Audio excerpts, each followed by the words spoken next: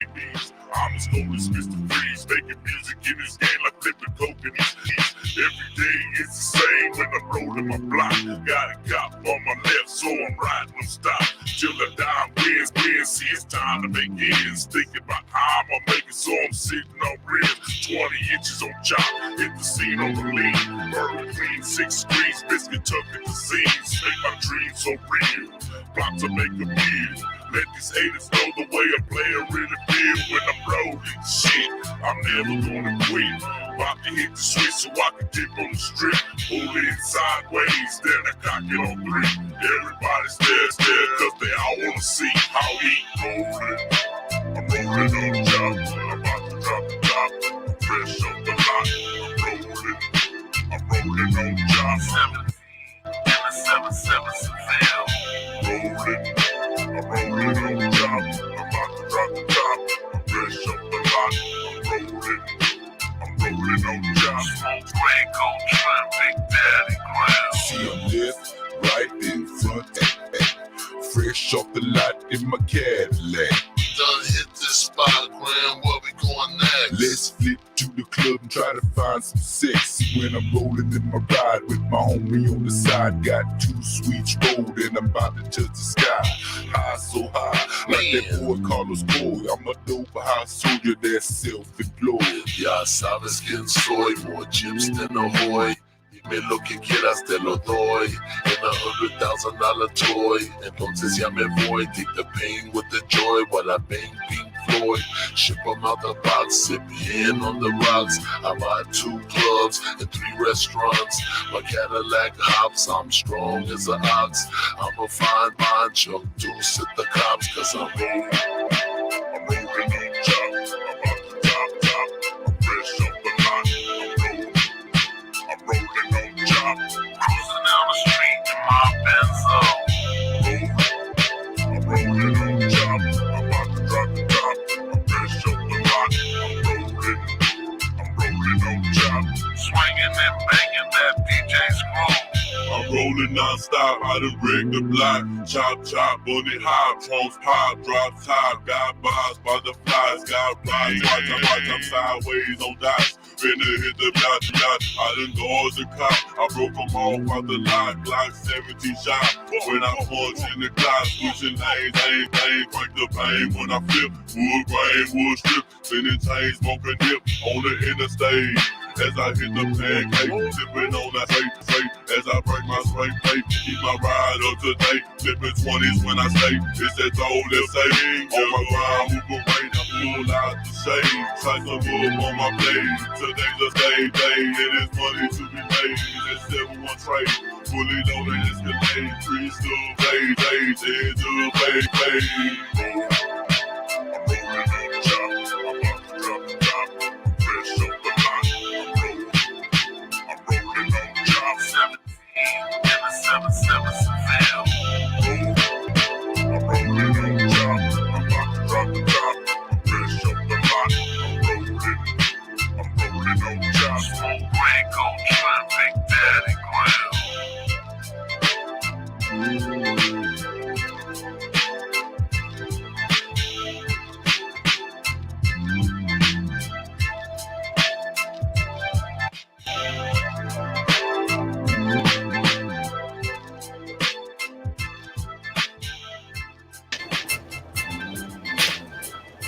So today is a very special day for me, for us over here, because it literally is July 20th, 2022, but it's also July 20th, 2016. It's also July 20th, 2017, and it's also July 20th, 2018. And what happened in our lives, your lives, our lives, July of 2016, 17, and 18. What were you doing in those years? Because everything that I'm saying about my life is relatable to your life if you allow it to be.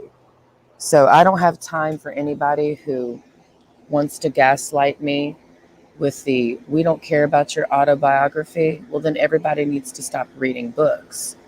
Okay. Before I throw on the screen some nostalgia, personal nostalgia. See, what you post on Facebook, I post on here. There's really no difference between me or you, so I don't have time for the social media gaslight anymore. You know what I mean?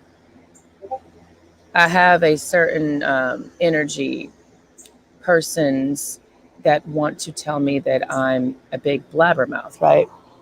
You're a big blabbermouth because you get on YouTube and you spill all the beans about your whole life, and you spill all the beans about the people in your life. You just be spilling all the beans. So in essence, you're just calling me a snitch, right? Isn't that what we're doing?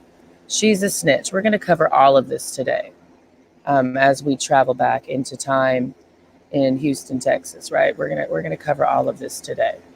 Snitch, blabbermouth, what you should share. We're gonna cover that today. Okay. Bitch, you got a big mouth, a big mouth. Fucking snitch, you got a big mouth, a big mouth. Yeah, snitch, you got a big mouth, a big mouth. What's mine? You talk. Set that shit up, man. You know what I'm saying?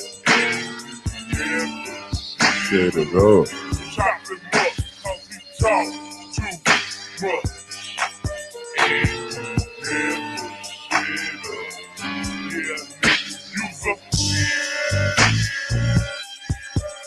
slit his throat, cut his balls, placed him in his jaw. Respect the game, keep it real, don't repeat what you saw. And if you tell hater nine or so, it's on to you. A dead mama, bloody children, you gon' come home too. Fucking Nerves at my legs, phone when I went to get it service. You heard this, they swooped up my nigga DEC. Thought he hit a lick on the bitch for half a key. Follow me, they was watching the whole time. A steady kid, man, hate to see a nigga shine. Heavy on the bucket grind, it's all time. Leave that for the dope. As soon as the tape dropped, my nigga got caught, and that was fucked up. All behind a nigga that we trust, that's a must that we bust. You fuck with us, it's gonna be a lot of great dub. But ya slug, from shots to a nigga mug. You in the mud, face down. Nigga Cloverland set, trippin' south side of H-Town. You fuck now, send his ass to the PC, Harris County Jail, protective custody, fucking shit. I hate that snitch, I hate that snitch.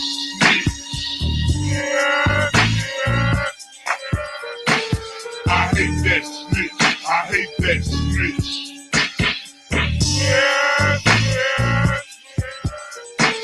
I hate that snitch, I hate that snitch.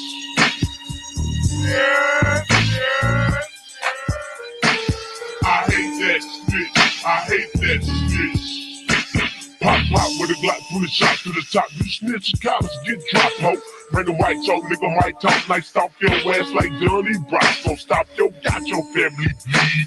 What you need, the weed or the keys. So the feds bought my thing and try to catch me in pig and big dance. Ready to stay with that sign. But the night you scared of the job, but you say your heart. I'll shoot you, don't shoot you. When a nigga won't take your charge, pray to God. Them nights are longer, ice are told us. Grab your throat, better hide your kids. Know what you did, split your rear with a hawk and post. Snitches drop, get chopped. I know you boys be feeling me. To the day I die, that was KY.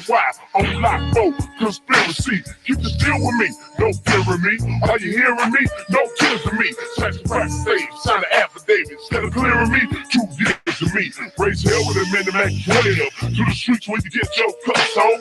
Get bucked on, now you get chopped on. Sugar left home, now you got your butts on. Drop my nuts on. These rats know. Tap phones will get your life. One you jerk home, hit the church home. I kill the snitch twice. Fucking snitch. On my mind. I can't hold back. Fucking with my nine. On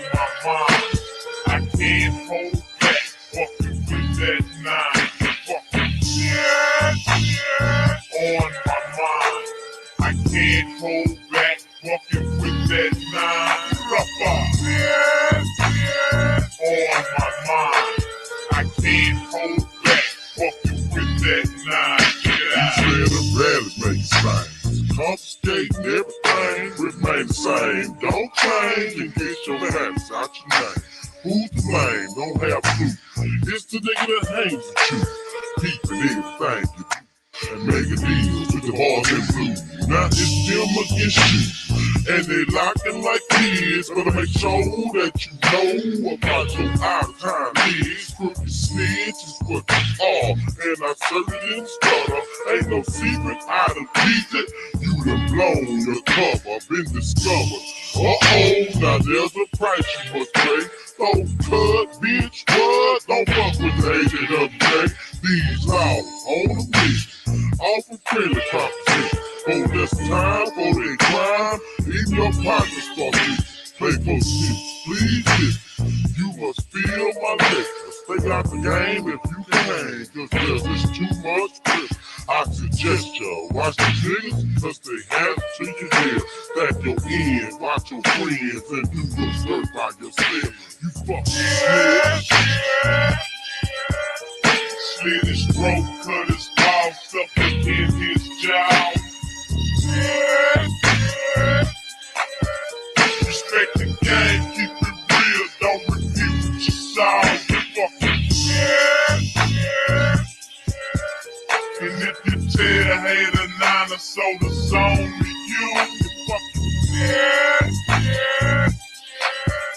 a dead mama, bloody children, you gon' come home too.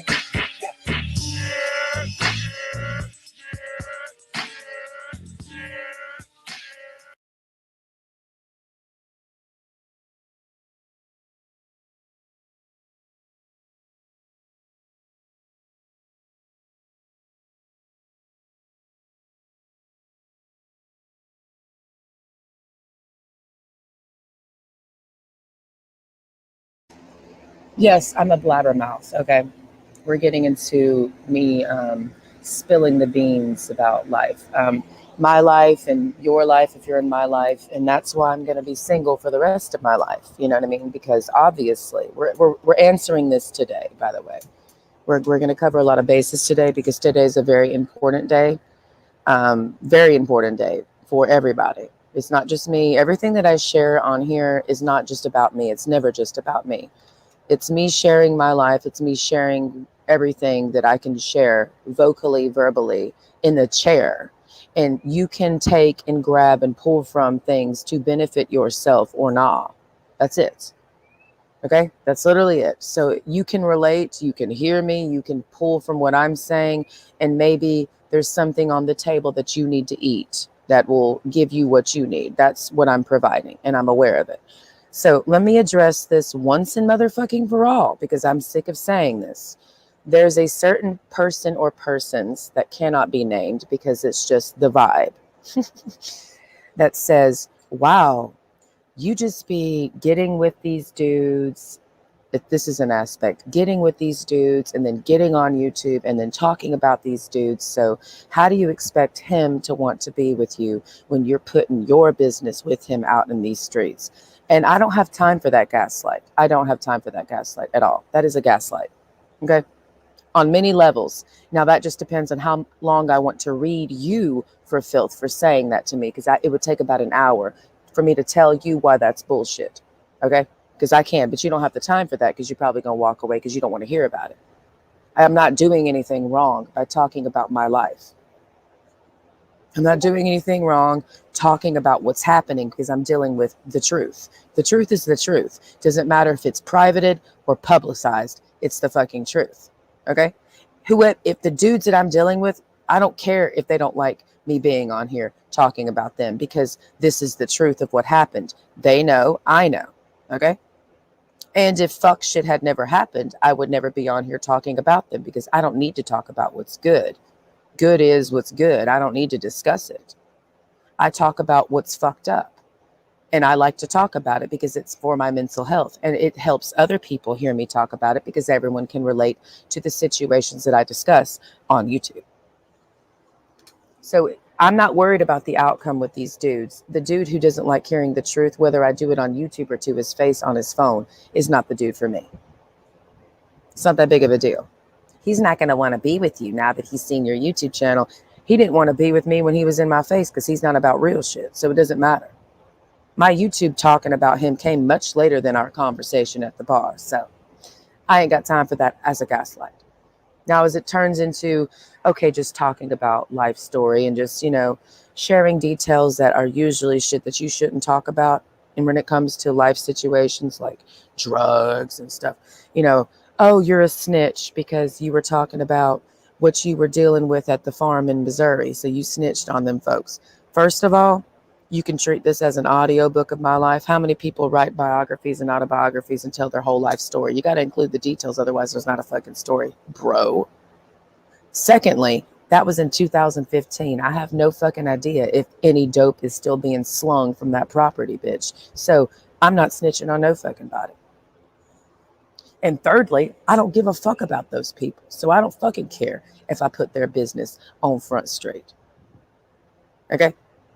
I know why I say that. If you want to delve into why I say I don't give a fuck about those people, and you really want me to get into why, I don't care if I say that back in 2015, when I lived on a farm in Missouri, they were slinging crack rock, meaning I'm snitching on all them motherfuckers. I wasn't snitching on them when it was happening. See, I'm not a snitch.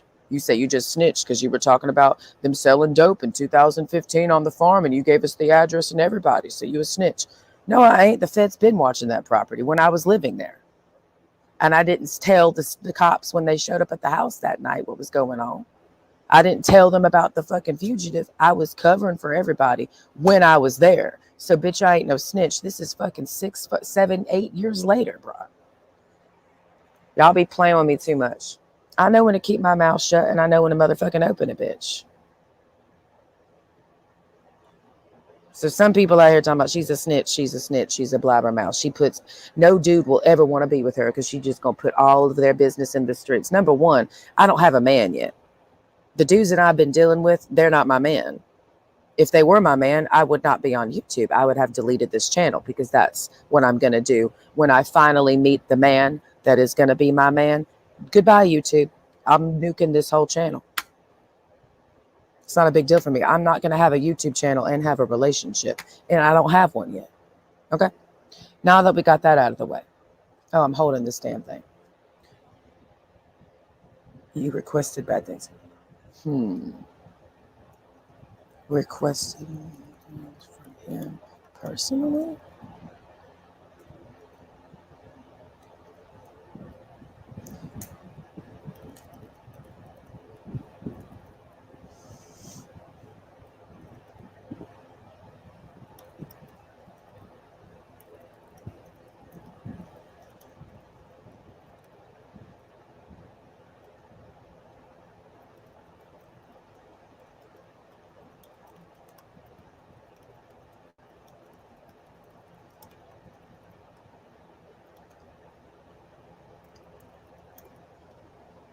Okay, is that the spliff?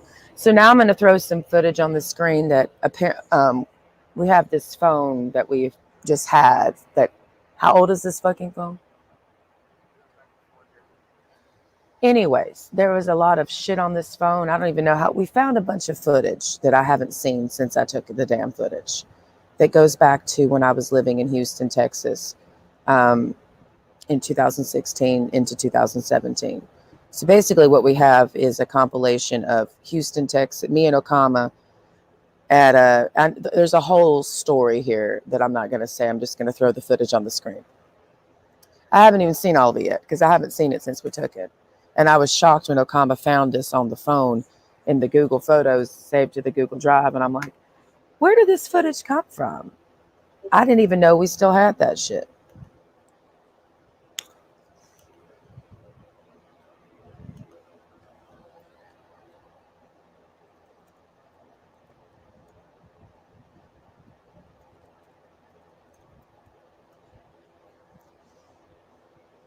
Yes, of course, you're not trying to destroy anyone, BK.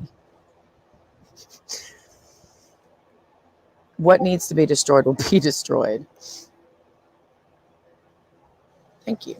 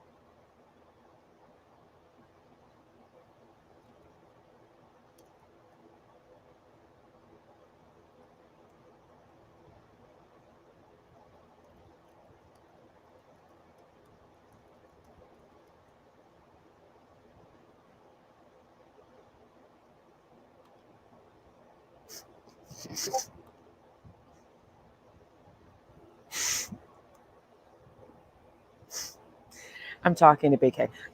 Okay. You need to pay attention. Multitasking. So I have not personally, just as a forewarning, this is going to be cringe compilation. Because this is me. See, what I need to do is just throw the footage on the screen. Then we will explain what we're looking at. How you just go slide through? Okay. So let's do this now. All right, let me go up to the part where I need, and it's not a whole lot of footage. Some of this is actually Lake Como footage, but I'm just going to put it on the screen. So now we have footage of me. Consider this to be Facebook, baby. All right. Oh, I need to move the thing out of the way. Got it. Sorry. There we go. I'm going to be quiet.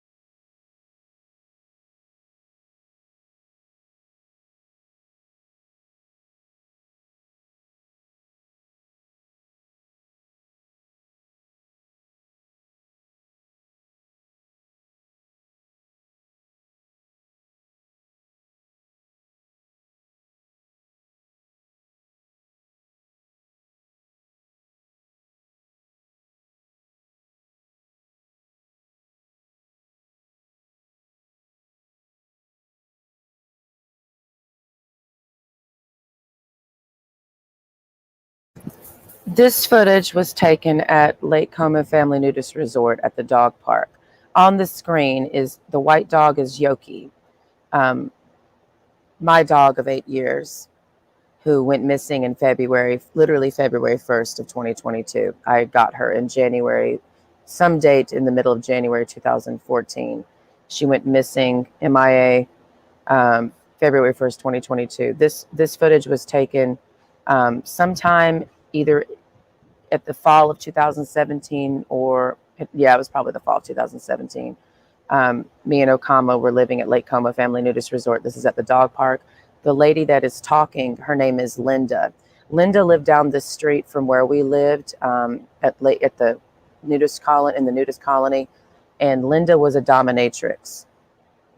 She was a retired dominatrix who was currently working as a nursing aide or something, and the black and white dog is her dog named Petey, and Yoki and Petey were best friends. That's Yoki's best friend. And they would play together. And Linda, the dominatrix who's talking in this video, we spent a lot of time with Linda at Lake Como Family Nudist Resort. And I wasn't posting this footage on social media when this video was taken. We just took the footage for ourselves. Linda recorded it on her fucking iPad and sent it to us. But in terms of this type of stuff, I didn't utilize Facebook back then. So all these photos and videos that have been taken that I'm about to put on the screen was for our personal just footage. I was not sharing any of this on social media. So you're seeing footage that's never before ever seen on social media. Because this is my first time showing it. I didn't share this on Facebook. I didn't share this on Twitter. I didn't share this on Instagram. This was just footage of our lives from 2017 to 2018 when we lived in Houston, Texas, and when we lived at Lake Como Family Nudist Resort in Lutz, Florida, which is right outside of Tampa. So we just found this today on one of our old phones that we just turned on. So I'm sharing it now, and I haven't even seen this since we took it. So that was Lake Como Family Nudist Resort. Now let's get into the Houston, Texas footage, and I'll explain what we're looking at when we look at it. That's Yoki. Now this is 2017. I don't know what the fuck this is. Hold on. Is this a photo of the moon? Okay. This is on my Google Photos, so this goes all the way back. Okay, now this is a very cringy video. Let me explain what you're looking at. This is 2017. I'm in Houston, Texas. Okay. Every time I look at it's going to be really cringy because, and I'm explaining the footage. I was living, long story short. All we need to know is the location. Suzanne O'Brien's house. Suzanne O'Brien is a female that met us on High Island and said, come live with us. It's deep shit. Okay. This is a deep ass story. It goes on and on and on and on. But just know that this is Houston, Texas, 2017. Or maybe the end of it might have been the fall of 2016. I don't know, because I'm wearing clothes that indicate that it's warm outside. But in Houston, it doesn't ever really get that cold, which is why when they had the Texas freeze, that was such a big deal. So I don't really know this might have been November. Let me actually look. Hold on. No, it was February. So I was wearing that in February. Okay. So just remember that, y'all. This is footage from February of 2017. And remember February of 2020 and 2021. So it's definitely changed, bruh. Just as a little detail. So also know that I had dreadlocks. We had come from High Island, living on High Island, to live in Houston, Texas for 7 months. We lived there from like November 2016 until March. No, maybe it was September. Anyways, the fall of 2016 until like March, April of 2017, we lived at this address off Warwana Road in Houston, Texas, which is near the Spring Branch area. We lived with a family of 7 dogs, and Granny, Roy, Suzanne, what's his name? Her live-in black friend. These are, quote, Irish people. They're white. Huh? Raymond. So it was a Granny, which is the mother, Suzanne, which is the daughter, Roy, which is the brother of Suzanne and the son of Granny, and then Raymond, who is in his late 50s, early 60s, black guy, Suzanne's live-in best friend / boyfriend. But she also had she had her mistress, but she was the mistress, but that was her side bitch. So she's a bat. Suzanne is a badass bitch. She's a former bitch of the Banditos. So at this property, in that exact chair, I sat there. You can't see the whole property, of course, but in this exact chair, I met many members of the Banditos because they would come over to Suzanne's house, and we just had a lot of Banditos coming over. I met the vice president of the Banditos. It's a motorcycle club. It's BAN. If you don't know, I don't know if anybody knows. I mean, I'm not like, basically we're in a Bandito household. Like when you go into their closet, they just have motorcycle leathers type of shit. You know what I mean? And then Suzanne's house was decorated with bow and arrows that she made herself because she spent a lot of time at a certain Native American reservation in Louisiana to learn how to make them from the Native Americans. So her whole room was decorated in dream catchers, bow and arrows, furs, along with porn and motorcycle leathers. And she taught me how to make dream catchers. She also taught me how to make etouffee, gumbo, homemade salsa. She taught me how to cook. She's my Texas mom, and she's still my Texas mom to this day. So this is at her property. They were professional alcoholics. Suzanne was a woman who spent a lot of time in the bar service industry. She won a lot of bartender competitions. She was very proud of the fact that she could pour 20 shots, make a certain amount of drinks. It's a certain thing, bartender competition. She showed me the necklace that she won. She's very proud of that. She never went to college. She was just a bad bitch from Houston, Texas that lived a hard life. Her dad raped her when she was 12. You know what I mean? And she joined the Banditos, became the bitch of the Banditos, and her mother was a cop. You know what I mean? So Roy, her brother, took an ass beating for his sister. And you'll see Roy in some of these videos. He's going to make an appearance. He was an enforcer for the Banditos. He got out, but he took an ass beating for Suzanne so she could leave the club because it's blood in, blood out. So the whole fucking Bandito group beat his ass so his sister could get out. And her daughter was also born from the Banditos because it was the baby daddy, Bandito member. And she was running through the woods getting chased by her fucking baby daddy when her daughter was born. I have her tombstone a picture of her tombstone, her daughter's tombstone, by the way. Her name is Christine. She killed herself with a shotgun, sitting in a fucking truck with a bottle of whiskey because Christine, Suzanne's daughter, her baby daddy kept telling her to kill herself. And one day she finally did. And Suzanne never got over that. So she was insisting on me becoming her daughter because she was trying to replace Christine. And me and Okama, she called her daughters. And she wanted me to call her mom. And I had a hard time doing that because I had my own mommy issues. So it's a deep thing. Suzanne, yeah, so I was going back to the baby. When she had her baby, she was running through the woods to get away from the baby daddy who was shooting at her. So that's how her daughter came into this world. Christine, the one that killed herself with a shotgun. You see how deep that is? See how the gun is connected to, you see how this is all like interwoven. And Suzanne never got married. She has a son and a daughter that's dead. But the daughter had a baby before she died. The daughter, Christine, grew up and then had a child. And I met that child, the granddaughter. And by the time me and Okama left Suzanne's property, the granddaughter was pregnant. So I got to meet 2 generations after that. But Suzanne never got married. So she was 50-something years old, living with her mother in this house that I'm at, and her brother, who's around her age in his 50s, and an almost 60-year-old black man with 7 fully grown dogs, which included mine, Yoki. And we stayed with them, and we were tribed up. Suzanne was on food stamps. Okay, she was on disability. She worked most of her life as a bartender, but she was on disability, a small little portion because she had some injury. I can't remember exactly what it was. She was still moving around. She's a professional alcoholic. She's very proud of it. She has a DUI. She spent time in federal prison. That's the same thing for a year. I'm just telling her life story. And she learned how to garden in prison. So she's like the garden tender in prison. And that's where she learned to take care of plants. And so that translated when she got out of prison.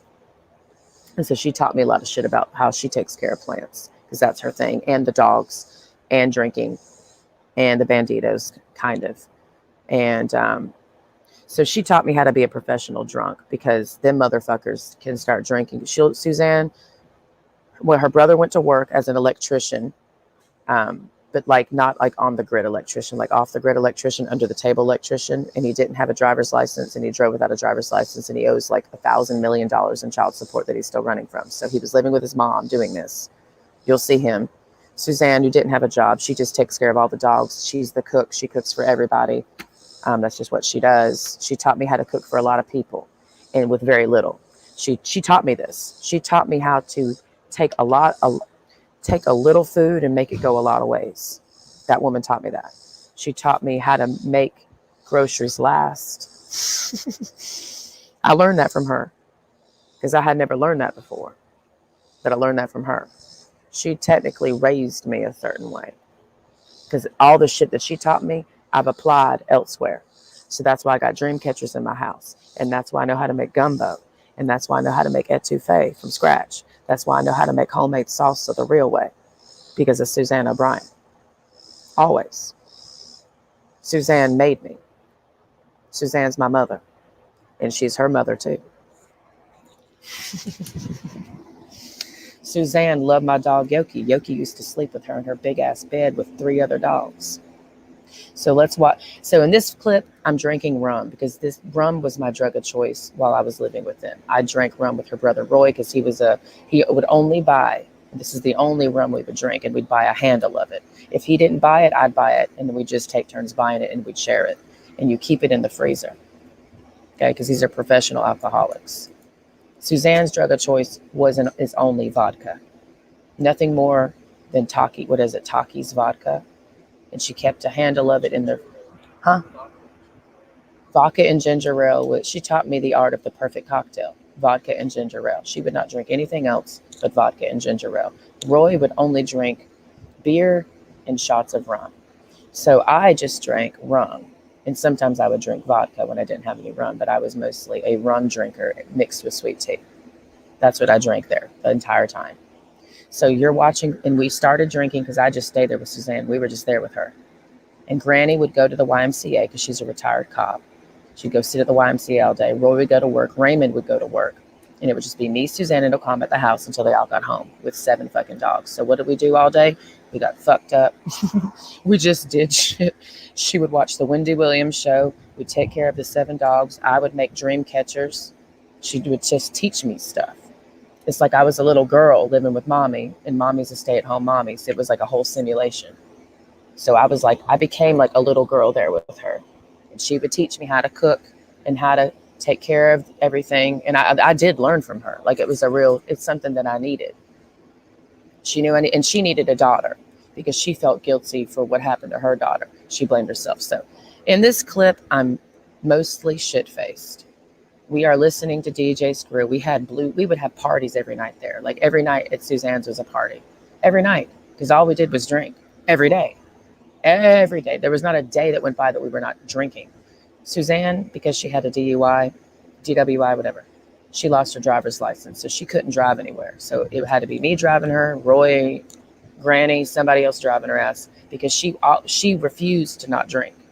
Like, this bitch went to prison for a DWI. Did that make her stop drinking alcohol? Fuck no. She just said, I won't drive anymore. You know what I mean?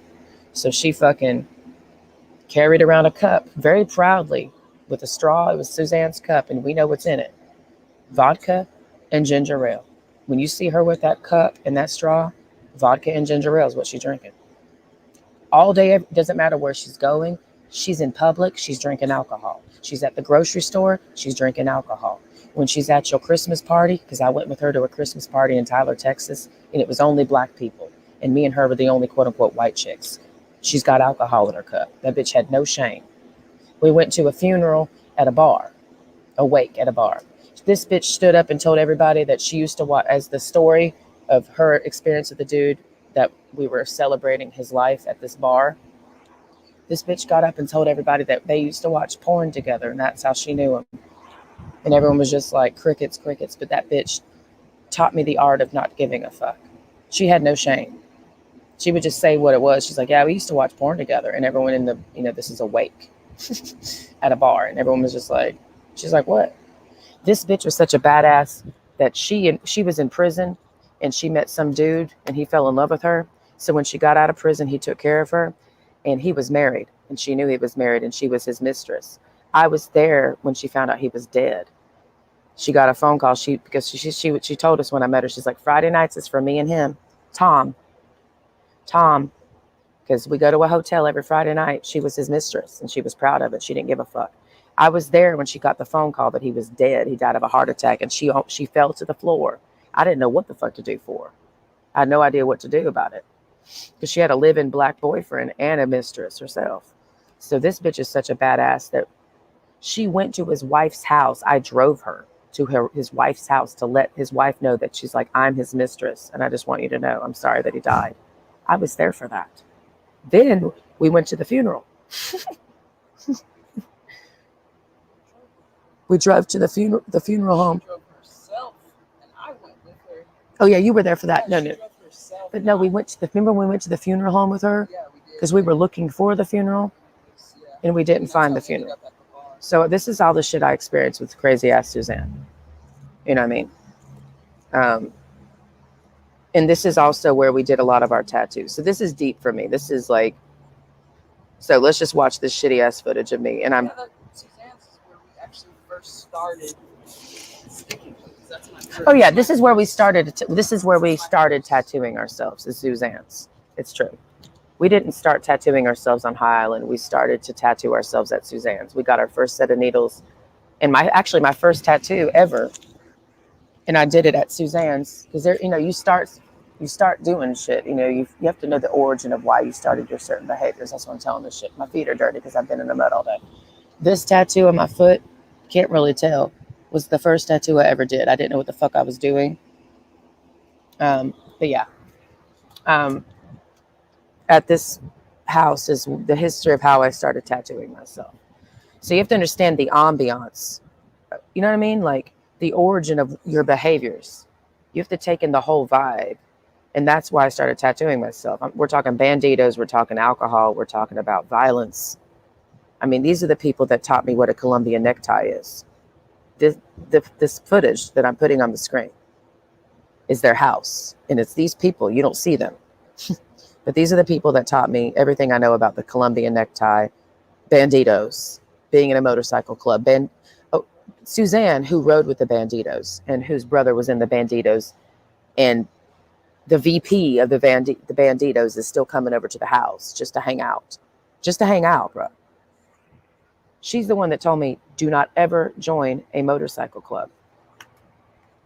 And she rode with them. And the members of the motorcycle club are still coming over. But she told me, don't you ever ride with them. Don't ever become their bitch, because that's how you're going to be, as a bitch. She told me that. So a former bitch, because Suzanne taught me everything I know about motorcycle clubs. Like, fuck Sons of Anarchy. This is the real Sons of Anarchy. Seriously. TV makes things look a lot. I mean, there's a lot of truth in the show Sons of Anarchy. Yes, because it's a depiction of real life. But real life Sons of Anarchy is not as cool as TV Sons of Anarchy. It's not. Where is that fucking? It's right. And we fucked with 2 motorcycle clubs, me and Okama. No, technically 3. Technically 3. Affiliated only, not like in them, but I'm affiliated with the main members. The Galloping Goose in Missouri, Banditos, and God damn it, Mark and Mary. High Rollers, the High Rollers. And he was the former VP of the High Rollers. So yeah, I'm affiliated. I've been affiliated, but not in it. You know what I mean? And they never leave it. I mean, just because he's no longer the former. Mark invited me, side plot, also Texas, Dayton, Texas. I was invited to go to a High Roller meeting, but I didn't go. By the former VP of the High Rollers, okay? Am I saying this because I think I'm a badass? No, I'm simply sharing what I've experienced. So let's just put this shitty footage on the screen. I'm mostly drunk. And I think this is the night before Okama left for a month. So I was just going to be there by myself with Yoki and all the dogs.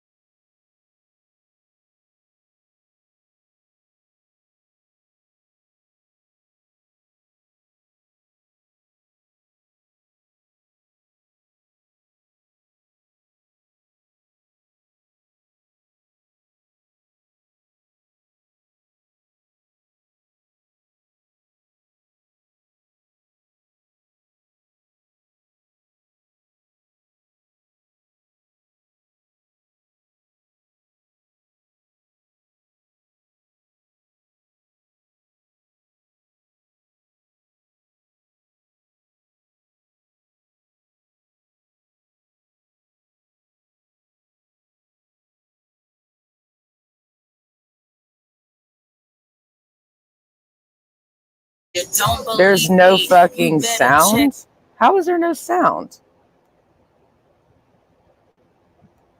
How is there no sound? There's no fucking sound?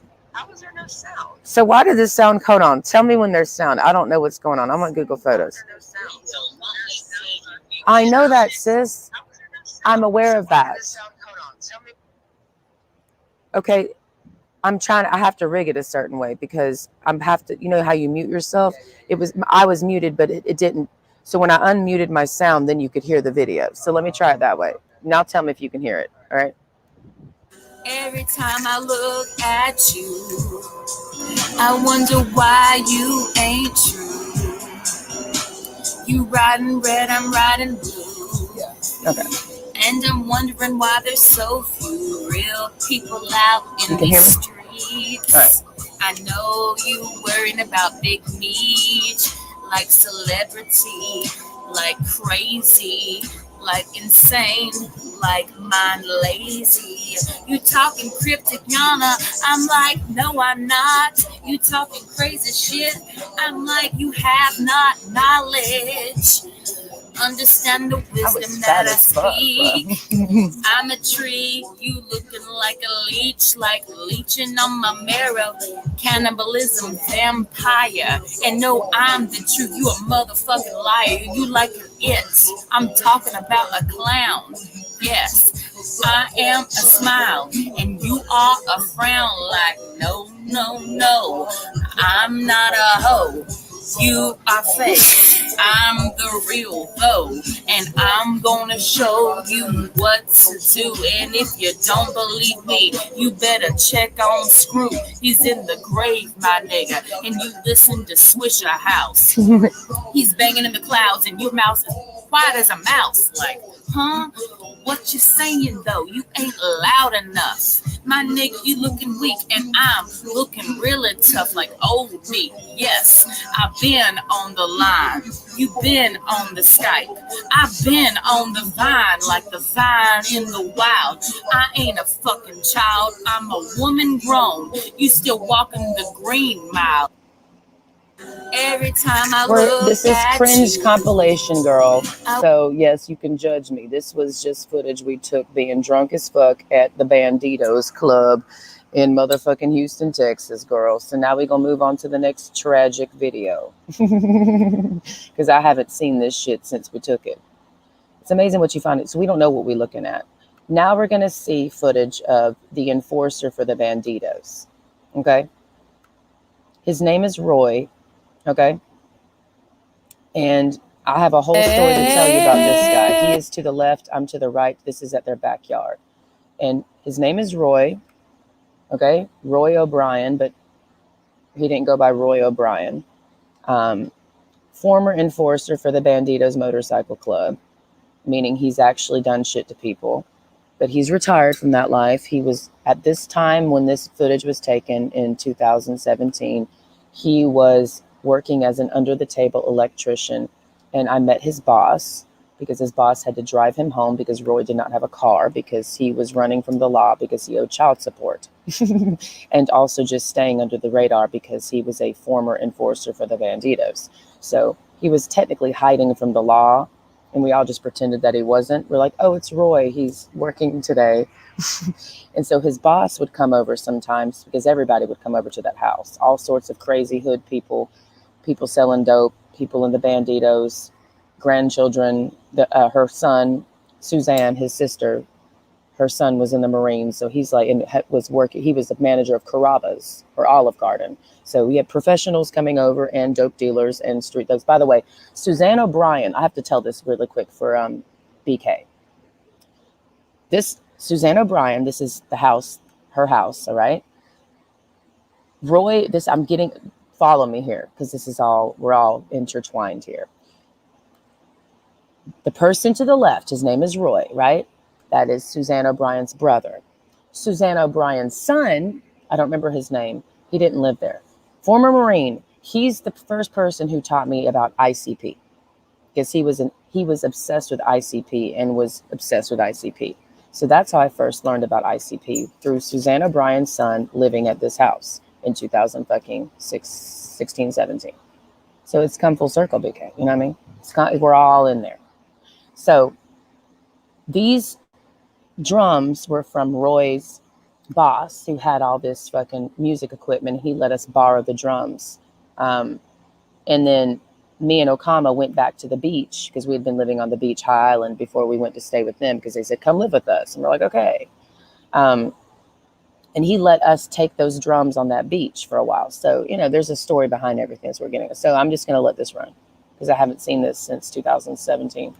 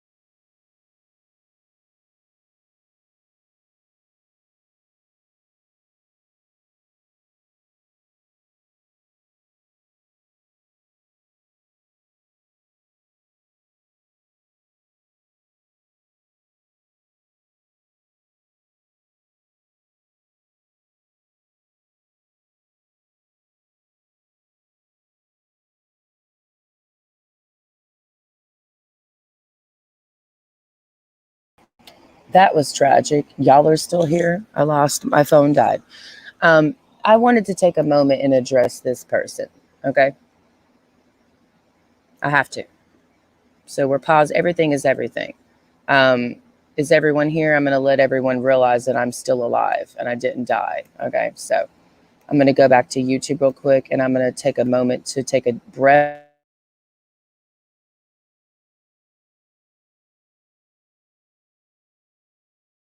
Because right? Do we all understand where I'm sitting?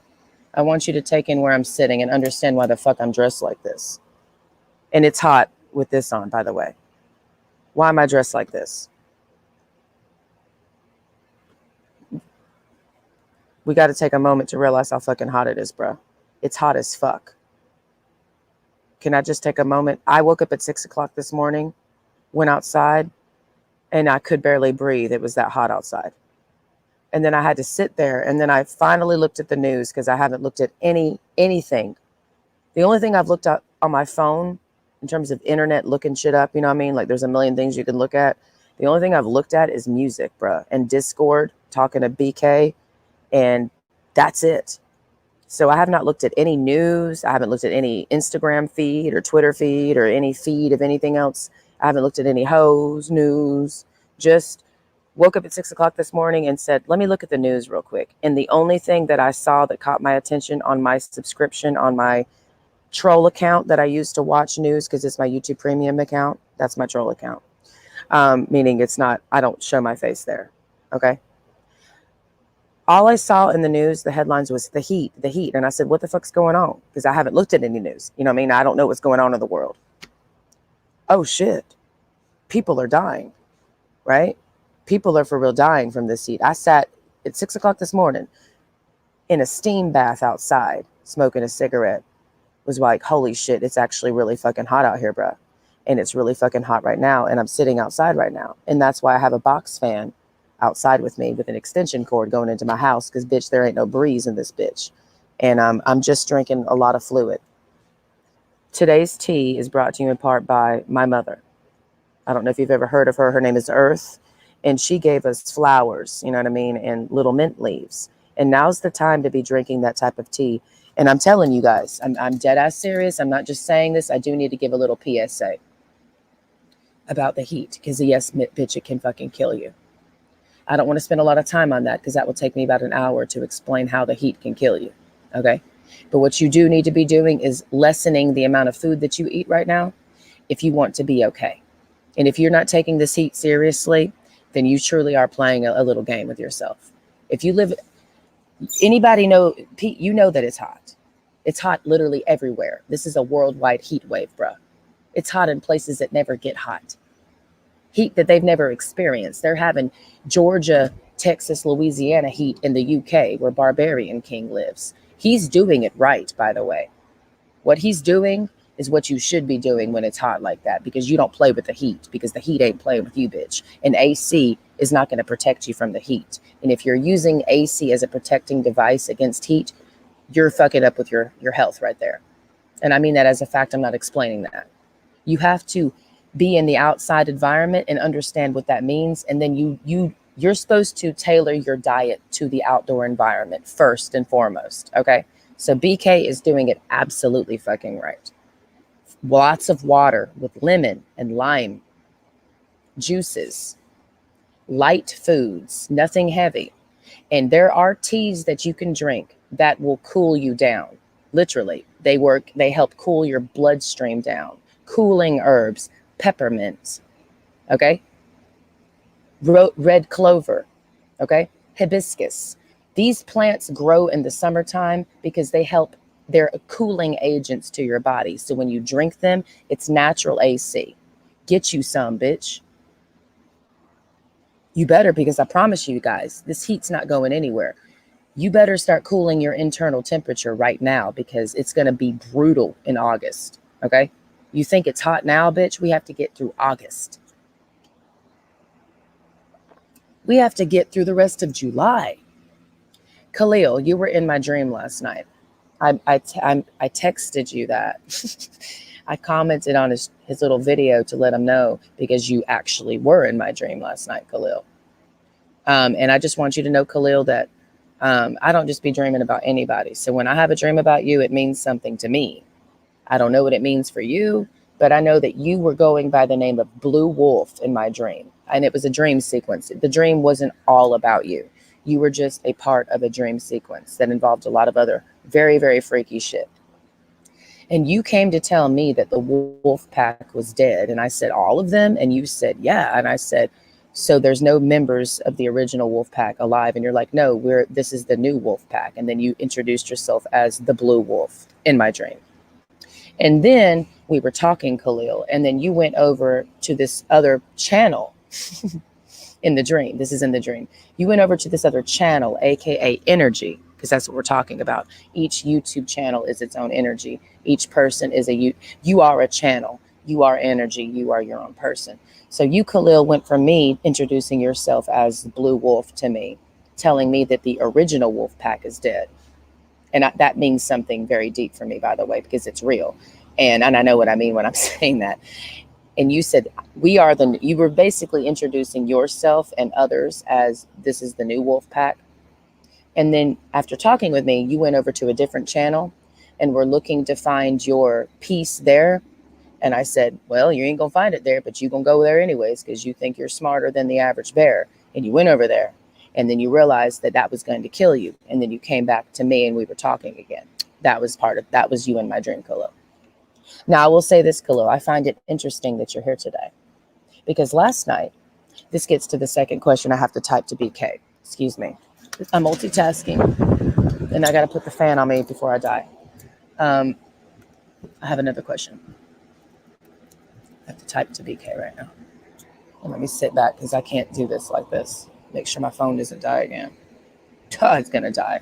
It is going to die. I know it. I might as well go inside at this point because, bitch, we will lose power very quickly because I'm pulling from my computer.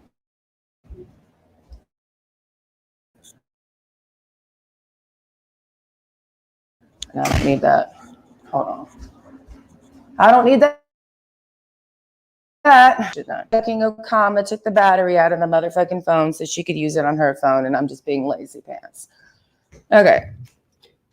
This is a fucking thing. I can put this here. All right. Can do this, do that right here. Put this here. Let's try not to lose the fucking power to the phone. Hurry. There we go. Don't lose power to the phone. We all die, right? It is hot as fuck in this fucking house. We have the thermostat set to 78, but it doesn't cut through the heat. But we're just trying to not have a $700 electricity bill because this house is 1,300 square feet. Not that big, but it's way bigger than the hood house we were living in that didn't keep. Anyways, Khalil and BK. Everything is everything. So we all know over here that last night when I was tattooing this on my leg, that hurt like a bitch, and I got an ink stain because it just bled out. Not a good sign, but we're gonna keep going. And now I know I had to mark myself first to get I mark myself first without any real idea of what I'm gonna do with the tattoo, and then I realize what I'm gonna do. So now I know how I'm gonna tattoo Johnny's name on me. In the style of runes. I'm going to make his name into a rune, and we are in tune. So, Khalil, why is it that when I was on my live stream last night tattooing my thigh, and I was saying, where's Khalil? Where's Khalil? Here's the link for Khalil. Khalil didn't show up. You know who did show up? Somebody else, okay, that said that he found me because he was browsing through StreamYard, and he just happened to find me. So he hopped up on the stream. Did anyone see it? Does anyone want me to put that on the screen? Raise your hand. Does anyone want me to put the stream of me and that dude talking last night on the screen? Because I don't be talking to a lot of people, bro. I don't get on the internet and hang out with a bunch of strangers. So when I drop a link, bitch, it's very rare. Those who know. I don't just be having a bunch of people on my screen because I like to know who's talking to me and I like to get to know them. I don't just be hanging out casually with people. So somebody did pop into my stream last night. His name was not Khalil. Now, I'm not mad at the conversation that we had. I'm not mad at him at all. I'm just stating the facts that he was not Khalil. And the link that I dropped, I said, this link is for Khalil. Khalil did not fucking, if that's how you say your name, that's how I'm saying it. I'll call you K. Okay, Mr. K did not pop in last night. Somebody else did. And then acted like they just stumbled upon my channel, but we know that was a lie. So the dude that was on my stream last night did lie to me, because he lied about how he found me, because how did Raining Corn Dogs know who he was? So it was all a lie. It was all a dream. I used to read Word Up magazine. So to the guy that was on my live stream last night, why did you lie to me? Okay, that's it. Don't come on my channel and lie to me to my face. That's what we're not going to do. Just stay on your channel then. I don't like that. So Khalil, that's what happened. I did drop a link last night saying, I want to talk to Khalil. Where's Khalil? Khalil did not talk to me, but Khalil's in the chat right now. But somebody else was in my chat last night. And who the fuck was that, by the way? Because Raining Corn Dogs knows him, I guess. Because Raining Corn Dogs hopped in to say hello to that guy and me. But he seemed to be familiar with the guy on the screen that I had no idea who it was. So I'm asking Barbarian King, do you know who that was? Who knows who that guy is? I'm not mad at him. I'm just wanting to know who the fuck that was. Where did he come from? What gang is he affiliated with? That's what I'm trying to find out. The guy from last night? Okay, so y'all want to play dumb, so we're going to put him on the screen, right? Let's put it on the screen so we can all see, because we know y'all ain't going to go watch it, because once he got on the screen, all the viewers went away. And it's like me and him are having a little private conversation in public. You know what I mean? Very, very sexy situation. You know what I mean? Nobody's in trouble. I'm just asking questions. Because I was in a trance-like state last night. So I don't really know what was going on, honestly. Look at this check for $160,000. I was there to tattoo my leg, and then that guy popped in. And I barely tattooed my leg. Everything is everything, and I'm not mad because everything happens how it's supposed to happen. I'm simply saying, who the fuck was this person? So let me put him on the screen, because he reminded me of a dude from Houston, Texas, that I used to know named Lawrence Anthony, who I have tatted in symbol and symbol only on my fucking hand and my arm. Yeah, I'll be tattooed. I always tat dudes on me. There's a lot of dudes that I've tatted on my body. You just don't know because I tat them in symbol alone. Because it is pretty, I've always been anti-tatting a name on my body. Because it's like, it's so cringy. Johnny's the first name I've ever really, really tatted on me. Yes, I have the phrase, if Screw didn't do it. So technically DJ Screws. This is a DJ Screw SUC phrase, by the way, if Screw didn't do it. I don't have to put if DJ Screw didn't do it, because those who know. Okay. And the reason the S looks like that is because the motherfucking tattoo artist in Galveston Island, who knows who Screw is, made the S lowercase. And I think he did it on purpose. So Okama tatted that on me because it's in capital S when we're talking about DJ Screw, bitch. Okay. And then, of course, I have Joseph Wayne McVeigh IV's initials on my titty, bitch. 0, but I didn't want to put literally Joseph Wayne McVeigh IV, so I just did his initials, bitch. Johnny is the first name that I've ever tatted on me, ever, and been like, that's the dude and his name, and you know what I mean? But there's lots of people on my body. You know, I got Lawrence Anthony, and the dude that was talking to me last night reminded me of Lawrence Anthony in a lot of little ways. So that's why I was intrigued by him. It's very Lawrence Anthony, but not Lawrence Anthony. You know what I mean? People remind you of people. So let's put him on the screen. Okay? In that goddamn tragic 4-hour stream, right? So let me get I don't even know what led up to that moment, because I just know that I dropped the link, and then suddenly this person was backstage, and suddenly I was letting him on stage, because I could have just ignored his ass, right? I didn't have to let him come up there. I can always ignore you. So who is this guy? I don't remember his name, so maybe I'll realize what his name is now, because, bitch, I don't motherfucking know.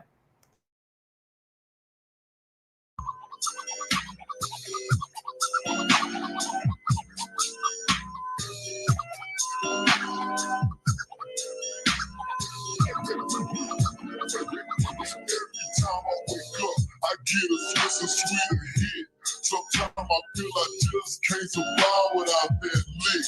So This my people for unnecessary. this better be Khalil, because if it ain't, then we're not doing this. There's somebody backstage. It does not seem to be Khalil. It better be Khalil. Oh, I'm no Khalil, but Oh my God, you're so adorable.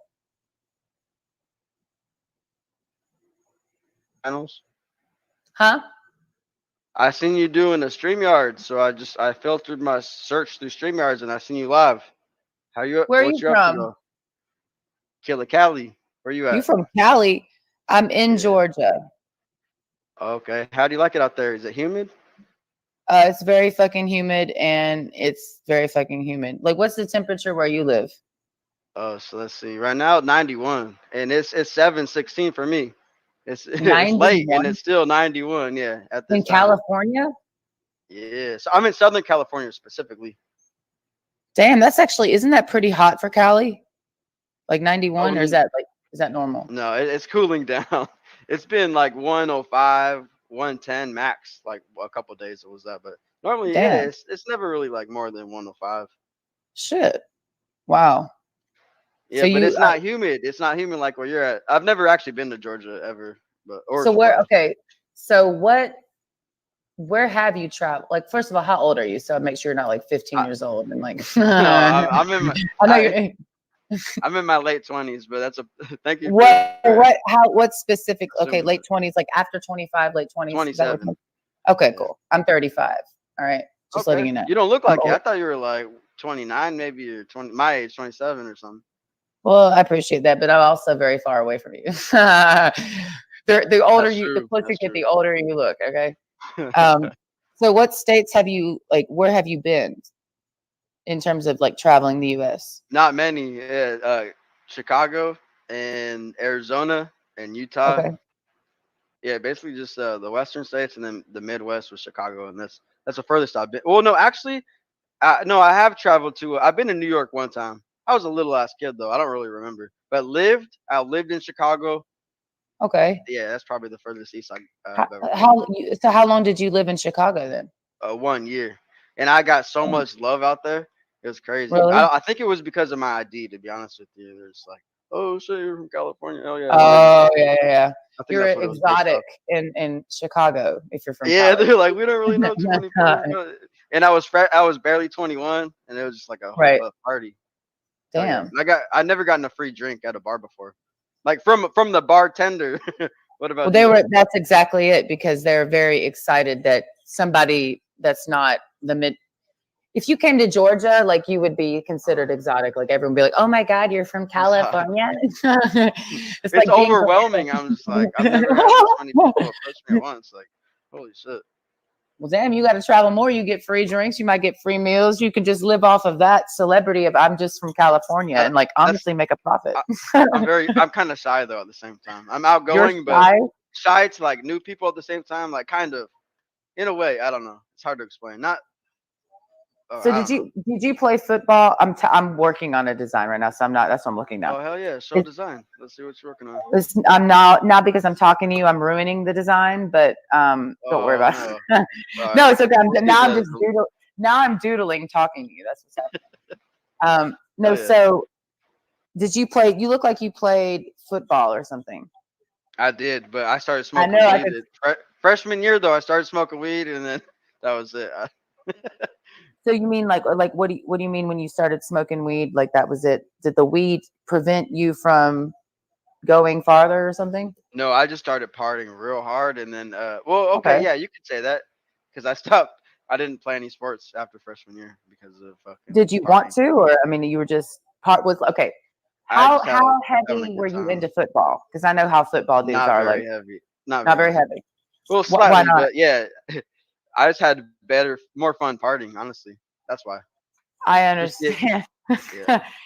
I feel like Football takes dedication. So the people that were playing football, they were very dedicated. And if you weren't as dedicated as them, you're just gonna fall behind. So I'm not gonna try to right. compete when that wasn't where I was at. So That wasn't your vibe, and you're just like, why? And what position yeah, did you play in football? a wide receiver and Oh, that's my you know, favorite. I love wide I was receivers. skinny. I was skinny. I only weighed like 120 pounds. You know, Damn, back for a then. wide Back then. receiver? Back then, yeah, in high school, yeah, for sure. Wow.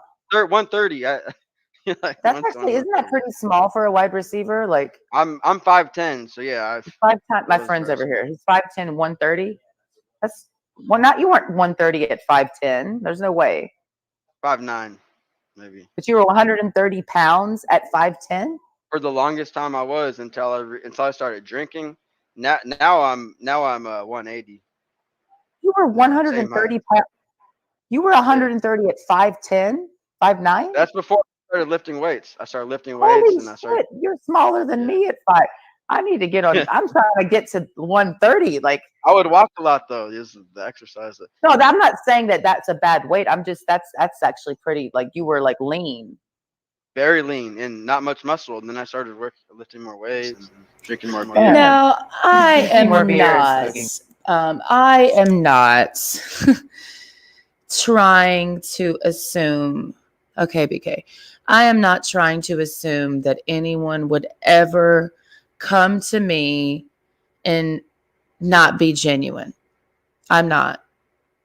I'm also busy taking care of my house, so I'm honestly not attending this stream right now. I mean, I'm coming in to say this, but I walked away from the computer and been doing things because, I mean, whatever. But you know what I don't like? I don't like the feeling of somebody who has a sneaky little plan and they're coming to me with a sneaky little plan and it feels like a sneaky little plan and it feels like a ritual and it feels like there's more than one person involved, but I'm not being fake myself because you being a fake ass bitch does not change me not being a fake ass bitch. I just don't like that feeling. You know what I mean? I don't. So I hate feeling like this guy that popped up last night was sent to me because there was some like interesting thing happening over here. And so he was sent to come over here and do something with me to provide something for them over there. It kind of gave me that vibe, but I didn't really care in that moment because I'm like, well, I'm being real. I'm having a real conversation with you. Whatever your intentions are, that's not really my problem. I just wanted to say that. Okay. I'm not stupid. I'm not stupid. It just sucks when people aren't genuine. Like, what do they expect to get out of life when they're not genuine? And there's always a little game that they're playing. I don't know. Him being up there, it felt when he was up there like there was a little game that was being played, but I just didn't care because I was actually talking to him human to human being. So whatever the little game is, I mean, it's pretty fucking gay. It's definitely gay. It's giving major gay vibes, but you know what I mean? Like, that doesn't make me gay because you're gay. You know what I mean? I'm just saying. And where's Khalil?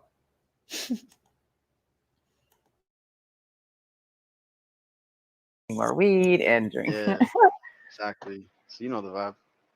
Yeah, because What I about don't you give a though? fuck, man. Like, I don't give a when fuck. when did you start smoking? What age did you start smoking? Smoking weed. Let's see. Yeah, I didn't get dedicated. Like, high school after one day I was after dedicated. I hit the weed once in high Khalil. school at some. Khalil, so do you love IP2, Khalil? Because you know what, Khalil? This is why I'm so disappointed in you. I am. I'm very disappointed. And that's why I know you were in my dream last night. Because you have a decision you have to make, Khalil. You do. And you got to make it today. Khalil. Yeah, you do. Khalil, do you need me to type on your channel? And if you block my account over here, I promise you I'll come in with a different account and say what I need to say to you, Khalil. You have a decision you have to motherfucking make. Are you not from Texas? Yeah, so today's the day you, Khalil, have to figure it the fuck out.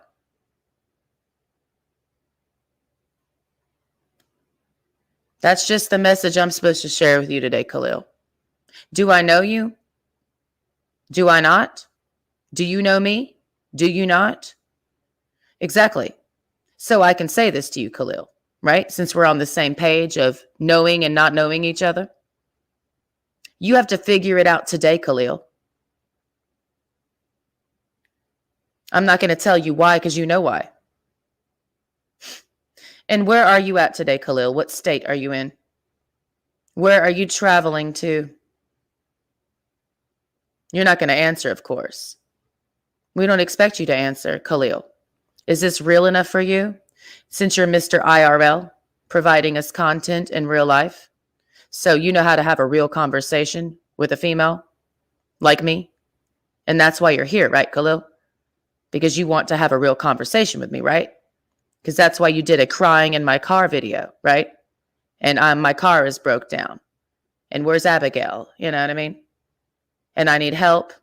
And who's fucking gonna help you, Khalil? Who's gonna help you, Khalil? IP2? IP2 is gonna look after you, Khalil? They're gonna take care of you? Okay. You think I don't know what IP2 is, Khalil? You're such a great guy, Khalil. You really are. You have a great personality. You have a good heart. You're very sensitive. You care about people. You would never humiliate anyone, Khalil. Like you would never hurt anyone, would you, Khalil? Kind of like the guy that was on the screen last night. He would never hurt anybody. There's no way he could because he has a good heart. He has a sensitive soul. This guy right here. This guy on the screen right here is a really good guy. The guy to the right, not me, because I'm also a guy. But that guy right there, he was really nice. He's a really good guy. He would never lie. He would never hurt anyone. And neither would you, Khalil, would you?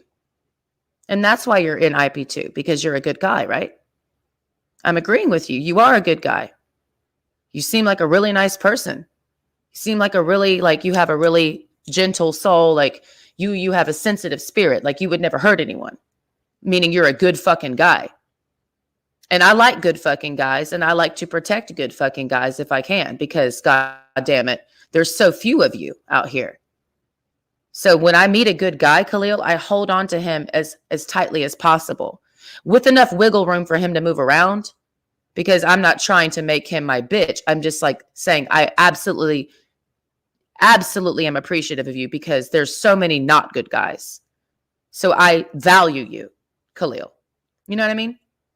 Why would I not? Why would I take that for fucking granted? A good guy in this motherfucking world? 35 years I've lived on planet Earth, Khalil. You know how many really good guys I've met, Khalil? Really good guys? Like really, really, really good guys. Like there's levels of good. You know, like really good guys, very, very like zero. Okay? Okay, Khalil. So that's why I was so happy when I met you through YouTube. And I said, wow, this is a really, really, really, really good guy. And then I went to your channel because I had to make sure you were real, because you were chatting with me the other night. You know what I mean? Like you were in the chat and we were like having a whole conversation type of thing. You know, even though I'm live streaming, talking to multiple people, we were having like a personal conversation while I was still talking to multiple people. Right. And I went to your channel. I'm like, oh my goodness. Like, I'm glad that the profile picture matches the video that I'm looking at. But then it kind of doesn't. But then it's like, okay, there's multiple videos of that same face. So it must be you, right? We don't know actually if that's you. Unless you clicked the link and you showed your face on the stream, of course. But beyond all of that, Khalil, I was like, when I saw your video, I'm like, this looks like a really good guy. He seems like a really nice person. And I personally would I would help you if I could.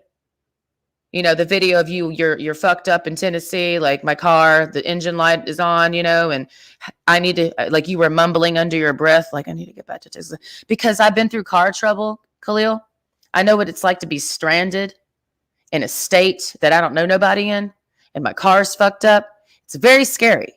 So I'd be like, if you needed help and I could give you help, I would give you help because you seem like a good guy. You know what I mean? You just seem like a really nice person, Khalil.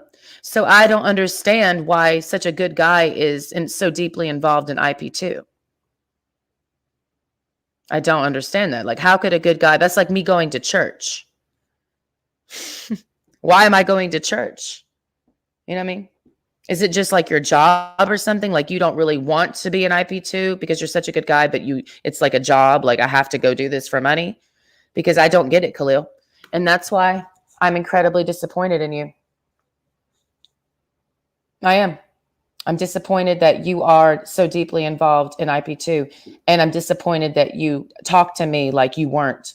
You talk to me like you weren't an IP2. And you talk to me like you're not a part of something that's really fucked up, Khalil, in regards to my person. And you're talking to me in the chat today saying fire emoji. When is there anything genuine inside of your soul, Khalil? Is there anything real inside of you? Or are you just a fuck boy?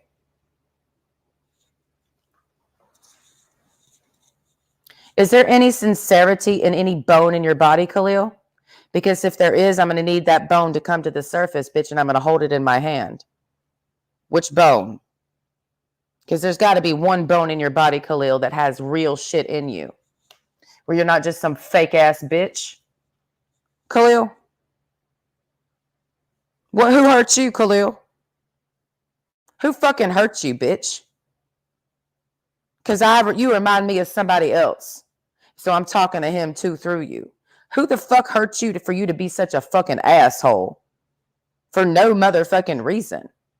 But you do have a reason. And what's the fucking reason why you, Khalil, are such a fucking asshole? Who fucking hurt you, bitch? And that's what you have to figure out today, Khalil, because I'm not dealing with it anymore. Okay? So we're going to put your friend back on the screen. Okay? A get together, but I didn't start really smoking weed until I moved to Houston in 2011. So I was like 23. Oh, so you're back and forth. Okay, so you've moved. You're not from Georgia then, or? No, I'm from Georgia, but I've moved around a lot. Okay. A lot. Same. So, yeah, I moved around a lot too. Every few years, I'm in a new spot. Because it gets boring, right? Ever since a kid, though, not even by choice. Why were you? Why is that? Just me and my mom's. I don't know. Okay. I don't know. I was every 3 or 4 years, just new city, probably. Interesting. Something like that. Not military? Nope. Because that's usually like a military thing. I boarded California, born and raised, and it was just like back and forth, northern to southern, just different spots like in between. Huh. But I've never really left California until I was over 18 and went to Chicago. Other than that, though, all California. Wow. Have you ever been out here to the West Coast? As far west as I've been is, Colorado, New Mexico. I was gonna say Colorado. Oh, okay. I honestly did not like Colorado. I Really? did not. I didn't like it. The vibe or the people, or both? The vibe was. I was outside of. Oh, you thought I went somewhere? No, girl. I'm still sitting here. Okay, I'm still sitting here, Khalil. So, Khalil, what did I? I found my tag. I'm keeping this in my room because I really want to remember that I ain't no fag. You feel me? I have my "Don't Mess with Texas" hat on today because don't mess with me, bitch. So I just like keeping this in here to remember that we keep it real. You know what I mean? And we keep the deer horns here too, and we keep the seashells from High Island. You know what I mean? This is High Island, Texas. You know what I mean? This is High Island. This is that. You know what I mean? Let's see. This is High Island also, because this is where this came from. So High Island's in my room, bitch. I didn't mess with Texas because, bitch, I would never mess with Texas. The land, okay? Respect the land. And I don't understand why a Native American is out here playing these games. Okay? And I don't understand why a Native American and a Native American and and it just keeps going and going. All these goddamn Native Americans are playing games with me. I don't know what tribe you come from, Khalil, but in my tribe, we don't play that shit. So what we're really getting at is, I think what's about to happen possibly, maybe, depends on my mood. Perhaps we about to go to war, Khalil. And that's what you wanted, right? Because are you not a man of war? Without the Portuguese influence, of course, without the tentacles and the sting, bitch, because all you got is a video game controller. You know what I mean? And that's fine. You are a man of war with your fingertips and your fingertips only and your thumbs. Is that not true, Khalil? Because when have you ever shot anybody in your life? And if you have, okay. Do you feel guilty? You know what I mean? Like, okay, you know what I mean? Are you not living in Texas? The open carry, bitch, you don't need no paperwork state. You better get a gun, Khalil, because you playing with me. And if you playing with me, I know you playing with other people. Aren't you not? So you might need a pack, bitch. You need to keep one in your sock. Because you can get shot, Khalil. Not by me, I don't own a gun, but by everybody else that you fucking with. How old are you? Are you ready to die today, Khalil? Are you ready to die today? I'm just asking questions. That's it. I'm just asking just a question. Are you ready to die today, Khalil? Because you can die today, Khalil. And what would you do today, Khalil, if this was the last day you have on this fucking earth? You just go sit on your fucking ass playing video games? That's what you're going to do with your time on your last day of earth? Because you better start acting like this is your last day on earth, Khalil. Meaning you better get some fucking passion back in your fucking face. Because I don't understand why you looking like a dead man walking. What I'm really saying, Khalil, is get some fucking sun on your motherfucking skin. That's what I'm saying to you. Get some sun on your skin. Number one, drink some fucking water. And try to put the weed pipe down just a little bit. Just a little bit. You subscribe to my channel. You in my chat. So you're asking for this rat-a-tat-tat. Okay? Now we're going to put your friend, your best friend, back on the screen. Okay? I'm not mad at you. I'm just stating how it is for me. Now, I'm not mad at the guy I'm putting on the screen either. This is just my facts. And you have your facts, and these are mine. Okay? Fort Collins, and I know Colorado, there's different pockets of vibage, you know what I mean? But For sure. where I was at, I was right outside the Rocky, everything's outside the Rockies. Fort Collins area. But I was camping. But I did not like Colorado. I'm more of a beach person. I just don't do beach mountains. Blunts on the beach. That's where I'm at. Blunts on the beach. I mean, I appreciate the mountains. I'm not a mountain hater, but it's just something about mountains that fuck my brain up a lot. Psychological. It's just not my vibe. I don't even want to ask. Oh, really? Is something real bad? No. It's just I've always never enjoyed the mountains. Like if I had a choice, I'd choose the beach over the mountains. Like some people are mountain people, 100%. some people are. Oh, definitely. Yeah, I see. In what part of Cali you say you're SoCal right now? I'm in Southern California. Yeah, but LA to the Bay, my whole life. San Diego, LA, Bay Area, East Bay. What is it like? Okay, now I'm not tattooing myself. It's a fun. What is? I don't care. It's okay. What is You're an artist? Tattoo artist? I'm sorry, I didn't. No. I mean, I do tattoos on myself, but I don't consider myself to be an artist. No, I'm not professional. You don't have to be professional to be an artist. Okay, I agree, but I'm just no. But what is the actual vibe of Cali? Because there's the movie vibe of how it is. All the people want to move to Cali. It's hard to explain. Northern California to Southern California is two different vibes for sure. I'm aware of that. I'm aware of that, but I've never been like what how would you say, like how would you describe Cali? Like just you being hard to it's way more complicated than just describing like the whole state. Like, well, just start somewhere because I'm listening. Like just start somewhere. Northern California and Southern California are two different entities in itself. I don't know. It's hard. It's even hard to describe. I can't even describe the difference between the two. Like it's just I don't know. SoCal, because Just give me something. Like what is Southern California? I mean, Let me ask you this. Because I got time today, bitch. I'm on vacation. If you're going to fuck with somebody who ain't got time, because they're not going to be thorough with how they deal with you. I have plenty of time. You know what I mean? Just relate this like as a metaphor to like the Mexican cartel. It's just what we do. A lot of people don't think we have a job, but we're just sitting here for 24 hours straight torturing you. This is my job. Okay? Just make this cartel. And I'm sure you can relate to that, Khalil. Right? Oh, you don't think I know anything about the cartel? I don't know about the Mexican cartel by books or by movies. I have the cartel. I know I have. I used to be best friends in college with a dude who was in the cartel. And his little job, because you know there's a lot of people that make up the cartel, right? Lots of players, different positions. It's an organization.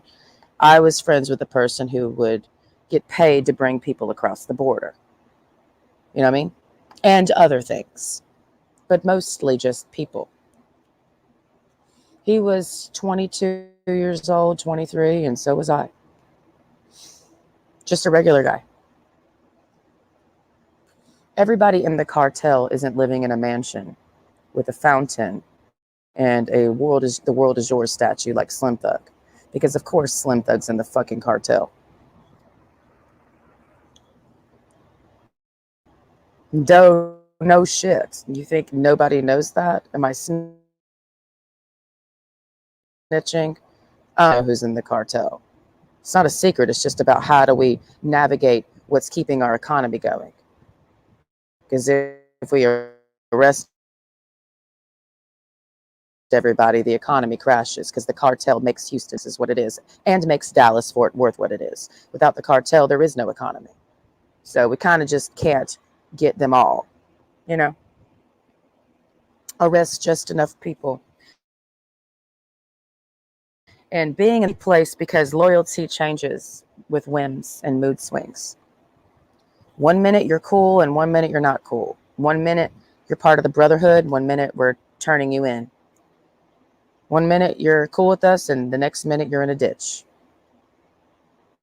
It's just how it goes, right? So you never really know where you stand with anybody. There's no real vibe of for real trust in the cartel because that's what gangster rap music is based in, the cartel. Otherwise known, you can call it the mafia, but it's all of it. Anybody who knows anything knows that all mobs bleed together. MI6, I don't know all the logistics. Cosa Nostra, you know, you got motherfucking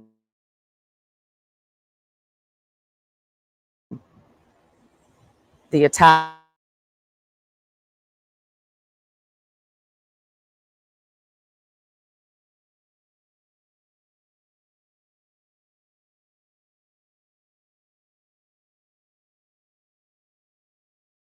together. You know what I mean? So all are part of. My internet's flaky. The heat wave and whoever knows. What aspect of society does IP2 occupy? I've just been around cartel life for a long time. Varying shades of cartel life. The Bandito motorcycle club that I was affiliated with that I started the stream with. Because I was sitting at the house of former and still associated members of the Banditos. And that bleeds into cartel life. And that bleeds into the Ozark Mountains. And that bleeds into the meth and the fucking cocaine and the heroin. That's what the show Ozarks is based off of. And I know the history of methamphetamine in Missouri because I was dealing with a kingpin who gave me the history. And all the players who were currently doing the goddamn trafficking from Missouri to Oklahoma to Texas. I just wasn't dealing, but I was with them while they were dealing. Guilty by association, Mr. Officer. They almost arrested me, but they knew they couldn't because honestly, I'm just living there. And I was the beard of the operation. What I mean by that is they use me as the pure one to hide all their operations behind because they know I'm not involved. So I was where they washed the money. You know what I mean? I knew it. I don't care. Like, use me. I'm using you, you know. I'm just not helping you traffic meth. Don't tell me, was always what I said. Don't tell me what you're doing. When we get in the car, don't tell me what you're bringing. Because I don't know. So that way I'm not lying when I get interrogated. If I have to get hooked up to a lie detector test, I can honestly say I didn't know what was in the car because, bitch, I didn't know because you didn't tell me. And I don't want to know. That's been my vibe the whole time when I deal with people that I know are doing this. Just don't fucking tell me. So what aspect of society in that world, the cartel is, because I know we're in the modern age of the cartel. A part of my brain's been stuck in the 80s and the 70s of the cartel where there was no internet. So what we deal with in the cartel mafia, I'm just using the word cartel. What we're trafficking is obviously pornography. You're always trafficking sex in the cartel. Number one. Number two, drugs. And number three, who knows, cars, jewelry, you know, raw materials, wood, nails. Where we wash the money. But in the modern age of the internet, sex trafficking looks a lot different. You know what I mean? And because when I lived in Houston, Texas, I understood and came to understand what sex trafficking is in a very literal way. I know what it looks like when I see it on the TV, and I know what it looks like when I see it on the internet, Khalil. Because I saw it in real life. So it's very easy for me to see on the internet, Khalil. I'm not accusing you of being involved in that, by the way, because I keep saying your name. I'm just talking to you. I'm just addressing you in the context of what I'm talking about and in the context of IP2. Am I going to call the cops, Khalil? No, I don't call the cops. Unless I'm afraid of me killing you, then I'll call the cops. That's it.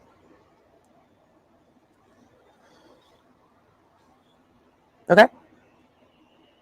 Do I care who traffics drugs out here? To all the Christians that are watching? Oh, no, I don't care. I don't care who's shooting up. I don't care who's smoking. I don't care who's selling. I genuinely don't care. I have been around it for years, watched it happen, seen it done, seen it shot, seen it smoked, seen it sold. I've never tried to stop anybody from selling dope or doing dope. Never. And I'm talking about in a literal, it's in front of me being done, not this far away, you know, person that wants to speak out against drug usage and drug dealers. And they just say it because they've never experienced it firsthand. I'm talking about I lived in the Kingpin's house and I didn't give a fuck about anybody smoking, shooting, or selling for me to do anything about it. I was just minding my business because I don't give a fuck. Has it been offered to me? Has methamphetamine been offered to me to shoot or smoke or sell? Yes. Did I do it? No. Has heroin ever been offered to me? No. Has cocaine been offered for me to snort? Yes. By a lawyer's daughter living on this street at her house down the street that I used to go to. And the person who brought the cocaine was another lawyer. Did I call the cops when they were snorting lines in front of me on a sunny day like this? No. I don't care if you do drugs, Khalil. I'm doing drugs. Are you going to call the cops on me for smoking $60 worth of marijuana every 2 weeks?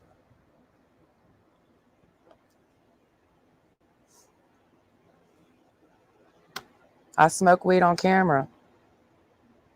Anybody can watch my channel and see me doing it. The cops can, the feds, the feds is always watching, you know what I mean? We say that for a reason because it's true, right? So we have to live in a constant state of paranoia, peeking out the windows and always looking over our shoulder out of fear because we're scared of getting caught. But I know what it's like to be searched, bruh. You know what I mean? Like, I know what it's like to have a cop tell you to get out the fucking car and search your fucking car and you're sweating balls because you know you got marijuana in there in a jar. And you got your dog in there eating your burrito that you just bought and you're scared of what's going to happen to her. Because if you go to jail, where's she going to go? Your child? and you're like far away from home because you don't even have a home because you're just in your car living on a beach in High Island, and this is the sheriff of Chambers County, and you don't have legal tags, and you're trying to explain to him why you have Missouri tags that are not registered to the vehicle at all, so you're riding dirty, and you ain't got no driver's license, you ain't got no insurance. I know what that's like. Oh yeah, I was scared that day because I should have gone to jail. I should have gone to prison. But he didn't find the weed. And he said, why don't you have tags on your car? And I said, well, it was an abusive situation up there, and I ran away because I technically did. I just left out the part of it's just a drug operation I was sick of being a part of. So I just said it was an abusive relationship. So I wouldn't snitch on them. You know what I mean? And here I am with a warrant out for my arrest in Houston, Texas. Are you going to call them and tell them that I have a warrant out for my arrest, Khalil? Are you going to tattletale on me and call the law and tell them that I'm here over now? And that the bitch you've been looking for who didn't have her, you know, because I got that ticket in fucking right outside of Village Creek. That's right outside of Houston, Texas. Getting towards Liberty. I was just at the creek one day, and I decided to go to the motherfucking corner store to get papers so I could smoke some tobacco. And had my dog in my car and Okama. Oh shit, I didn't have a bra on, put a sweater on so he didn't see my titties, you know what I mean? Because I just was just slide down the street. And this motherfucking sheriff was like, ma'am, you don't have no insurance. And how did he know that? Because he scanned my tag and saw that I didn't have nothing. And that's when I learned that day modern technology. I'm like, oh shit. I didn't know you could see that I didn't have insurance just by scanning my tag. Oh, okay. Welcome to the modern age. I was still living in the 70s, girl. My bad. And he told me, he said, you have 10 days to show up in court. If you don't, there's a warrant that's going to be out for your arrest. And I never showed up to court. I just went to Florida. I just ditched the state of Texas. And I got that great idea from when I left that area because I was upset. I was scared. I called, it was pouring down rain. The creek was flooding after this event because I went back to my campsite because I was camping at Village Creek, right?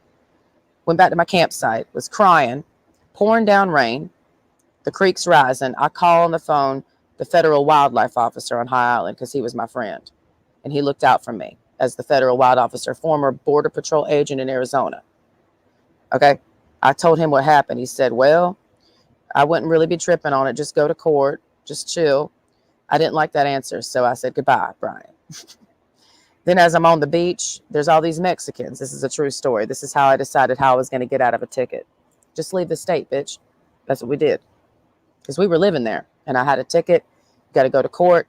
I said, I don't want to deal with all that. I didn't want to deal with all that. Plus, I knew a storm was coming. So I'm like, what are we going to do? A lot of elements combining. So we were on the beach. It was done raining. The sky cleared. The ocean, the Gulf of Mexico, was as calm as a lake. I'd never seen it that calm. The water was blue, and I saw tropical fish in the water. This is all happening this same day, and I'm like, what the fuck is going on? There was these Mexicans out there with nets getting shrimp, and they taught us how to shrimp, and I'm just sitting there like multitasking this ticket, enjoying this vibe. Oh my God, shrimping, and what am I going to do? And this dude pulls up in his car. We're camping. He has a little girl with him. Hey, what's up? He just hangs out with us for a while. And he starts telling me about his life. And I told him about what I just experienced. It's like, oh, don't worry about that. I got warrants out for my arrest in like 2 other states. All you got to do is just leave the state. And that's when I realized, oh, shit, I can leave the state. And I had a homie that was like, come live in Houston with me for 10 days because my brother's going to be out of town. So I just went to Houston, parked at his house for 10 days, got on Craigslist, posted an ad on Craigslist because I didn't have nowhere to go, by the way. We're literally living on the beach. We're camping, but we don't got no address. So I had nowhere to go. I'm just out there. You know what I mean? Go on Craigslist, post an ad in all of the Gulf Coast states, Florida, Alabama, Mississippi, Louisiana, an ad of what I was looking for. I'm looking for this situation. This is the money I have to offer you for rent. Who will pick me? And I got a lot of people. I got hundreds of people reach out to me. I got people from I got invited to stay at a property in the Key West, Pine Key. Good thing we didn't move there because they got destroyed by Hurricane Irma. Literally. So I almost went there. Got people reached out for me from Louisiana. Oh, you can come live here. The one I decided to go to was in Lake Como Family Nudist Resort. And I lived there for 7 fucking months during Hurricane Irma that destroyed Big Pine Key that we were going to move to. So all this shit's interconnected. Khalil. Okay. And you stand out to me because you look exactly like a dude that I fell in love with in 2010, named Lawrence Anthony, who, last time I checked, lived in Houston, Texas, going out to California, involved with a dude, best friends with a dude that looked just like this guy. It's a simulation. And I met both of them in 2010 when we were all young and innocent. But Lawrence Anthony, it's literally a parallel universe. He was also a wide receiver in high school, got hurt, got on weed, got in the dope game, and now can't get out. You know what I mean? So I watched his innocence get destroyed over time. You know, he liked listening to gangster rap music, and he was a super idol fan of Zero. He's the one that put me on Zero in Panama City, Beach, Florida, excuse me. I started listening to Zero the summer of 2010, decided I'm going to move to Houston. And the day I got to Houston, me and Zero started talking, and me and Zero became really cool. And we hung out a lot and ate at Papados together. And I went to his house and stuff. So you see how it's all interwoven, how we affect each other. So you remind me of Lawrence Anthony. And so I'm talking to Lawrence Anthony through you, and I'm also talking to you, bitch. And this is Lawrence Anthony's friend, right? In my mind, because you reminded me of them. So in my mind, you are them. And you can't change my mind, Khalil. You can do better than what you're doing, Khalil. You can be a lot better than what you're being. That's not a diss to what you've chosen for your life, but you've done that because you didn't think you had any other options. The same thing as this guy right here. You only did what you did, and you've only done what you've done because what else were you going to do? However, you can do better than that. You can do better than that. I mean, you live that life. Talking to this guy now, because I didn't say that when he was telling me his life, because this is me having digested what he told me from last night. You can have your partying, you know, and whatever the fuck you're doing, but you don't even really like it that much. It's just a means to an end. And what is that end, dude? Because you go end up killing yourself living the way that you're living. You know what I mean? And if you're okay with that, fine. I can't stop that in you. If that's because that's what it's going to be, dude. You're going to die young. You know what I mean? Do you want to die young? If so, keep on keeping on. Because you'll get what you want. Okay? Now, I'm going to get this off the screen. Because I don't want to hear this conversation again. This is for y'all to listen to. When it's on the screen, I do that. Because I don't want to hear it again. Right? It's not for me to listen to. It's for you. So right now, while I'm sitting out here, I'm going to put music on. And I'm going to put other shit on. And then when I go back in the house to do what I need to do in the house today, before I start tattooing my thigh again and get that actually done, because I got to get that done by Friday, we're going to put that back on the screen. Okay? And we'll let that ride out. But for now, I'm going to put music on because I need to smoke a cigarette and I want to listen to a very specific tape. It's not a Screw tape. But actually, no, let's go ahead and put on DJ Screw chapter 90. Okay? Because we are today in chapter 90 vibes. And I have never listened to chapter 90. I do have all of DJ Screw's entire discography. But I haven't listened to everything yet, bitch. It's a lot. So we're going to listen to it for the first time together. And those who don't want to be here will leave. And consider this to be the real 4th of July. Today. And what does that mean? It means all of it is fireworks. And what does that mean? Fire, fire, fire, fire, fire. That's what it means. That's all we're talking about. Fire. Fires today. There's going to be a lot of fire. And we don't want Dallas to burn down, Khalil. Okay? Kind of like what happened a few days ago. The grass fire and the fire. I mean, the fire can get really fiery real quick in Texas. So let's just chill out right now, okay? Let's be well aware. Make sure you have buckets of water available, Khalil, if you're still in Texas. And the same thing goes for your friend because he lives in California. He also needs to be absolutely concerned with the fire element and make sure he's on the right side of the fence. I'm serious. It's not a threat. You need to make sure you're friends with fire so fire doesn't burn you alive. Literally. I mean that literally, not a metaphor. Location. I'm in Georgia. It's very wet here. You're in Texas and it's very dry. And so is where your friend in California is. It's very dry. So you can burn alive. Let's keep it 100 today. I can't even make a fire out here. Everything's saturated. All right. And everything I say with love, because I don't hate you, by the way, and I don't hate your friend. I'm saying that y'all deserve better than what you've been living. That's what I'm saying. That's it.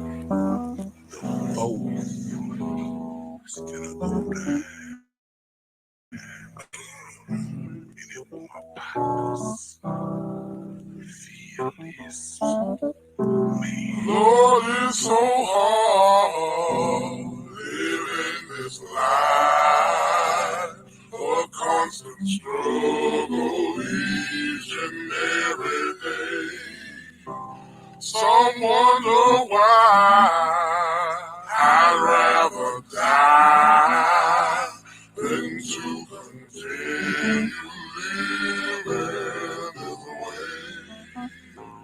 Many are blind and cannot find the truth, 'cause no one seems to really know. But I won't accept that this is how it's gonna be. Therefore, you got to let me and my people go. 'Cause I wanna be free, completely free. Lord, won't you please come and say, I wanna be free. School, let them know. It's gonna go down. Man, that 4th of July. Oh God. How you do that there? Let me get a big Charles. Southside, how we do that there? Mississippi, how you do that there? Alabama, Atlanta, how you do that there? Tell me, Spoon Man, how you do that there? Who that? Run up the wheel and get your ass whooped blue black. My nigga, my nerve fresh off the curb. Jelly Johnny preserve, nothing but balls on my word. And a Mossberg pistol grip palm on my lap at all times. Whatever my nigga, cause young niggas still dying. I let my palm on my lap at all times. Whatever my nigga, cause young niggas still dying. I let my all time, nigga, what? Huh? Give a fuck, nigga, what? Full of that weed, landing like a poppy seed. A sunny and a Janet happy nigga named Young Bleed Corleone. In the jungle where the murder me and mama for months and days. Tripping off the blunts, we play hell of a high. And telling them why I'ma never say die. See it in my eyes. And I fly like the eagle. On the sand, crawling trees looking good. This shit, I'm better than the dope. Wicked, y'all niggas don't you may see, but see how they running everything on the cool, but they know I'm finna act a fool in this motherfucker. Niggas holla how you do that there. From Texas to the cage, nigga, we don't care, baby. Holla how you do that there. We don't care. I see they holla how you do that there. See, man, you this. How we gonna do that there? Holla how you do that there. Yo, cut yo. We don't care.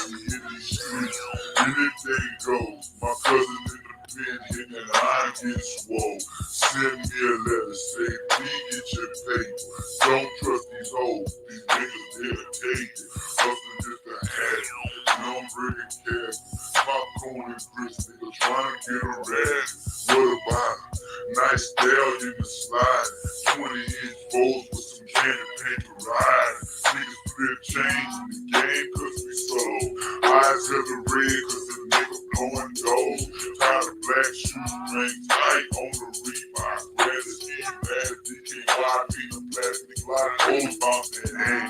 Niggas get dealt with. Keep the enemies tight, nigga. Never think quick. Go out some living to the homies that are home. R.I.P. to every fucking rapper that is gone. Nigga, if you wild, you scream and you shout. It ain't where you from, every nigga. It's currently, let's see. What's the temp today? It's currently 90 degrees here, exactly like thermostat, but it feels like 100 degrees. So we sharing the same heat, baby. You know what I mean? I have a box fan pointed at me outside because I like to sweat. It helps keep you cool. You better sweat. Don't sit in the AC too much. Sit outside in increments and sweat. You need to.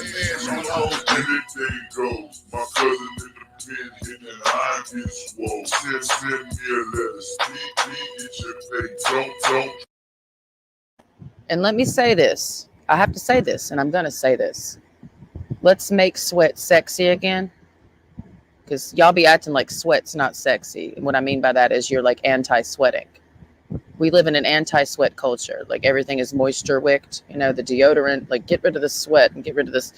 We're supposed to sweat. Sweating is natural. If it's for a reason, and that would take another hour for me to explain that. So sweat, bitch. It's sexy to sweat. And sexy, we're not talking about fucking. We're talking about holistic health, bitch. Sweat. Trust these hoes, niggas, hustlin' just a hat. No, I'm bringing cash, pop, corn and grits, nigga, trying to get a rag. What about nice style, you can slide. And I gotta say this too, in combination when we talk about sweat is sexy. Personally, as a female, I like a dude that has a natural scent. Personally. I don't like a perfumed cock. Do you know what I mean? I like the smell of a natural man. Personally. I don't know who told y'all you stink, but that was a lie. Okay? What you doing is covering up your natural odors that make you naturally sexy. So quit putting all that shit on your damn body. Because you smelling like Pepe Le Pew Pew. Because, bitch, I ain't trying to smell that. You're not supposed to smell like that. Less cologne. More pheromone, you understand? Like less cologne. I don't like it, bro. It's too much. And then you get desensitized. Some of y'all be putting on so much cologne because you're desensitized to the smell. You don't realize how strong it is. Less cologne, just a little dab, you know what I mean? Get some essential oils and just dab your pulse like the way bitches do. You don't need all that spraying and goddamn nasty shit from Macy's and Nordstrom and all them exotic colognes that you buy thinking a bitch wants to jump your cock. No, you smell like every other dude. You know, there's another dude that has that same fragrance and you all smell like Axe body spray. We need to smell you. You have your own particular pheromones that are very distinctive to you, bitch, and you can't find your soulmate out here smelling like him. Okay? Okay? That matters. I'm not going to keep talking. Let's be quiet. 2020 is both can ride. Niggas change the game cause we so eyes of the rig, go. One more thing. How I'm getting my internet is about to die. It's at 1%. And if it does die, the screen will go black, but I'll be back. Like Jesus never was. You understand? I'm not going to start a new stream. I don't feel like it.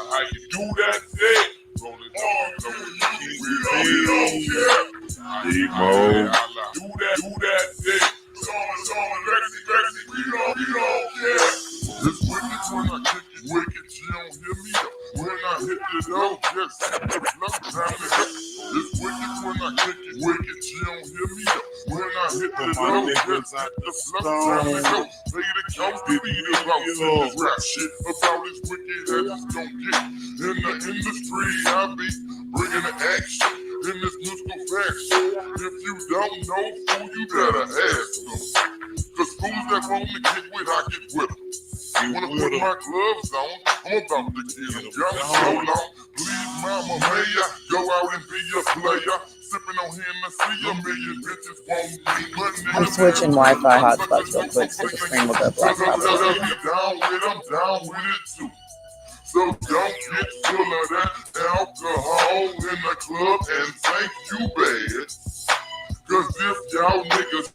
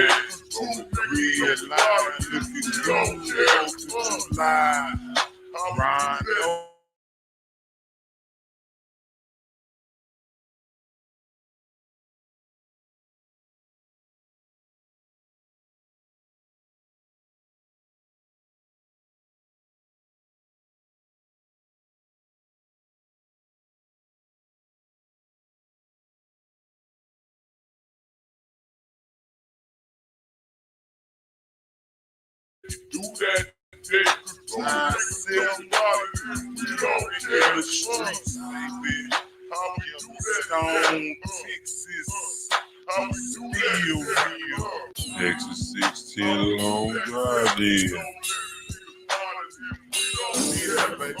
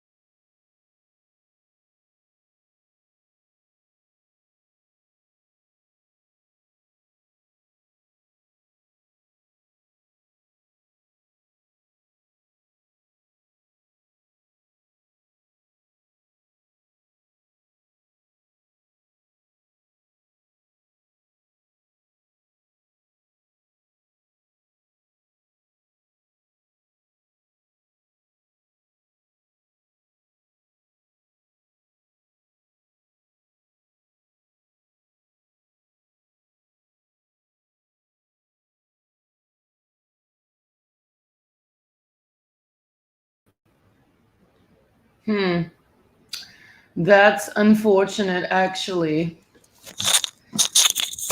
Sometimes you just have to lay on the floor because it's like really hot, bro. You know what I mean? Like, it's fucking hot. Okay. So I'm not going to put that on the screen because there are some people who don't have the emotional and sexual maturity to just handle somebody living their life. So they make everything something that it's not.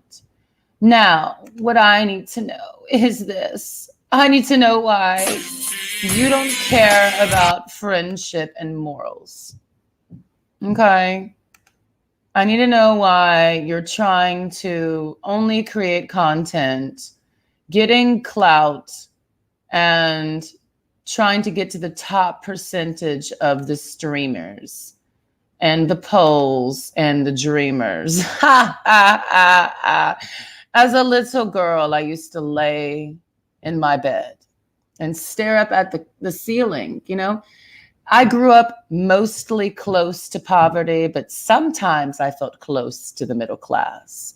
What I mean by that is I was in between poverty and the middle. It's an interesting vibe. Does anyone else relate? Because that's why I'm sharing this, okay? It's not about fascination with myself, Alexandra. It's just about relating to other people. You're letting them know that you've been there too. Okay. So as I stare at the ceiling, you know, as a little girl, looking up at the swirls, you know, the popcorn ceiling, and you find shapes as you lay there daydreaming about your future and what you want to be when you grow up. Right? Let's go back to that time. You know, let's go back to the time when we would lay on the ground. For those of you who can relate, because some of you can't, you had perfect childhoods.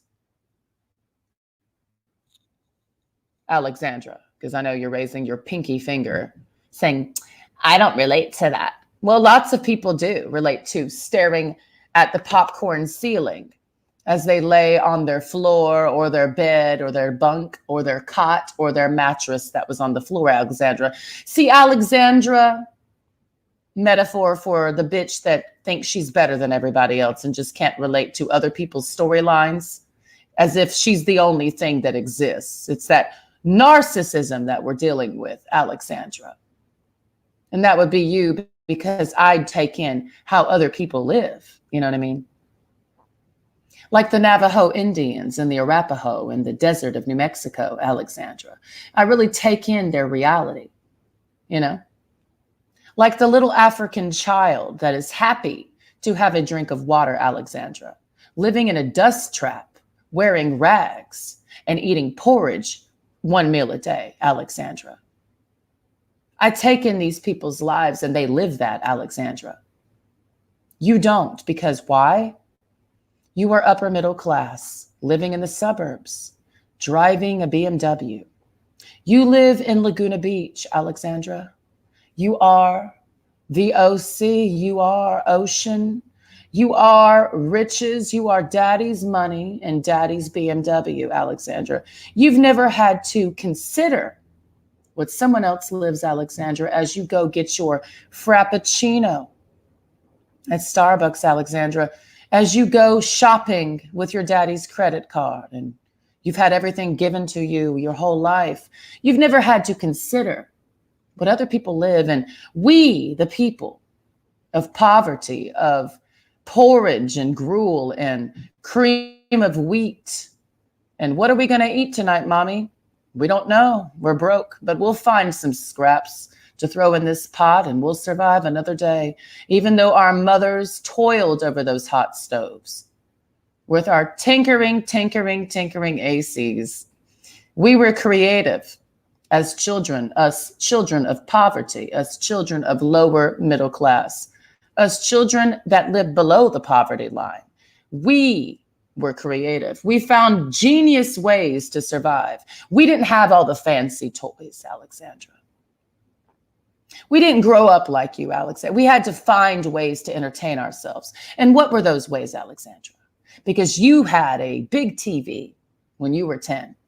I had a little TV in one tiny living room with bunny ears that barely got a signal. You know what I mean? As we're young, we don't really know what rich is. We don't know about money when we're little. We have no idea what money is. We just know that we're alive and there's mommy and daddy. Maybe there's just mommy. Maybe there's just daddy. Maybe there's no mommy and daddy. Maybe there's foster parents. Maybe there's grandma and auntie and Uncle Joe, whoever took care of us. You know what I mean? Us orphans of the world, you know? We didn't have a lot of money. We didn't know what that was. We just had what we had. And we made the best of it, Alexandra. And then we went to high school. And in high school, we realized the haves and the have-nots. You know, we realized that money means something in high school, ninth grade, when you show up to class and you don't have those cool shoes and you watch the people that you thought were friends because you've known them since third grade. You watch them start being mean to you suddenly without warning, because suddenly our shoes matter when they didn't in third grade. And suddenly the style of your jeans and the shirt that you're wearing matters more than our friendship. And now we have cliques, the cool kids and the not cool kids, even though we were all cool in third grade. Now suddenly we're not, Alexandra. You know what I mean? And so as we lay on our backs, stomachs, doing this because we didn't have the internet at 9. So I spent a lot of time in my bedroom doing exactly what I'm doing now, except back then I was just talking to myself. Now I talk to a screen. Alexandra. You know what I mean? I'm just 9 years old again. And I say to myself, what do I want to be when I grow up? Because I'm 9, you know, and I'm in this house with the popcorn ceiling and the shaggy brown carpet, you know, that will never be replaced for 30 years. You know what I mean? And the wood paneling that's from the 70s, you know, even though I'm living in the 90s, but it's still a 70s house because I grew up in a 70s house with purple shag carpet and wood paneling. I was raised in a 70s house. My house that I grew up in was from the 70s. And it was still looking like the 70s because there were no upgrades that were made until I was in my 20s. Okay, and it still looks like that to this day. When it was sold to the lowest bidder in 2018, 19, because that's when my parents moved after 20 years of living in the same house.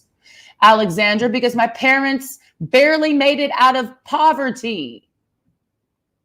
Alexandra, and I felt a great sense of shame about myself, Alexandra, in high school, because I didn't get to wear Hollister and Abercrombie and Fitch because my parents couldn't afford to put me in it, Alexandra. So I was bullied in high school because of what I wore, Alexandra, just because of my clothes, Alexandra.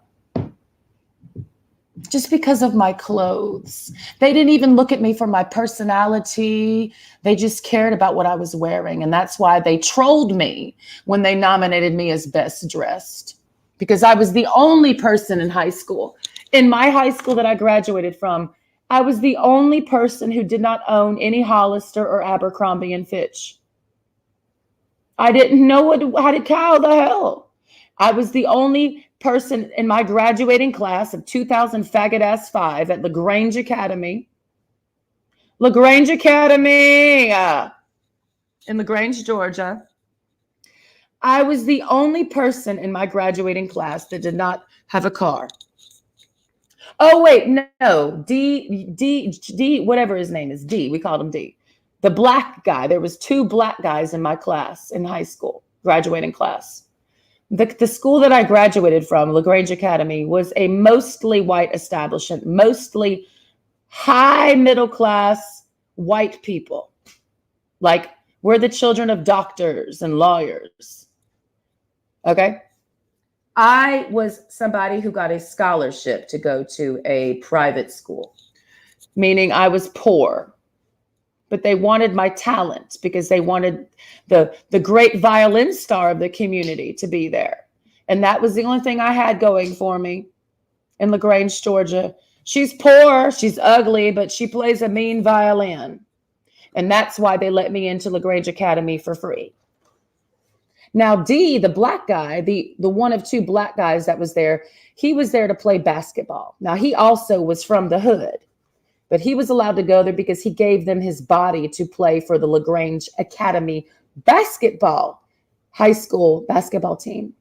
And we were the only two people in high school that didn't have a car. So, you know, in high school, after school, when everybody goes to the parking lot and everyone's hanging out and then everyone gets in their car and then they go out to eat together. I used to go, my mom would pick me up from school and I would go home and cry in my bed because I wasn't able to go with all of them wherever they were going.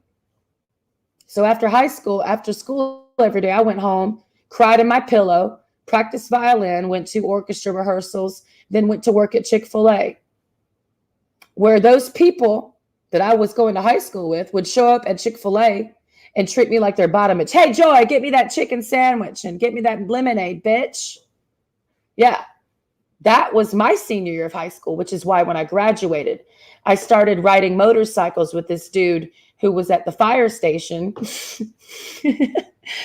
And I started to embrace hating everyone and wanted to be an anarchist. And I stole from all of the major stores in my town just to spite the city.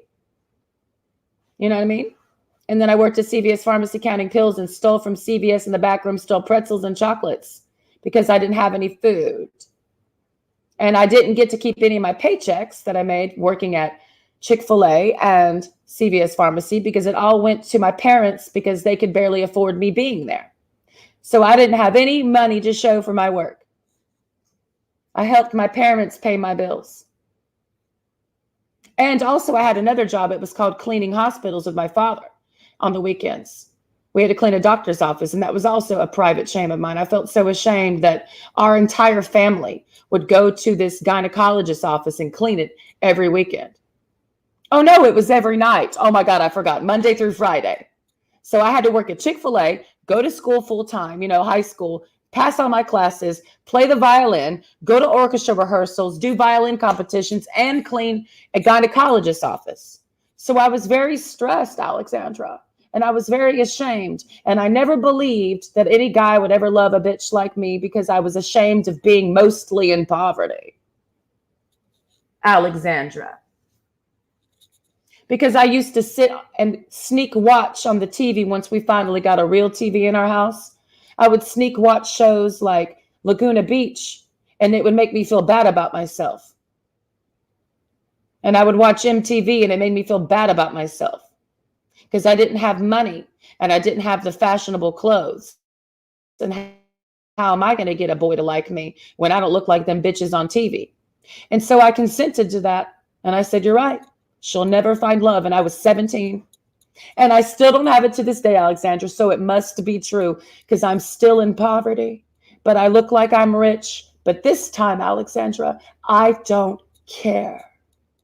Now we're going to listen to this. What is it? We're going to go back to this because I just want to sit here for a moment because the floor is cool. It's a wood floor, carpet starts to feel like fur in the summertime, and it keeps you too warm. So I am appreciative that I have these wood floors in here that are from the plantation days because that's how old the house is.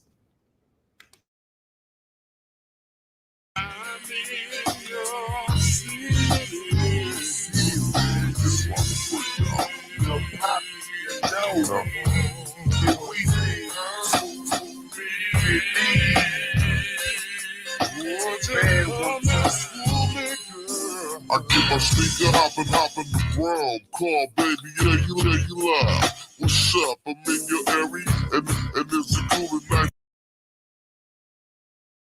I'm not done reading you, Alexandra. I have more to say to you, Alexandra. Okay.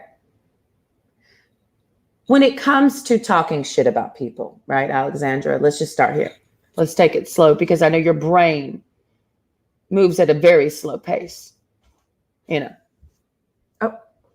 Just checking to see how fast it's charging.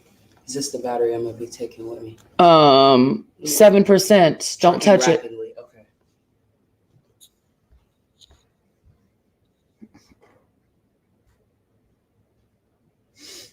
I'm going to take my time because I know that your brain, Alexandra, and you are a person and a metaphor for the Alexandra that we've all dealt with in our lives. We know who she is. She's the one who is very particular about what she wants, but not in like the good way. Not like in I have morality, like in just anal retentive, like stupid shit. Like you want 2 pumps of foam and a dash of cinnamon and 3 exactly measured spoonfuls of chocolate essence of a goddamn blah, blah, blah. And the exact shade of this periwinkle blue. And it's got to be exactly, that's not me, Alexandra. That's you, you know. You're the person that we all hate, but we make money off of you because you're the customer. You're the person that we all work for. You're the employer. You know what I mean? And you're better than all of us because of your zip code and your car, right? My rule of thumb, and this is what I live by, Alexandra, I never talk down on anybody based off of what they're wearing and what they're driving. I don't care about that. Drive a fucking Pinto, drive a Hoopty, drive a Hummer. It doesn't matter, Alexandra, because that's not what makes you a good person, Alexandra. See, Alexandra, your value system is all fucked up. Okay? You don't value a good person. You value money and the things that money can buy. And you say that's what makes you great. You don't look at somebody's soul, Alexandra. You don't look at the content of their heart, Alexandra. You say, I like that person because what? They have that car and they have that zip code and they have that house, right, Alexandra? And you focus on what they're wearing to determine their value to you, Alexandra. Right? I don't talk down on people who don't have a lot of money, Alexandra. I don't talk down on people who live in a trailer. I don't talk down on people who live in the hood. I don't talk down on people who live in a hut, Alexandra. Because that's not what makes you a good person or not, Alexandra. You can live in the hood and be a piece of shit, and you can live in the hood and not be a piece of shit, Alexandra. Material items don't make you, Alexandra. But they made you, Alexandra. And what did they make you, Alexandra? What do you look like as you drive your BMW, as you drive your Hummer, as you drive your Tahoe with the rims and the speaker system? You don't want to be a good person, Alexandra, do you? You don't want to care about people, do you? You think everything's one big funny joke. You're the type of person who snubs your nose at homeless people. I spent a good 20 minutes this morning talking to John. You know who John is? John is a guy that sleeps under a bridge who's got a body better than your dad's, Alexandra. And that's what I got done talking to him today. I told him, you look good, because he does. That motherfucker is in prime time shape. He's a lean, mean fighting machine with a perfect tan and 6-pack abs, and he's 62 years old, and he's got more stamina than your father, Alexandra. You know why? Because he understands the secret of life. You know what he does all fucking day? Smokes weed, chills, listens to the birds, gets a cup of coffee with a few dollars that he has. I don't care how he gets his money, Alexandra, because you will say he's a bum. He's a man that has a life that you don't know nothing about, and you don't even know why he's on the side of the road. And you never asked. You never asked why. You just assumed you knew why. He could have served in Vietnam and you would never know because you didn't ask. You just drove by in your BMW and you said, ew, a bum. That bum has a fucking story, bitch. And I like talking to that bum to find out. You don't, Alexandra. You misses assume everything about everybody because you make up stories in your head about people when you drive by, bitch. When it's a lie. You don't know why he's a bum. You don't know why he's homeless. Ask, bitch. Because you might be homeless soon, Alexandra. A fire might come through the Laguna Beach motherfucking neighborhood you live in and burn it all to the ground, and your bitch ass is going to be homeless too. Ho.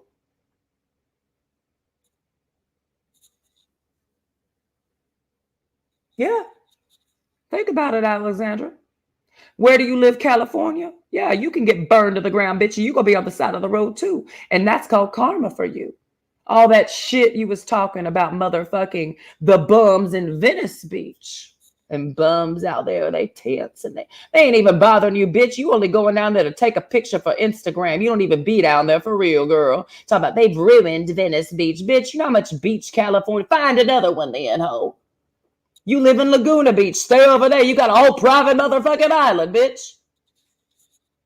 You can't try to have everything all the goddamn time, Alexandra. You don't like the bums and go somewhere else. Because that's where they're at. And you haven't asked them why they're there. So they're going to stay there, bitch. That's why.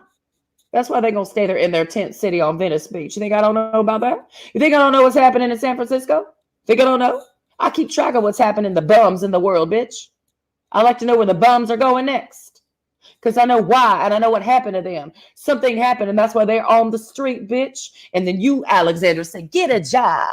Isn't that what you told me? Let me tell you something, you faggot ass fucking bitch. Alexandra, I have been on the street. And you know why I ended up on the street? No, you don't. Because you would be that bitch driving by saying, ew, look at that homeless bum, not realizing that I was running from a sex trafficking ring, bitch. And that's why I ended up at Star of Hope in Houston, Texas. Bitch, sitting outside the motherfucking homeless shelter, watching females and children getting trafficked by pimps in broad daylight. Alexandra. And you would just drive by in your Beamer saying, ew, the bum, as she was sitting on the sidewalk with the motherfucking Native American man who had a brain injury. And that's why he was homeless. He was trying to get disability because he couldn't even work. He got hit by a train when he was working. And that's why he was living in the parking lot booth, Alexandra. And I was hanging out with him as you was driving by in your Beamer saying, look at those bums. And that's why the police got called in and a whole group of people said, we got to move because of bitches like you, Alexandra. And you didn't even know why we were sitting there because you didn't care. You didn't care, Alexandra. And I determined that day that I would kill every bitch named Alexandra in the ether because I'm not a violent person. But you will die, Alexandra, because you don't give a fuck about nobody, ho. You want everything. You want everything, you greedy, selfish son of a bitch. But you don't want to give nothing. You don't want to give anybody your time. You don't want to give anybody your soul, your heart. You don't want to try to understand anybody else's circumstances because you a selfish, greedy ass fucking bitch. That's what you are. You want to talk down on people. People have a hard time out here. They doing the best that they motherfucking can, bitch. Do you know how hard it is to be homeless and try to find a job? Well, I'm homeless now.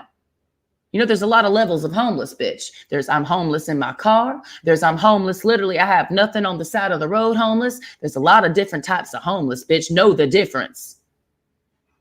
It is very difficult to find a job when you are homeless, ho. So as you sit there and you're on your flat fucking white ass driving around in your BMW, blasting Megan Thee Stallion, Cardi B, and everything else none of us want to hear, bitch, drinking your frappa fucking latte, tapping your talons that you got done for $90 for no reason at the nail salon on the steering wheel because you tired of seeing the bums on the street. Why don't you help them get a job then, bitch? Because do you know how hard it is to get a job when you're homeless? Where do you take a shower?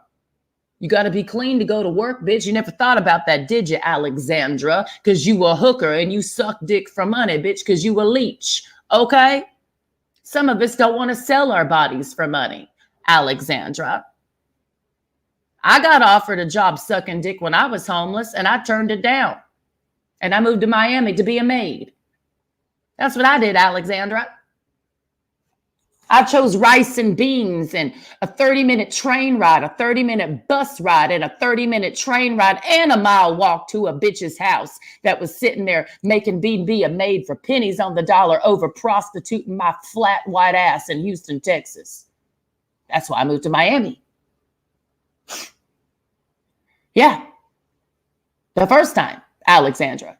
I was offered a job too by a dude in a really nice, perfectly spick and span Suburban with nothing in it but business cards. And he took me to a place that he said I could live, that had cameras, and said, you could get a job. You know what I mean? Second dick, bitch. You ain't got to be homeless anymore, baby girl. And I said, I got to go. And then some people chased me for a while for literally in their car. And then I went to Miami. And I was a maid and ate rice and beans and Cuban bread. Didn't know how I was going to make it, but I lived in a one-room efficiency in North Miami Beach with this Jamaican chick who was also trying to pimp me, but I was like, I just want to clean toilets because I ain't going to sell my pussy for money. Alexandra. Still ain't to this day, girl. Still ain't to this day. Never sold my pussy for a penny, a dime, a nickel, or $100, girl. No money. My motherfucking pussy, I don't treat as a fucking piggy bank, bitch. Meaning you don't put money in it, bitch, and you will never throw money on my ass, bitch. And if you do, you will die, Alexandra. Alexandra. Because we know how you made your coin. And it wasn't because you were working at Macy's or at the bank. Because bitches at the bank don't make too much, girl. You are a hooker talking down on me, talking about get a job. You get a job, bitch. Prostitution ain't a job, bitch. That's not a job. I can't believe you thought that was a job, Alexandra. Sucking dick for money. Talking about I need to get a job. You need to get a job, girl. There's toilets to be cleaned. There's floors to be scrubbed. There's food to be cooked. We got to wipe down these counters. I'm not scared of hard labor, bitch. I've done it my whole life. You don't know how to do hard labor because you a hooker. Hookers don't like to work. They like to lay on their back. Lazy, lazy. Wiggle your hips over some dick a little bit and then you get paid, bitch. That's your life, Alexandra. Then you take that money that you made from your motherfucking prostitution gig using IG, Snapchat, and everything else in between to get customers. You take that money, then you start your business. That's how you got your LLC, Alexandra. Prostitution made your LLC, bitch. And then you say, I have a business I'm running. I'm an entrepreneur. No, you're a hooker. Still to this day, talking down on me, telling me to get a job. You are my job, Alexandra. I eat you. That's my job. Eating you right now, Alexandra. Bit by bit, morsel by morsel. Your tongue, your pussy lips, your toes, your phalanges, bitch. I'm eating all of you, bitch. There'll be nothing left of you hoes. Because I don't want to see you no more, bitch. I don't even want a hoe as my audience. Bye, bitch. Goodbye. I don't need you to see me walk by. You are a hooker. You always need a goddamn audience, Alexandra. That's why you a show off. Look at me. Look at me. Look at me in my car. Look at me in my jeans. Look at me in my hair. Look at me in my face every day, miming lyrics on Instagram because you can't rap for real, bitch. That's why you up there miming the words. Miming, you motherfucking pantomime pussy, bitch. I can ride on your face for days, bitch, and you won't even be able to come up for breath because I'm not going to let you, bitch. It's too easy for me to read you for filth, bitch, and you will have no room to speak, bitch, because I'm constricting your airways, bitch, and you cannot breathe. Alexandra.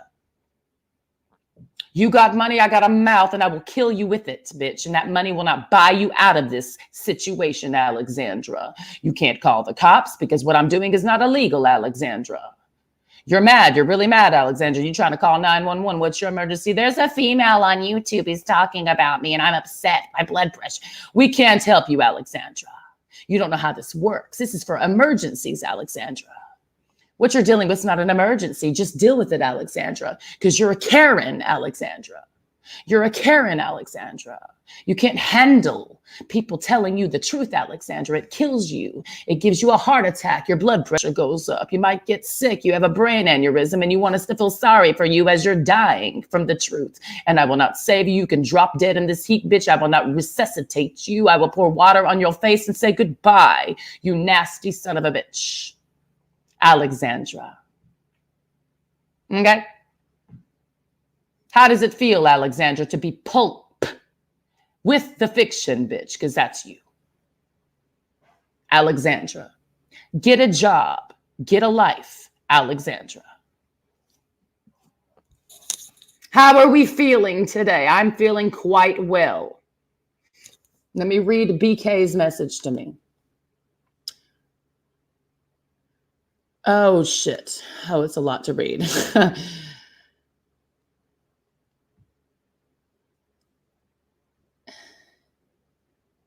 That's a lot to take in. Hold on. I'm getting intel about something. Now, back to IP2, because we're done talking about Alexandra. Mostly we ignore her, mostly. But sometimes we give her our attention. And when we do, we read her to the grave and let her stay there. And she has to crawl her way out because Alexandra is creative. These hoes are creative. So I say, I want you to dig yourself out of the grave. I put you in since you're so smart, Alexandra. Hoes always have great ideas. Like businesses, they're going to start. I'm going to start a soap business. I'm starting a blah, blah, blah, blah, blah, blah, blah. Nobody cares, bitch. Blah, blah, blah, blah, blah. Nobody cares. Okay? You're a meanie pants and we don't like you. Dudes just want to hate fuck you. That's it. Okay? That's it. Let me put Alexandra on the screen so everybody knows what she looks like. We all know an Alexandra. Everyone can relate, even Alexandra. And Alexandra hates Alexandra. Okay? So we're putting Alexandra on the screen now, and I'm going to give you some background music. I'm not putting these images on the screen for no reason. They were personally selected by me, all of them. Okay? So now, Alexandra, here you are. We're going to stare at you because that's what you want us to do. Admire you and look at you and give you attention on Instagram. Right? Because that's where Alexandra is queen. And IG is not going to rule YouTube, girl. Because that's what IG trying to do right now. You are an IG thotty. You don't rule the YouTube hottie. Okay? I'm a YouTube hottie. You an IG thotty. You do not rule over here. You rule over there. Okay? You the little get away down at the parking lot is safe, but not alone. You might wanna bring your friends, but make sure you and her don't get your head. This is Alexandra right here. Alexandra. You and her don't forget your heads. I can't wait to see the tattoo of your kids. I can't wait to see the tattoo of your kids. I can't wait to see the tattoo of your kids. It's me and Diddy in the night.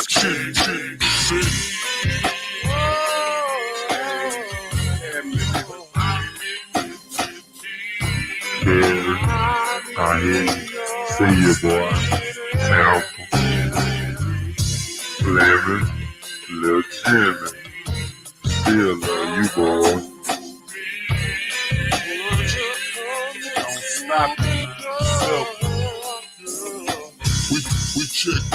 Now, Alexandra, I just want you to meet me now. All right? Because Alexandra's on the screen, was on the screen.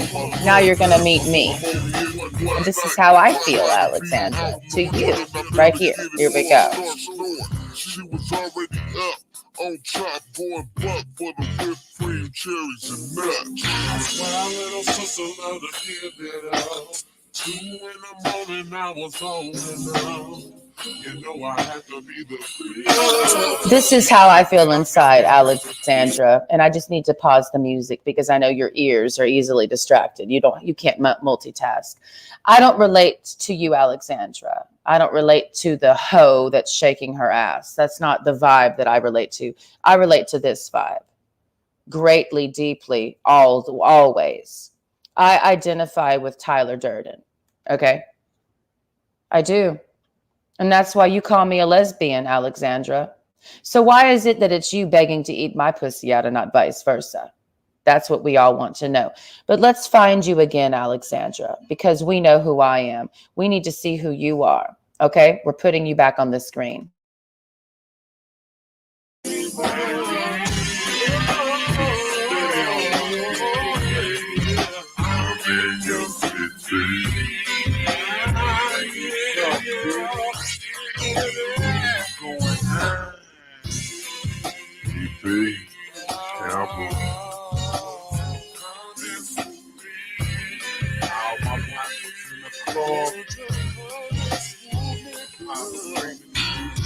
5 in the morning, hit me with the wake-up call. Whole room smelling just like alcohol. I had a ball, but now I got the giddy, y'all. I got a show. Do you know why Jax had to kill his mother? You know why Jax had to kill his mother? I mean, seriously. Y'all know who I'm talking about? Don't play with me.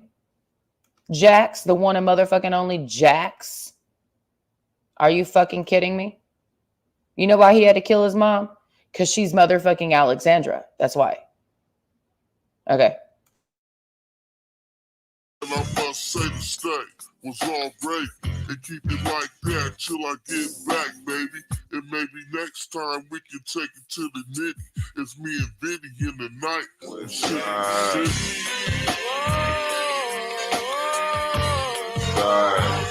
Get invited to the party. Does everyone remember the forgotten star of Does everyone remember the forgotten star? Do you remember the forgotten star? Amber Heard. Have you heard about the forgotten star? Amber Heard is also Alexandra, right? Oh, yes.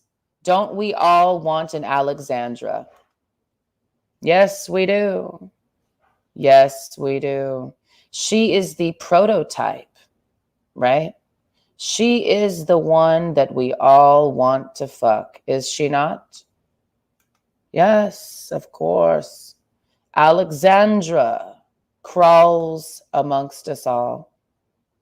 But she is the creator of this dilemma that we're in, right? Of course. No shit. Even I know that.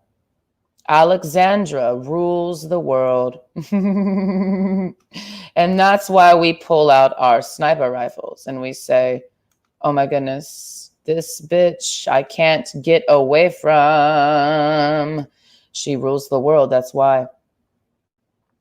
And that's why Johnny Depp did what he had to do to escape and to liberate himself from Alexandra, right? Because Alexandra knows how to control you, right? Indeed, he would know. And he did what can't be done, actually. Johnny Depp. He is a real magician. He successfully destroyed Alexandra, which has never actually been done before in his world. Never. Can you imagine? Can you imagine? And that's why Hippie Island is mad.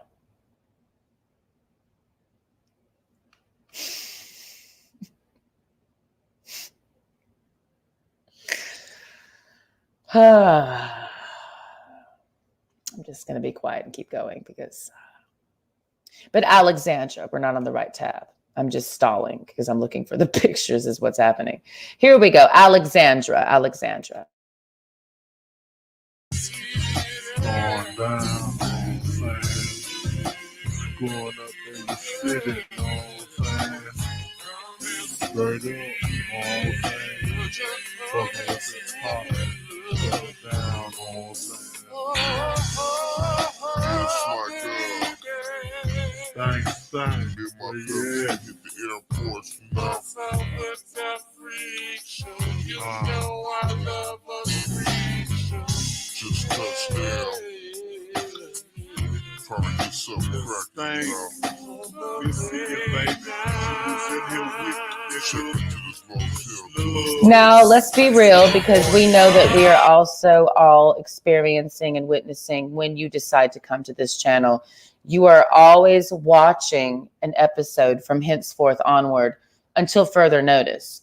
An episode of the Ghetto Psycho Bachelorette, right? And who gets the rose. So as I am meshing my real life with virtual people that are also in real life, when I go to the bar, I know that she gets chose before me, right? Always. She does. Alexandra. If we are both in a bar I'm at a bar because we know it's a sexual competition at a bar. Who gets the rose? Who gets chose? Who's the chooser? Who's really choosing? Who decides? You know what I mean? I'm in a bar and Alexandra's in a bar. And then there's Johnny, or there's Chance, or there's Jose, or there's you, my nigga. You're any dude, right? You're in the bar, I'm in the bar, and she's in the bar. Who do you choose? You're going to choose her. Always. That's how it works. You are in a bar with me and this bitch. You're going to pick her. Always. I'm in a bar, you're in a bar, she's in a bar. Who gets picked? Her. Always. She gets picked, not me. Always. She gets picked. Always, not me. Who's in a bar? Me, you, and her. She gets picked by you. Okay? So as I've been going out to the bar, I've known this. And I already succeeded that in my brain. Like, she gets chosen, not me, and I don't care. Feel me? I already know she gets chosen. She's at the bar, I'm at the bar, you're at the bar. Who do you choose? Her. I know this. I'm not competing with that. I accept that. I said, that's fine. You can have her. That's my attitude. You can have her. I'm not in competition with her. I'm saying, actually, that's fine. I've accepted that, right? You choose her. You choose her. She's the one you want, not me. Okay? So how does that change my behavior? It does not, because I say, you can have her. Okay? You can have her. You can have her. You can have her. You can have her. You can have her. You can have her. Right? That's my attitude. Do you understand? I'm not competing with these people for your cock. I'm not. I'm not going to do it. That's my lifestyle. Not competing with this bitch for your dick. Okay? If I was living that lifestyle, what would I be doing? Because there is a lifestyle called competing for cock, and it's called getting your hair done, your nails done, your everything did, and now you're competing for cock. It's a whole lifestyle, competing for cock. And that's the Alexandra lifestyle, because it's a competition for cock and who gets chose. Even if you're in a relationship, you're still in the competition for cock, because the competition for cock never stops, because you always have the potential that your man, whatever title you give him, there's always the potential that another bitch can steal your man. So you always have to stay competitive for cock, even if you're married or you have a boyfriend, because there's always a chance that that bitch over there can steal your man. That's the lifestyle of the competitive cock, or the competition for cock, right? That's the lifestyle of the Alexandra, because she feels threatened all the time.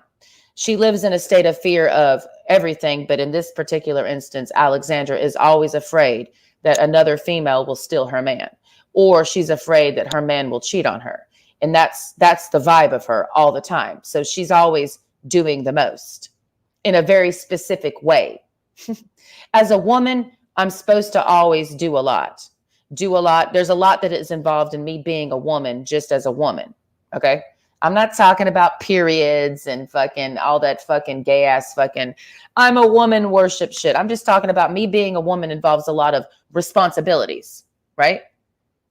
Doing shit. That's it. We're just talking about mechanical doing shit. I'm not talking about pussy worship and I sit here rubbing one out to my uterus. No. As a woman, I got a lot of responsibilities, just like as you as a man has a lot of responsibilities, right? So it requires me to do a lot, right? I have to do a lot, juggle a lot of things as a woman. All right. If I'm to be Alexandra, the energy, the focus of what I do is very different than what I do. What she chooses to focus on as a lifestyle of being in competition for cock is a whole different phenomena of focus points than what I do. Her energy, what does she do for fun? What does her day-to-day look like? Where does her energy go? What is she doing with her time? Let's see.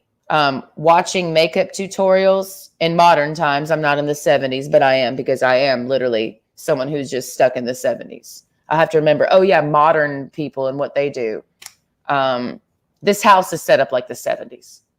We just have books. We don't have a TV. The vibe is very 1970s.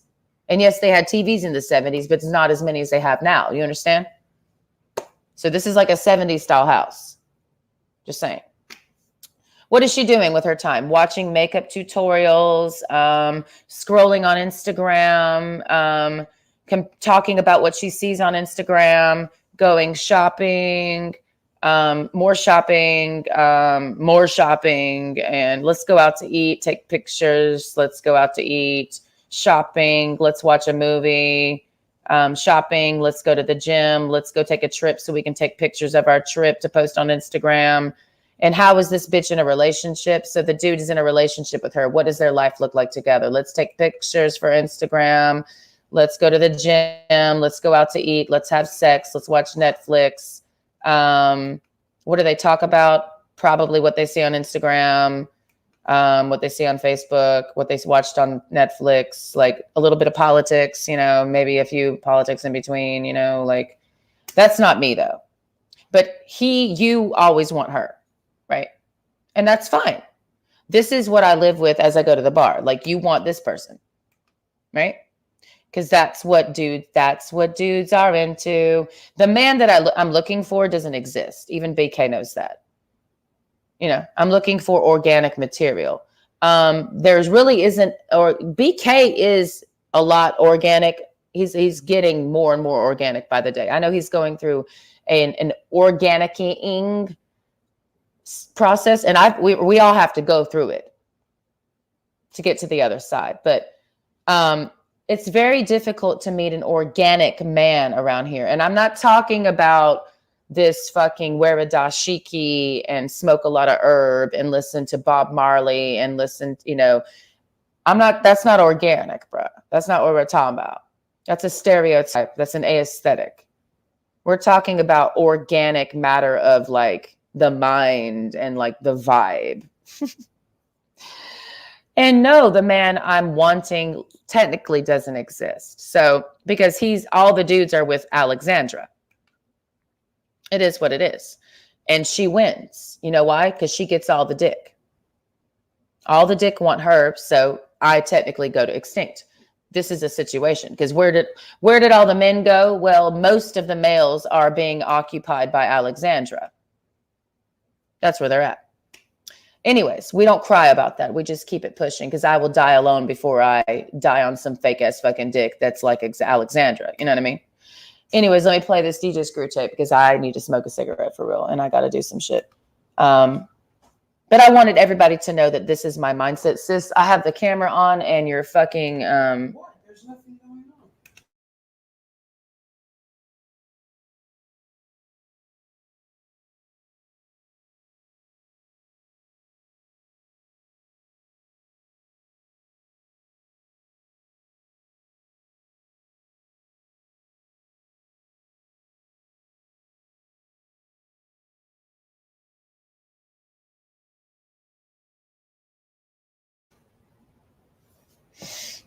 So I want everyone to understand that as I'm now living the lifestyle of the psycho ghetto bachelorette, looking for a man to give the one and only rose to. I mean, I give out consolation prizes like, here's some chocolates because you were cool and all, but you don't get the rose. Everyone walks away with a prize, you know what I mean? But all the dudes are mostly occupied with Alexandra energy, you know? They're tied up in an Alexandra energy, like Johnny from the bar. That I really like. Johnny, I like. There's a lot of organic material there for me to work with. However, he does have Alexandra's energy inside of him. He's dealing with an Alexandra, so he hasn't let go of her. So for him to be fully occupying organically the moment with me. You know what I mean? So Alexandra, aka his baby mama, you know, has ruined him for the next woman. You know what I mean? The Alexandra spirit ruins the man for the next woman. It's a real thing. Yeah, these bitches are out here ruining men. I know this.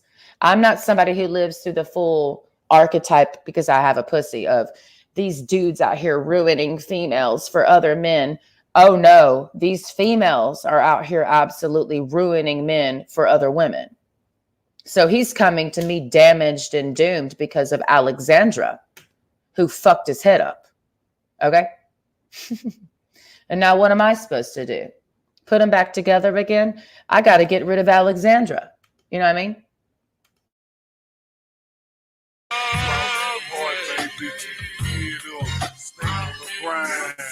Baby on Scott, all my pockets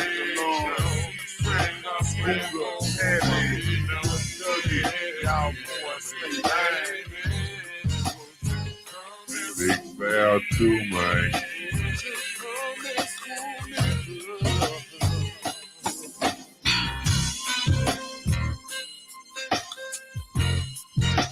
Oh, get it up looking good, baby. Stack your chips, nigga. Keep it flopping on your hip. Eddie, at the boat. See you, baby. All my little dogs on ship.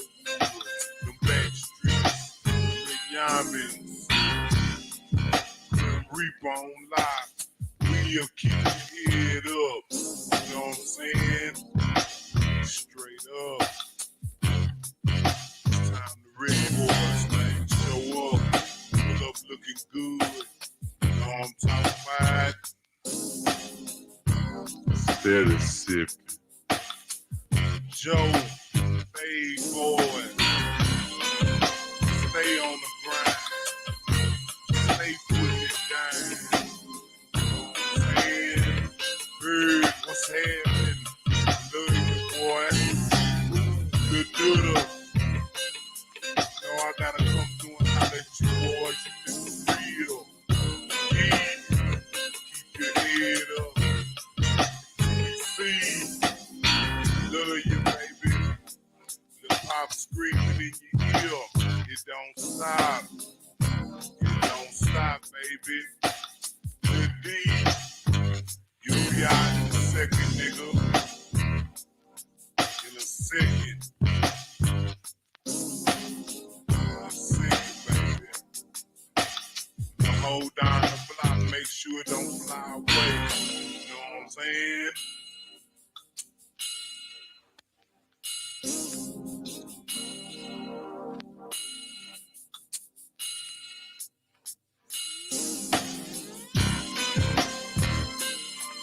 Said,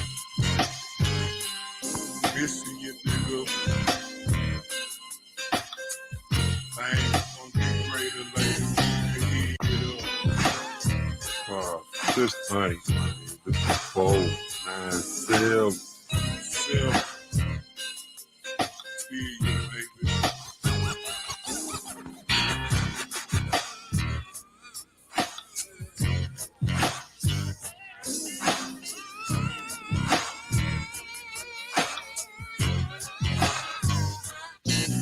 Goes out to the south. Damn, we ain't sitting. One laying all day. If you don't get yours, look, baby. Stay up, you nigga. Keep your eyes open. You know what I'm saying? Trade dudes. Gonna get greater, baby. Things start looking better. You know what I'm talking about? Hot pockets. What we're dealing with right now, this very specific energy we're dealing with right now, is the energy of intimidation, right? Has anyone ever intimidated you? Has anyone ever made you feel intimidated? Has anyone ever tried to intimidate you? Have you ever felt intimidated, right? Are you aware that when somebody intimidates you, you can intimidate them? Like you don't have to just lay there and take the intimidation. Why can't you be the intimidator to the one who's trying to intimidate? Ever try that? Why do you slink and shrink yourselves and be like, oh, like what's your fucking deal? You know that you have the right to say something to somebody when they say something to you? A lot of you have the shrinking violet personalities. You know what I mean? See, what we're really also tapping into is domination, right? Technically, No one can dominate you unless you let them. And I'm talking about adults. We're not dealing with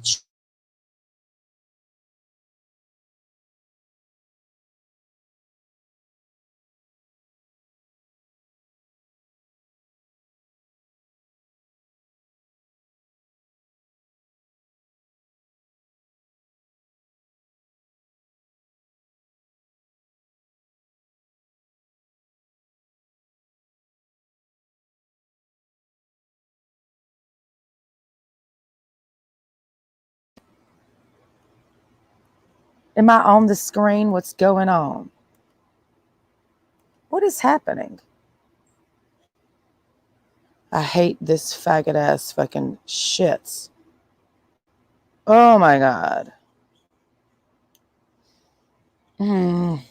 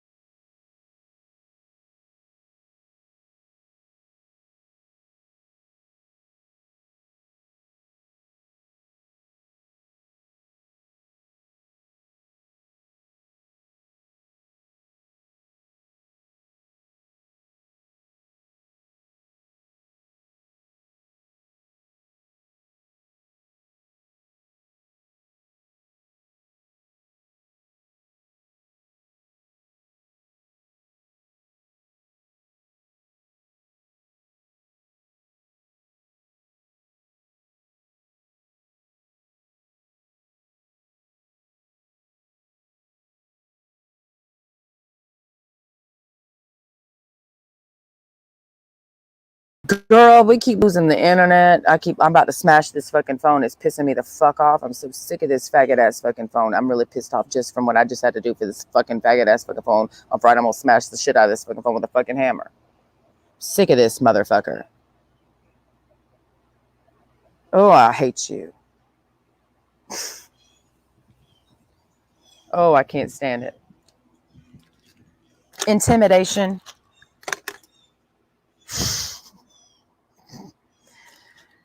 See, there's this idea that some people can say whatever the hell they want to say to you. You're not allowed to say nothing back. All we're talking about is talking.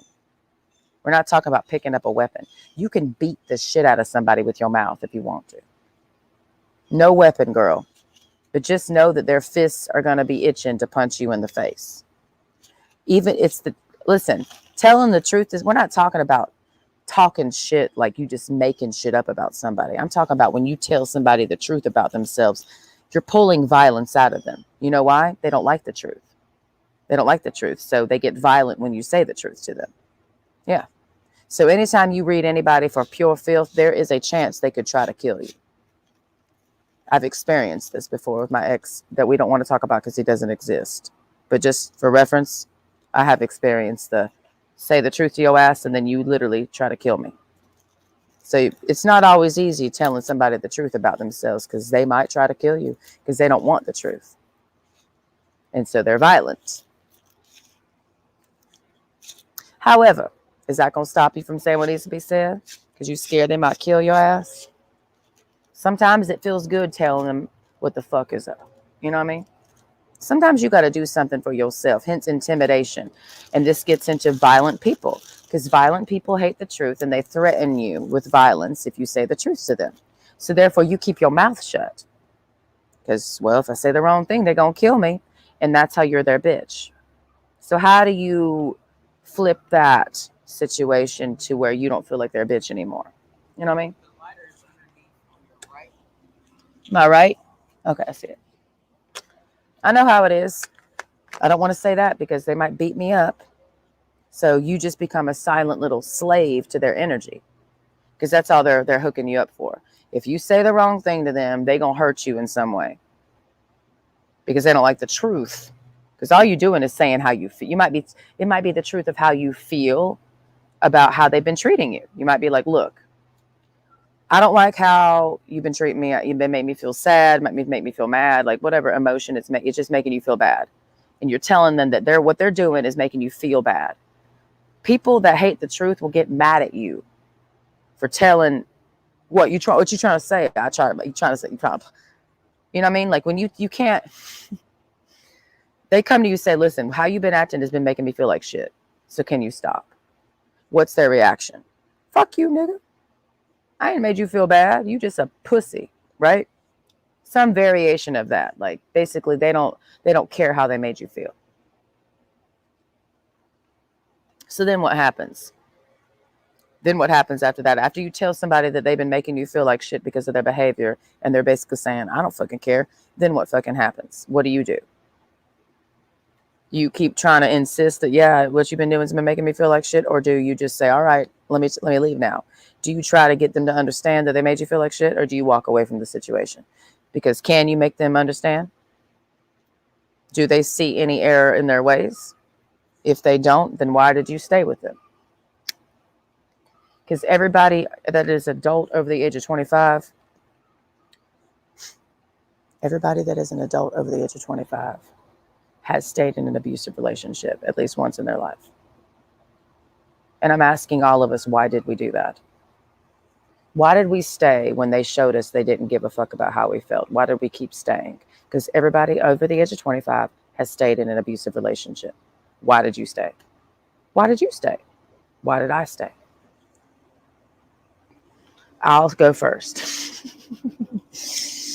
Why did I stay in an abusive relationship when they showed me they didn't give a fuck and they didn't, meaning their behavior didn't change, right? Because I told them specifically what was making me feel bad and they didn't stop and I stayed.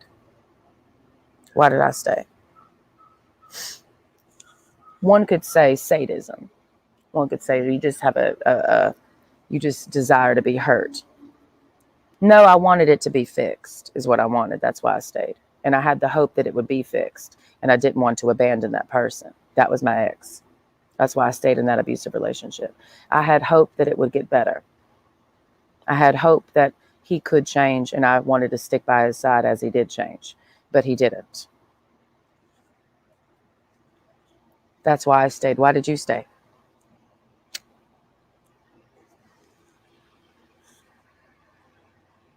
Me and Okama, we have had an abusive relationship. Yes, it's not been all perfect love, harmony, and peace.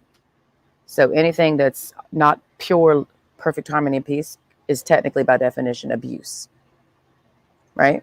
We just stay clear of that word because we don't like the sound of the word abuse, because what is abuse? If we're fighting all the time, if we're arguing, if you're hurting my feelings, that's abuse. There's different levels of that. And the longer that goes on, it gets, it can get worse and worse if something's not resolved. Nobody starts wife beating overnight. Nobody starts husband beating overnight, because it does go both ways. Females beat on dudes just as equally as dudes beat on females. Even I know this. That type of violence does not start overnight. The slapping each other around doesn't start overnight. Throwing things at each other doesn't start overnight. Right? So how did that start? How did we get here? This is what country songs are made of. How did we end up here when we loved each other at the beginning? We had such a good time at the very beginning, and then how did it end up so bad? What was so beautiful is now so ugly. How did we end up here? How does true love turn into something so toxic? Because true love can't be toxic. And how could true love be toxic? And that's why we get scared, because we experience a certain amount of bliss with somebody, and then we experience that a certain amount of pain with that same person that we experience perfect bliss with. And then it's like, where did that bliss go? You experience that pure blissful moment with them where you feel what you feel with them, right? And then it goes away, and then you're chasing that feeling again with them. You're looking to find it again. Where did it go? Like, why did it go away? Like, we just laid together. We just had sex together, and now you're acting distant. How are we so close and now we feel so far apart? And it was just like 3 hours ago. Has anybody ever had sex with somebody, right? Male or female, it doesn't matter which way, whatever gender you are. You ever had sex with somebody and you know it's that intimacy, like it feels like you love each other, right? Because you're having sex and there's all this intimacy and just staring into each other's eyes and the whisperings and the ta-ta-ta-tas. And then the next morning they roll over and they're like, all right, bye. And it's like, what?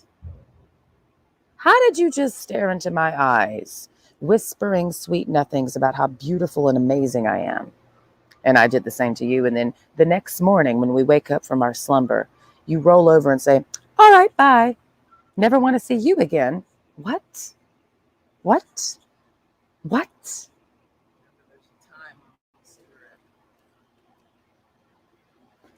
3:15. I'll be inside. Thank you for reminding me. 3:15. I'll go inside.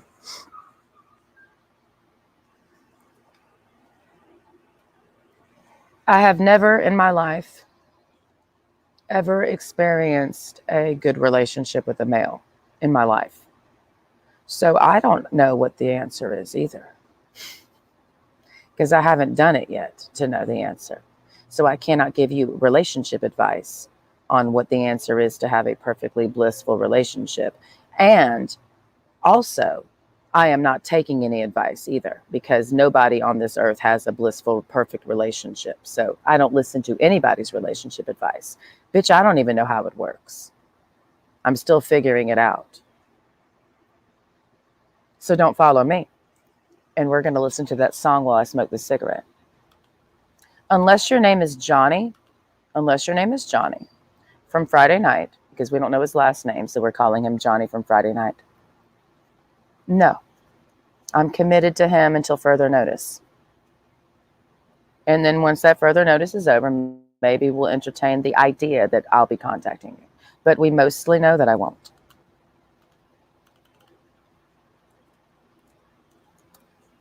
How can I give my number to somebody I don't even see? Isn't that kind of weird to do? Like, you want me to look at you. Let's take a good look at your face. Let's put your face on the screen and we really know who you are. And you're saying I'm going to give my number to a purple something with what is that? I can't give my number to something that's not existing. You're not a human being. I'm talking to a thing that doesn't even exist here with me. I don't see you. I don't know what you look. I don't know you're not real to me, bro, for me to give my number to. So you're kind of off, dude, in the membrane. Just a little bit. It would make more sense for me to have given my phone number to the dude I was talking to last night, because I actually saw what he looked like and we talked and we were having a vibe going. But this is nothing to give my number to. Okay, try again. I'm on a time crunch right now.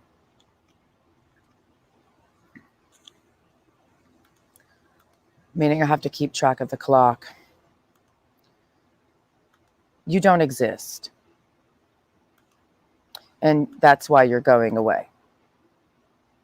Goodbye. Johnny is mine until further notice. So, no, you don't do anything to him. Okay? You can't. I mean, you literally can't. So, goodbye. We're going to listen to Don't Follow Me by Alice in Chains because I don't want you to follow me because I don't know where I'm going. I'm just going where I'm going. Don't follow me, though, because I don't know if this is where this is leading.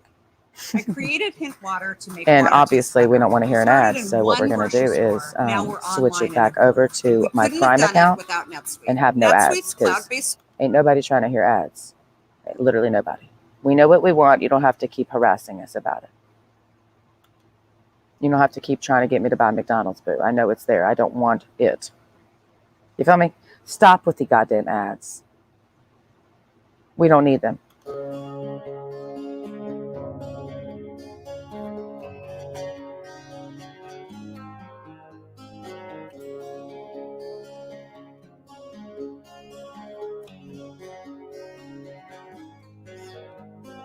Hey, I ain't never coming home.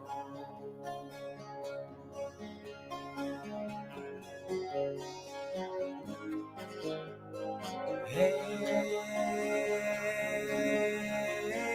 I'm just wandering my own road.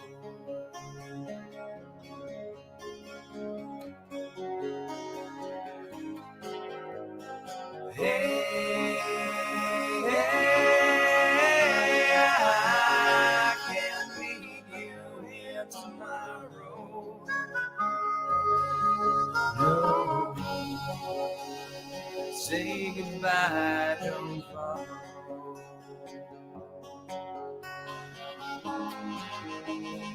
Misery so hollow. The Johnny that I met, you know what the Johnny I met would do to you? When I get done listening to this song, I'll tell you. And I know you'll enjoy every second of hearing about it.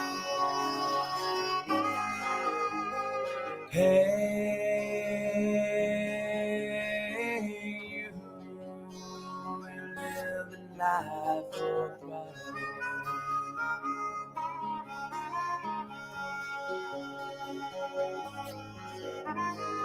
Hey,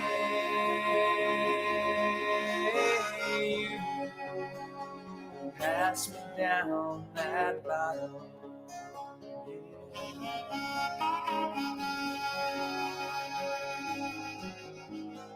Hey,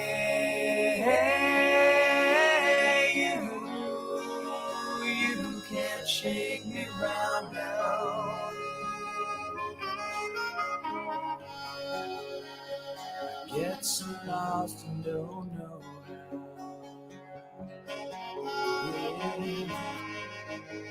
It hurts to care about now.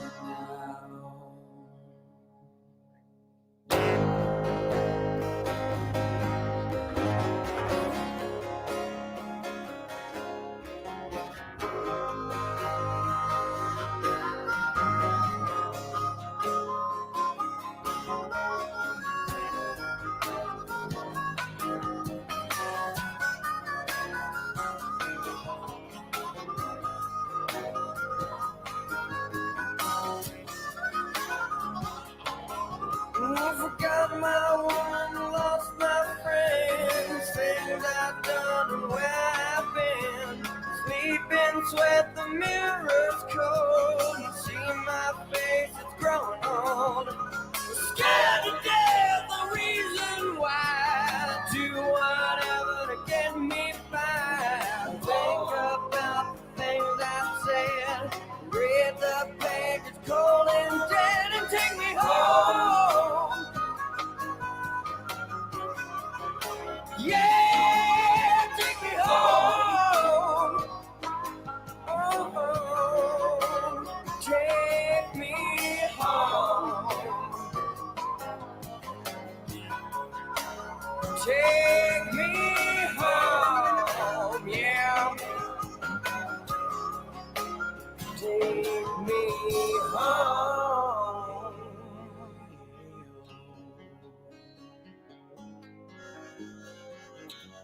Now we're going to transition to something else because I'm turning into a man. We're going to listen to this song and then we're going to transition to another vibe. And this is my favorite Alice in Chains song of all time, for the record.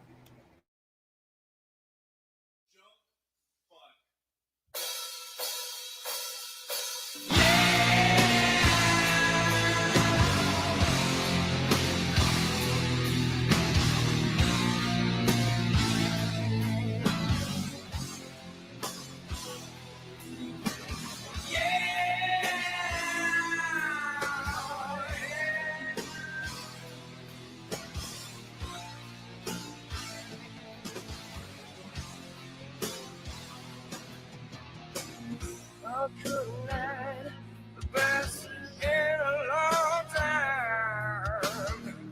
A new friend turned me on to an old favorite. Nothing better than a dealer's high. He had convinced him to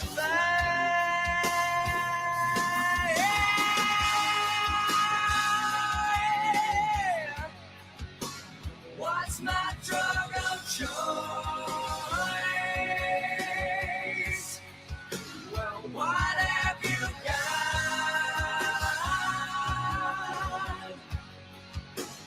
I don't go broke,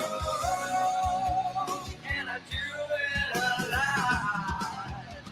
Seems so sick to the hypocrite, no.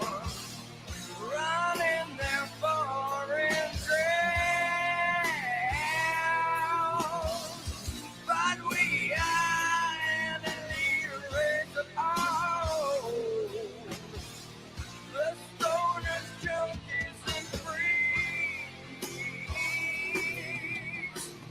Are you happy? I am mad.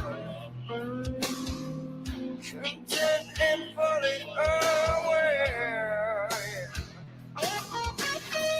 Money status, nothing to me. 'Cause your life's empty and bare. Yeah.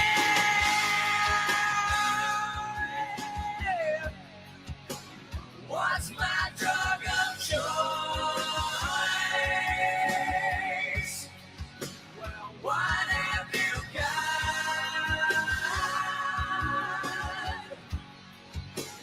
I don't go broke, and I do it a lot. I do it a lot, yeah.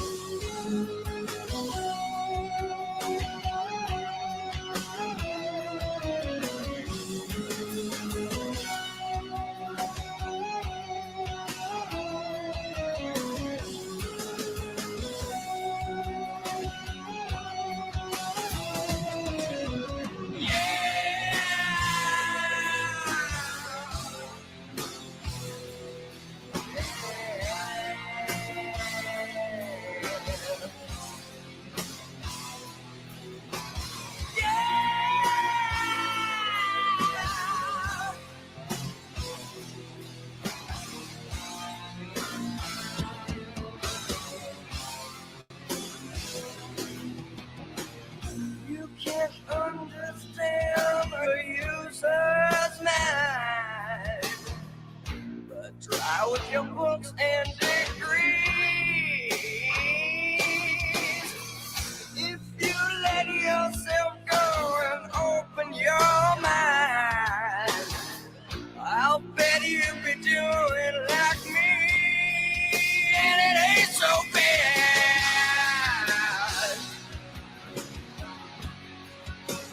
What's my drug of choice? Well, what have you got?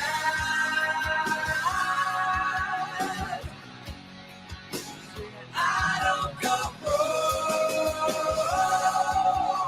and I do it a lot.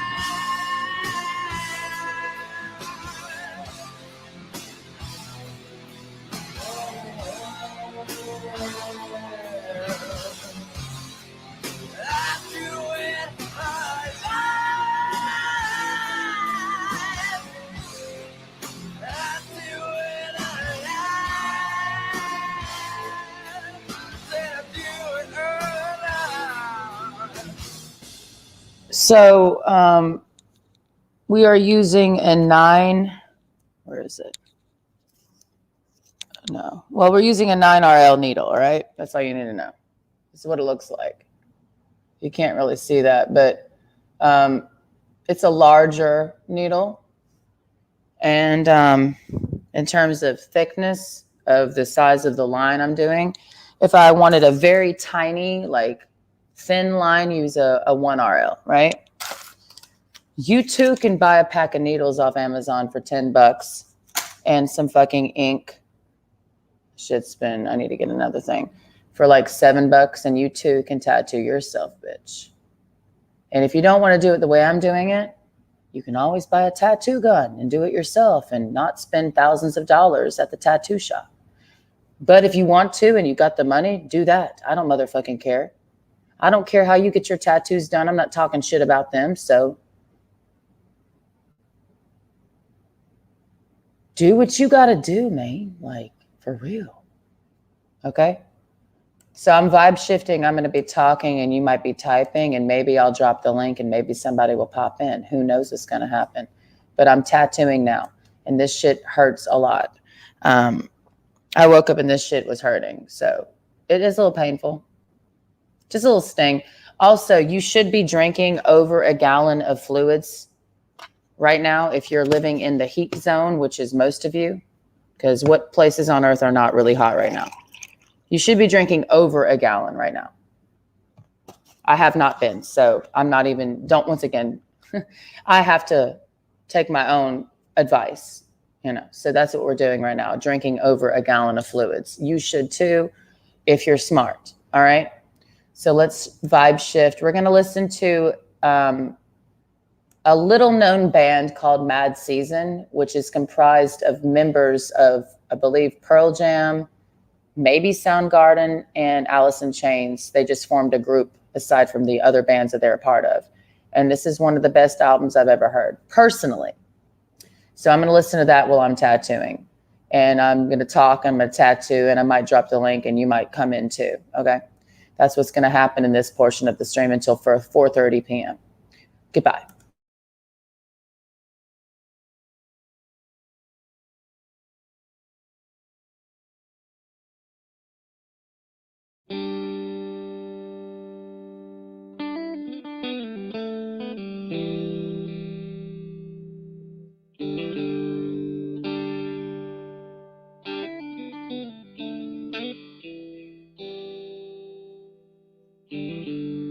And basically we've decided, because this is not a planned tattoo, all I know is I'm putting Johnny's name on my leg.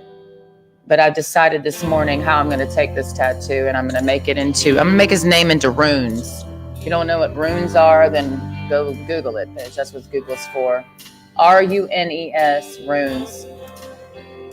So I'm working on the O right now, but I'm not going to have it drawn out like regular English letters. You feel me? Anyways.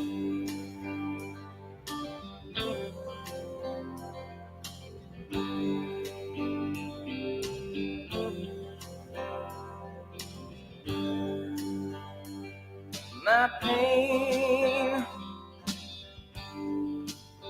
is self-chosen,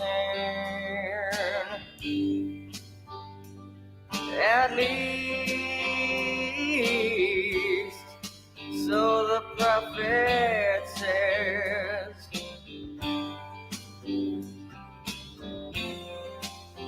I could either burn or cut off my pride and I'm looking for something on a different tab. That's why I'm squinting. I'm not staring at myself.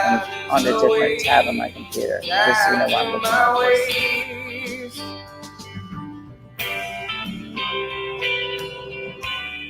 The river of deceit pulls down. Oh, the only direction it flows down. Down, oh down, down, oh down, down. Now, this is the vibe of the tattoo. We're not necessarily going to do exactly runes, but we're going to do it in the style of runes, his name. Like I said, I am going to talk more, like I'm going to cite some things that were shared to me in Discord that I have not replied fully to in Discord, but I might cite it in this stream. And I know that if I drop the link, somebody's going to click the link and try to fuck up the vibe, but we welcome all trash because we don't run from trash. We just know what to do with it. You know what I mean? Is self-chosen. At least I believe it to be.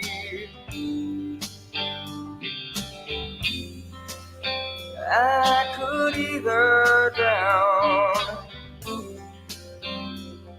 or pull off my skin and swim to shore. Now I can grow a beautiful child for all to see.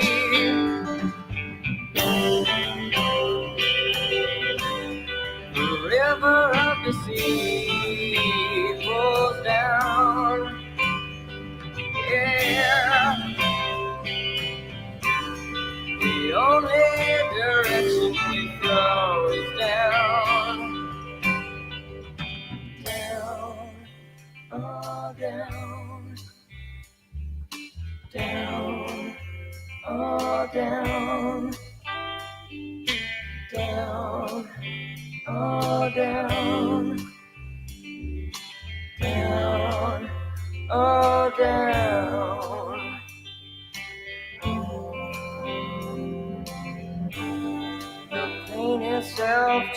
And just for the record, tattooing on stretch marks is pretty difficult. Tattooing is very difficult. I mean, because you're having, it's not just about drawing something and then it's just that, like, you're having to follow the contours. You have to know the anatomy of the body to be a good tattoo artist. I'm not saying I am a good tattoo artist. I don't consider myself to be a tattoo artist. I just tattoo myself. That's all I know. And because I tattoo myself and because I don't use a gun, I understand. And I'm also, you have to understand the direction of me. I have to tattoo myself, you know? So it's kind of like, I can only tattoo a certain way because, I mean, you know, I have to do that myself, you know? So tattooing fat, stretch marks, it's kind of hard to do, bro. That's what I'm tattooing right now, a bunch of fucking stretch marks. And it's hard. Like, certain places on your body don't like taking ink more than others. They hold ink less. I've noticed, having tattooed myself, like my knuckles, I still need to touch these up because they didn't list it right here. They didn't take ink as well as my other parts. So yeah, some places on your body like really want to take the ink, and some places are just like, That would be the feet and the hands, that mostly the knuckles. You know what I mean? So you just got to go over it like a million times, and this fucking hurts, bro. Like knuckle tats hurt worse than face tats, for real. The side of my head I have tatted, but I don't have it shaved because honestly, it very much gives, especially when my hair is short, it definitely gives bull dyke lesbian. And that's not what I'm really trying to give. But I had this tatted by a professional tattoo artist, and this shit didn't hurt at all. Like, tattoo gun, the side of the head doesn't hurt for me. But I'll tell you what did hurt. The shit on my knuckles and the shit right here. That hurt like a bitch. And I tattooed, I'm starting to work on a neck tattoo. Okama tatted her own neck. This hurts really bad. Really, really bad, bruh. More power to anybody who's ever gotten a neck tattoo. Going up into the underneath here, that is incredibly painful. More power to you, bruh. Just wanted to say that. And actually, I don't really want to, this is not the vibe I'm really looking for. So I'm going to put on, I need like angry music right now to do this. So I'm going to put on more of like an angry vibe, which just is, I just want to listen to Alice in Chains right now. So I'm going to pick an album and just, I can't do Mad to See It. I tried it. It's not what I'm looking, it's not the vibe I need right now. So we're just going to listen to, which album? God damn it. It's between Dirt and Jar of Flies. Nope, it's going to be Alice in Chains, the full album. That's what it's going to be. Okay, goodbye.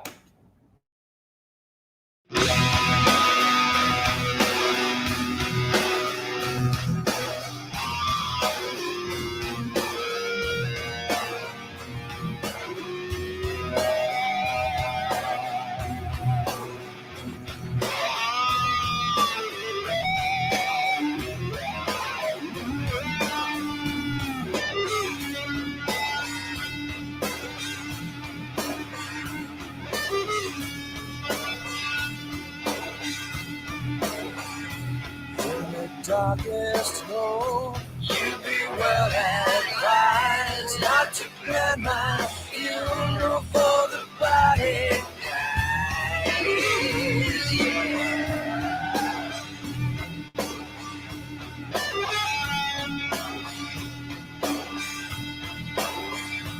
Come the morning light, it's a see-through show.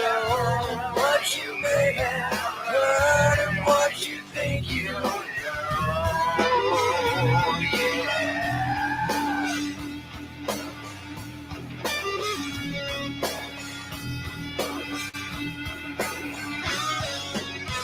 Let the sun never blind your eyes. Let me sleep so my teeth won't grind. And I do want to say this because I am introducing, I'm aware, like I'm giving you the idea of maybe you could do it too. So I want you to know what you're in for. So if you're there is a difference between tatting yourself this way, or whether it be I tat me or somebody else tats me this way, there's a big difference between me doing it this way and a tattoo gun. Okay. It's a lot slower, obviously. And I can equate it, like if you're going to self-tattoo, I can equate this to punching yourself in the face. And what I mean by that is, you know, you're about to cause yourself pain. And so you feel yourself pulling away from the own pain that you feel, you know, you're causing yourself. So that's what it's like me tattooing myself. Like I can feel the pain coming that I'm giving myself. And I'm like, you start pulling away from yourself and you can't do that. Okay. Cause this fucking hurts really bad.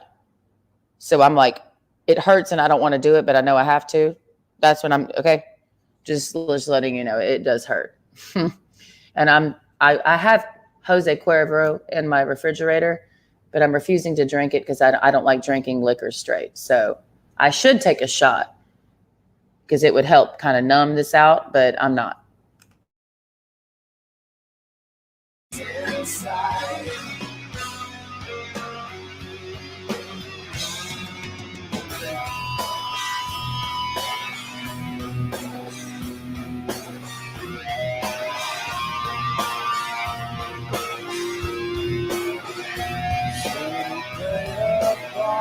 So you love the game, and in truth your lies become one insane.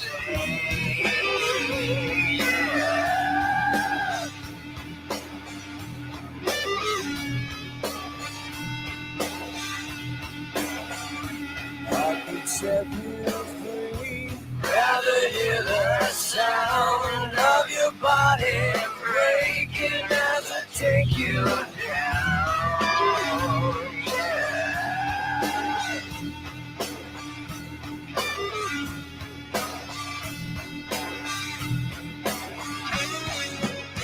Let the sun never blind your eyes. Let me sleep so my teeth won't ride.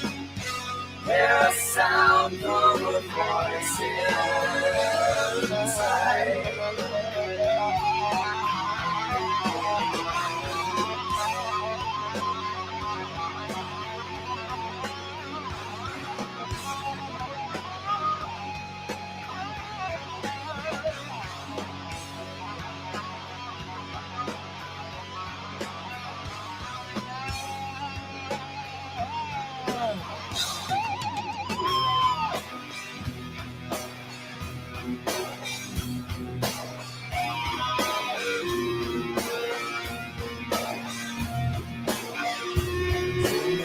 darkest home. You be well advised not to plan my funeral for the body.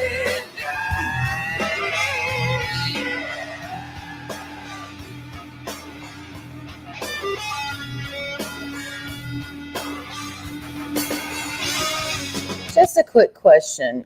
This is what's coming to my mind as I'm doing this, so that's why I'm saying I can't. Let me see if I can try to talk and tattoo at the same time. Let me try that because it's hard for me to. It's hard for me to do it, but I'm going to try right now. Going back to IP2, who I honestly, I know who they are because they started trolling me last year on a different account on YouTube.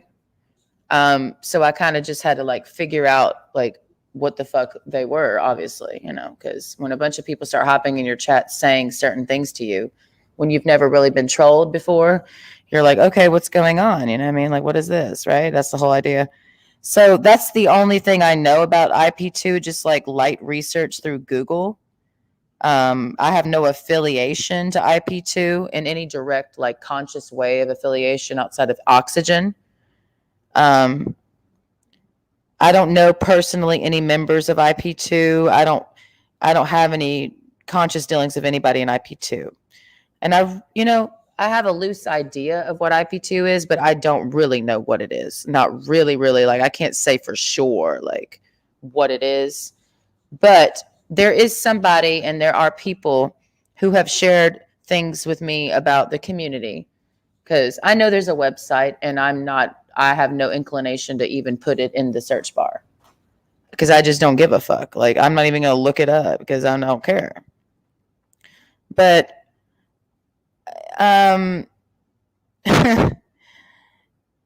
some information has been shared with me over recent time. And I'm wondering, this makes me think about the guy that popped in my chat last night, right? And there was a key thing that he said on the stream, and maybe, just maybe, I should put that stream back on, because if he is a part of IP2, I found it interesting that last night when he was telling me, we were just talking, he made a point to make sure that I know that he has empathy for certain people. And if he is a part of IP2, well, I know that empathy is not something that IP2 does. So that's why I did not even know he was a part of IP2, because he presented himself as a good, nice guy. He's done some things that are illegal maybe, and maybe he drinks a lot of alcohol and smokes weed, but he didn't present himself as a malicious person. So if he is a part of IP2, that kind of concerns me, because the way he presented himself was not like IP2-ish to me. You know what I mean? And that's concerning to me, because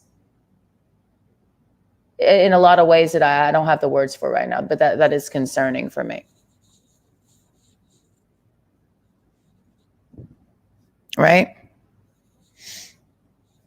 Just a little bit. Just because of some stories that I've heard about IP2, right? And I don't know how anybody who is a part of IP2, who's been watching my channel and I guess trolling or whatever they're doing, I don't know.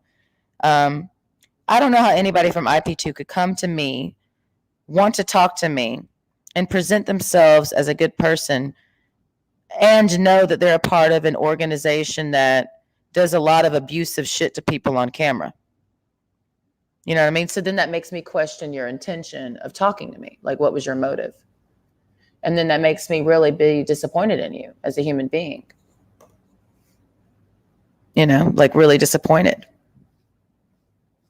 Not angry, just disappointed. There's a difference in the frequency of the energy. You know what I mean? I don't have time for males who are cruel to single mothers.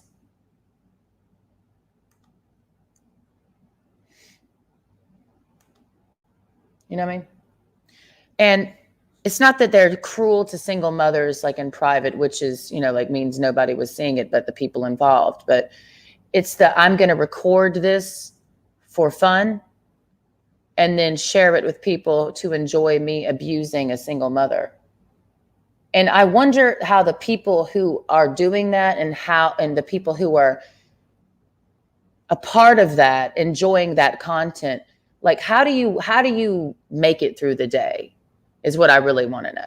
Like how are you walking around at all knowing that that's what you do? Like why would you, somebody who's enjoying watching some dude beat up on a female, somebody who enjoys watching some dude pepper spray a female in the face, a single mother who has a child, somebody who enjoys watching that content and maybe participating in the creation of that content, why would somebody like that want to talk to me?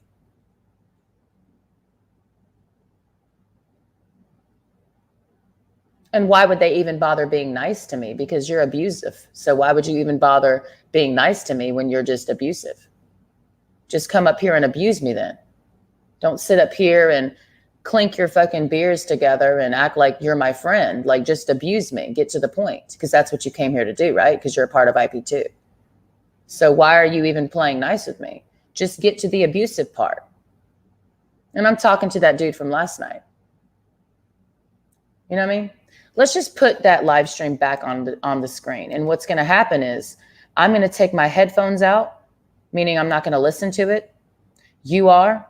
And I'm just going to tattoo in silence. Let's just do that, because somebody told me, it's not been proven. Unless I just believe what's been told to me. Proven playbooks. And would that person lie to me? The person who told me. Somebody told me that the dude that was on my stream that I'm about to show right now, he's a part of IP2. So of e-commerce marketing inside and out. Using Drip, you can implement them. That I'm incredibly disappointed in that person. I am. Grow your and I cannot say for sure that I ever want to talk to that person again. And I honestly don't feel in my soul that he would ever click the link again if I dropped it, because I don't know how he could. Okay, so I'm going to put this on the screen first, and then I'm going to drop the link at some point. And I could not possibly believe that the guy that was in my stream last night, I cannot possibly believe that he would ever show his face on my channel again. And if he does actually click the link and decides that he can show his face, then I guess we're going to have a serious conversation. I guess. I mean, because there's no way I could ever talk to the dude that was on my stream last night again without interrogating him about IP2 and his involvement in it. And if he can't answer that question, he doesn't exist. It's giving very weak. Okay. It's giving weak. And I don't appreciate weak around here. It's pretty weak. I'm not going to applaud that behavior. And the threatening and the abuse and the violence to try to subjugate my spirit to just tolerate you is not going to happen. And I'm not fighting with IP2. IP2 has been the one trying to fight with me on the internet for almost a year. Why? I have no idea why. But this is what they do to people. They target random people in real life and abuse them and film it and then put it on their network. And then it's entertainment. So it's for no reason, honestly. It could be you, it could be me, it could be your grandma, your uncle. They're going to beat them up and film it and put it on their fucking, their little fucking message board, right? Let's just hope that nobody beats the shit out of their mom, their grandpa, and kills their father in front of them. Because we would hate for that to happen, wouldn't we? I would. But then again, I'm not a part of IP2. You know what I mean? So we wonder what happened to that guy. Because he was vomiting a lot last night. So I hope he's okay today. I mean, I'm trying to get. You've never been at. You'd have to come out here to understand. Oh, that's how y'all do that. That's how they do it.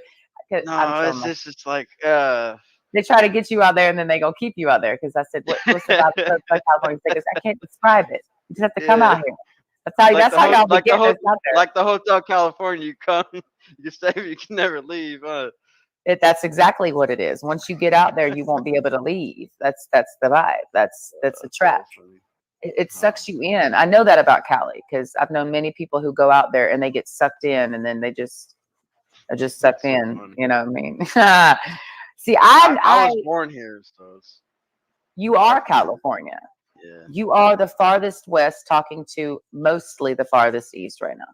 It's a good thing. I hate when people claim to be from here and they're not born here, though. That right there, that's the fucking what's it called?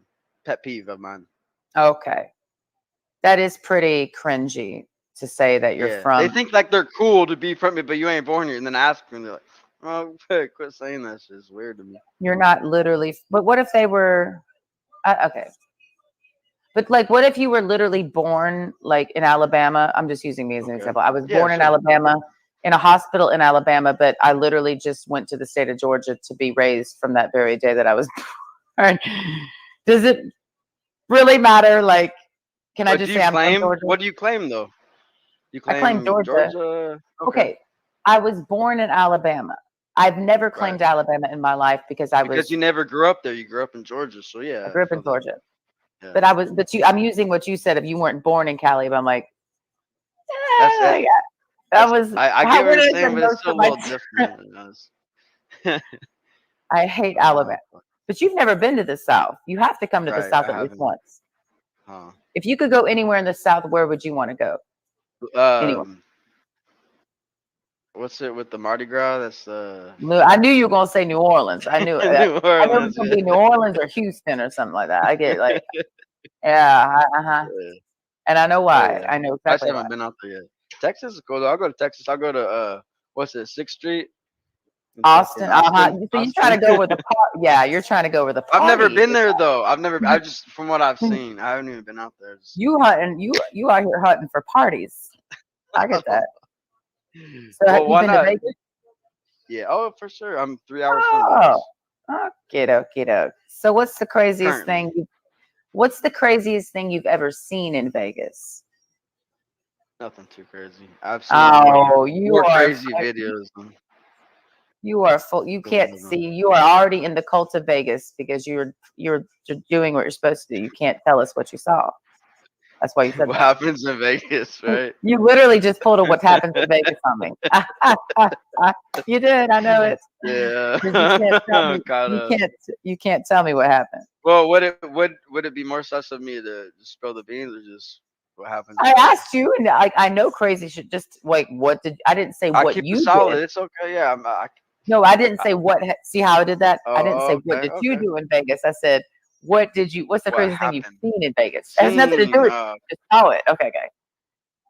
Somebody else do. I've seen crazy shit too. Question. No, man, I was in a trick question. Like no, it's a good question. It's not really tricky. It's just a sly. I see what you're doing. What? Hold on. I did not ask you what you did in Vegas. I said, what did you I know. I get it. Somebody else do. Like, I saw two bitches fuck each other upside down from the chandelier. Like, okay, you saw that. You can't even tell me that. I seen this dude passed out in the gutter, and everyone was walking past him. That's probably the craziest thing I've seen. That is a lie. That is literally not the craziest thing you've ever seen in Vegas. I do not believe you. Oh, it was the saddest thing I've seen.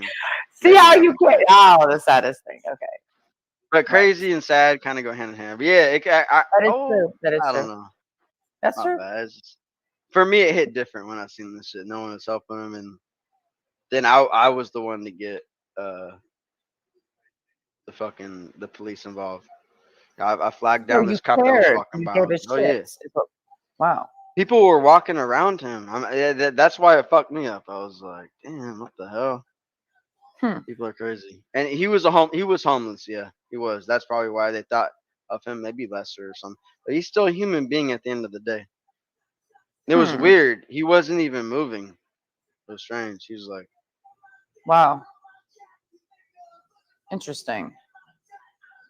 It's also interesting that the audience decided to leave the two people that were the two people. Zero? No, it's one. Oh, I think it's still two people here. It says two for me. My They bad. when they Okay, yeah, oh, that was no, very I'm not. depressing. I'm sorry. That took a No, turn for the worse. The conversation. My but bad, bro. it's the fact that's part of the that's also part of the vibe because Vegas Right. is people dying of drug overdoses and having fun at the same time. That's the vibe. You're gonna include it all, in my opinion. What are you It's drinking like tonight? Just tomorrow. tea, herbal tea. Honestly, I drink on the Okay. weekends because I'm an alcoholic. So I just limit myself to binge drinking on Friday and Saturday nights instead of every day of the week, like I used to do. You're more functional than me, then I could give you that. So how much do you drink every day? Yeah, but at night times, that's how I justify it. I don't give a fuck if you drank all day. I'm just, you know what I mean? Like No, I don't that's drink. I see that I drink at night times. I just drink every night. You know. so what's your drug of choice when it comes to alcohol? Oh, I drink Miller Lights because I used to drink fucking liquor, whiskey. Well, okay, whiskey was my shit, right? And I would black Okay. out and I would do shit that fucking I would regret. I would say shit that I would regret in the morning and it would just be terrible. So I Like just resorted to mean beers stuff now. or just like what Very kind of mean, yeah, very mean, yeah. I used to be that way and I still am.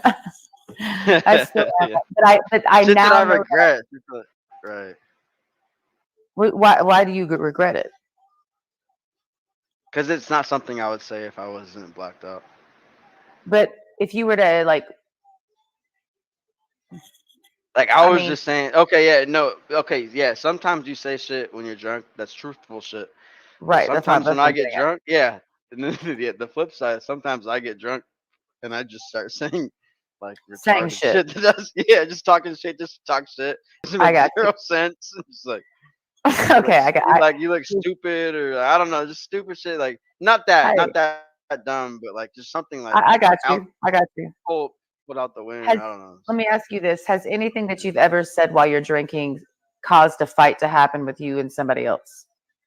Fuck yeah. Oh yeah, Oh man, it's terrible, shit! terrible. You look like you've been in a few fights. Not that many, but just a couple. I've been hit with brass knuckles. You've been hit with brass knuckles. Yeah, the side of my nose, this side is Damn! caved in, so I have a deviated septum because of it. 18 Wow! years old. Sucker punched too by some dude bigger than Holy me shit! at That's a fest. painful. You know, every city has a little festival or whatever once a year. Yeah, Yeah, that's yeah, when it happened, and you see everyone at the shit, right? Everyone's there. yeah. And I had a You bad do. feeling because I had an issue with somebody, and my girl at the time, she's, oh, I want to go real bad, and yeah, and then she went on the fucking on a ride with her friend, and I got I was getting a call, like a real important call. I was moving out of my spot, out of my mom's Right, house, and yeah, I just remember turning around. I walked off. It was at nighttime, and I seen this right. dude's face. Boom! That's all I remember. And then he hit me one time, and I got up. Probably like 30 seconds later, is what I'm estimating. He was like a fucking football field away, just booking it. Damn.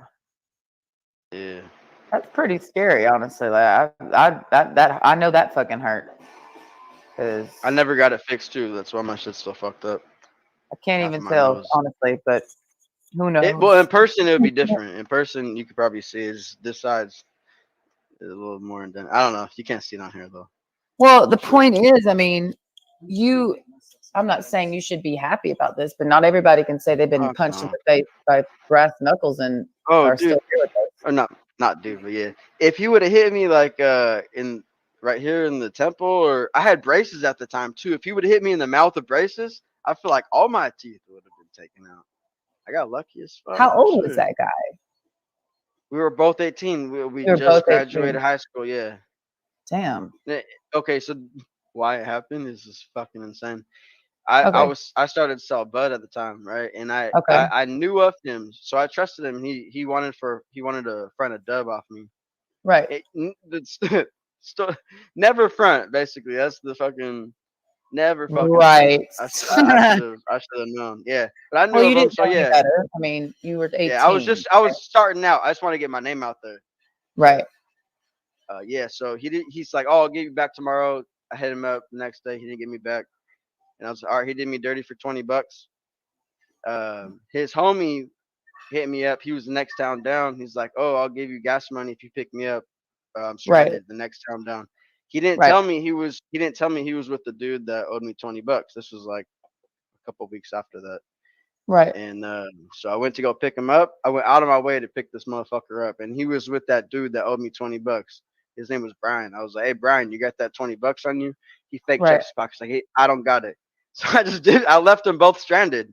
Like, what do you fucking expect me to do? And then Right. ever since then, the fucking the festival was probably like a couple weeks after that. That's when that happened because of that, really. So he got over on me at $20 and hit me in brass knuckles because I left him stranded because he didn't have that $20. You believe that shit? Okay, that's really low, bruh. I'm talking about Yeah, that guy. this is the piece of shits that That's a I total piece deal of with. shit. It's Like, just how are like you gonna punch me when you owe me money? Like they're trying to punk me. That's what it was. This fool, he was that. bigger than me too. He was bigger I than me, see. so he thought he was trying to punk me and shit. I didn't allow that shit. I left him stranded. Fuck that shit. See, let me just say this. I have never sold weed before, but it really is a dangerous little game being a dealer in any kind of way because of that type of shit. You know what I mean? Like you can get capped over some fucking just a fucking little bit of penny sack of weed. I mean, you can. You know what I mean? For sure, People yeah, do. anything could happen anytime. For sure, yeah. People can, because people don't take in people like you know how it is. Like you live in fucking California and it's legal and all the other shit, but it's like This was you know before how it it was is. legal, Like but yeah. well, yeah, yeah. But you know, like you were 18 and like what? Okay, let me ask you this: why did music? I have to ask this shit because I'm a nerd. Okay, sure. Did rap music influence your decision to become a That's healer? hilarious. I That's have to fucking ask because hilarious. that's what they say. That's what people say. Like rap music I'll made tell you, it. you know what influenced me? What? My surroundings. I said so okay, so me and all my friends are smoking, right? And we're all Yeah. paying to smoke. Then I Okay. see around me who's actually selling that shit. And I see my Right. homies and I see my homies out here providing this shit. That influenced me like, okay, all I gotta do is fucking get a You be capital the fucking provider. yeah, simple as that. And then I knew Yeah. everyone that fucking I exactly. It was just everything just fell into place. All you had to do was just have some money and you're in. You sell weed to support your own habit, basically. That's how it started. That's how it started. But then I That's how started doing she it for a started living. selling weed. Yeah, she's my roommate. Sorry. Yeah. And I did get caught up though. I did. But the funny thing is, I had a fucking safe under my floor. Believe Right. it or not, in my in my fucking SUV in the back, and I had my subwoofers on top of my safe. They'd never looked under my subwoofers. And I had Ah. another, I had another, I had a, I had another half ounce in this little. It was a flat safe, like a handgun safe. You know, small ones, the fingerprint Yeah. ones. Yeah, they're thin, but I fit a half pound in that shit. They never found it. If they would have found that, I would have had a felony for sure. Originally, I got caught with they charged me 2 felonies: trafficking and like possession or some shit. So you are somebody who's been in trouble with the law. No. But I fucking I I took the don't plea give a deal. fuck. I took the plea deal. I took it for I took a misdemeanor on both charges. So I don't have no felonies on me. But yeah, they I don't did. give They a tried fuck to if hit you me had at heroin or 22 yogurt. years old. Yeah, they Damn. did. What were you saying? Huh? No, that's how I was making a living. I don't know. Hold on just a Straight minute. out Let of high me. school. What up? It's there's like a scrambled signal. I think it's my internet. I don't fucking know. That's why I'm. Hold on just a minute. Let me see what's going on. I think it's the fucking shitty internet that I have. Hold on just a minute. Um. Okay, she's watching Fight Club. Hold on. There's other things going on. Just stop it. Close it. Oh, okay. It doesn't matter, sis. Okay. I want to see. I want to see your artistic views. Show some tats that you did of yourself. So, Like, oh, this type of shit. I mean, I don't have a needle. I just like tap it in. But I mean, it's not. It's like real primitive looking. Um. are you native? Yeah, you know, and then other things and people and who cares because it doesn't matter anymore. You know what I mean? It does matter. No, everyone like I don't know. It's a thing, right? I don't know.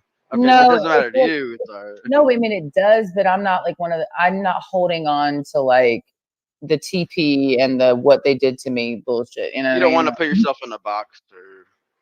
Well, the history doesn't really matter, really, because what are we gonna do about 1492? You feel me? We gotta move on. We gotta figure it out right now, you know. So that's all I'm trying to do. I don't really care. I respect that though. Yeah, you're trying to fucking move on. Fuck that. We gotta move on. Like that. We're doing the same song and dance around the bonfire and crying about the Trail of Tears. Let's move on. So I don't really care. That's my whole point. Who cares? Well, What are you like? Irish, Italian? Let's give a little. Look like you got some Irish in you, kinda, from like a far away, but maybe not. What are you native to? Apache. I have a little bit. You of look Apache. You do look native. I'm kidding. You have a little Irish in there too. I don't know. You're Apache. Slightly. I can My tell. bad. Hold on. No, you're good. Oh. If you choke, it's fine. I don't care. You need to so throw good. up. I don't know. You want to get off camera? Hold on. Are you dying? I'm sorry. I'm slightly. Whew. I had to recuperate. My bad. Are you okay? Like, are you seriously? No, I'm good. That last hit, that's it. Okay. I'm watching someone die on camera. Okay. Yeah, slowly dying.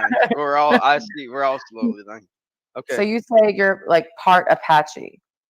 So yeah, my grandpa. Oh my god. You're good. Dude, you need to go like throw up. Oh. Okay. You want to like go get some water?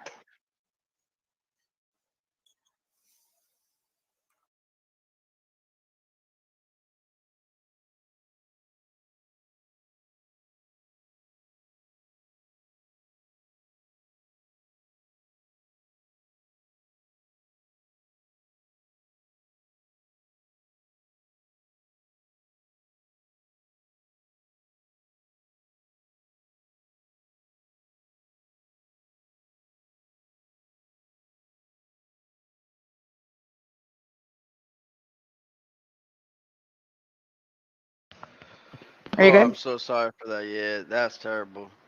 It's not. It's the reality. That's how it is. It's how it is. Who cares? Moving on. So you said you're part Apache. Where that's what we were saying. Yeah. So my grandpa always told me as a kid his grandfather was Apache, part Apache. So I got probably like an eighth Apache in me. I'm not claiming to be fucking.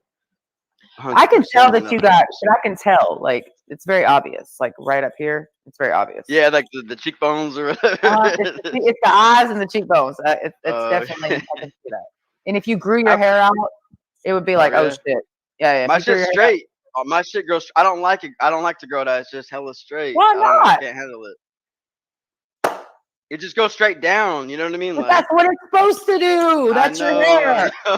Quit hating on your hair. It gets in the way. It's hot out here. It's hot out here. Put it in a ponytail. Braid it, bitch. Come on. Okay, from short to there, there's an awkward stage. No shit, I'm doing it myself. I know that's the awkward stage. Hey, shout out to you though. I'm going through the same thing that you're going through. That I would be going through. I shave my shit every 2 days. Look, I shave my shit every 2 days. You're gonna go bald that way. Stop. Really? I don't know. Look. My grandpa has a good hairline. I feel like I don't think I would. Dude, I'm just saying, as an encouragement, try growing your hair out at least once in your life. Okay, just once, and then shave it. Are you more attracted to guys with longer hair than shorter hair? Yes, because that's what it's supposed to be. We're all supposed to, I believe that, especially if you're fucking Apache, you better have a fucking braid down your back, bitch. Like, no, I don't claim to be full Apache though. Like maybe 8 or less. See how you don't want to claim it? You're like, oh no. No, I do, but no. If any other, I'm not trying to offend. I'm not offended. I don't give a fuck. Who cares? Okay, cool. I'm not even Apache. I don't care. Like, right, but. You're just saying your truth, dude. I'm simply saying grow your hair out once in your life and you'll have a whole different swag. Like, you know what I mean? Like, it's just a different vibe. But don't be worried about the awkward phase. So you like guys with longer hair than you? Or what? I'm trying to grow my hair out longer than mine. I had dreadlocks and I had to shave my head. And then Oh, badass. Can you show a picture with dreadlocks? I want to see your dreadlocks. You got a picture? Do I have a picture? Yeah, I want to see you with dreadlocks. That seems badass. Well, I don't have any good. I have no good pictures of me with dreadlocks because they were shitty locks. Oh, they're shit They locks? were shitty. No way. They were shit locks because I didn't. They were neglect dreads. But I don't think I have any pictures like right handy that. It's not. You're not. They weren't anything to really look at, to be honest. I'm just being honest. But I cut them off, and so the whole point is just try. Don't be worried about what it's going to look like as it's getting longer. We're just stuck on the topic for. What's your new plans for your hairstyle? Where are you gonna go with My hair? I'm now gonna let it just because I had dreadlocks for like 6 How many years. 6. 6. Damn, 6 years. That's dedication, huh? Well, I had dreadlocks, then I shaved my head, then I had dreadlocks again, then I shaved my head. So now we're here. So twice. Okay.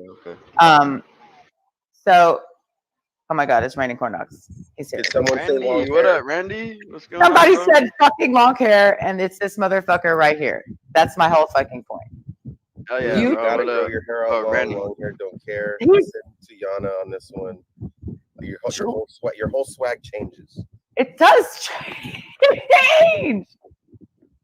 It doesn't make you anything weird. It just is what it is. It's long hair. It's not a big deal. He has beautiful, luxuriant long hair. I haven't talked to you in a long time. It's nice to see you. I just want to say hi, and I miss you. And you always do this, and you're just gonna disappear really quick. Are you drinking? Show beer. I love you so much. I want to just hope you're doing well. I love you too, and I hope you're gonna be famous in like 6 months. I hope you know that. That ship is past for me, but thank you. It's not. It's literally not. Blue, are you an Oakland fan?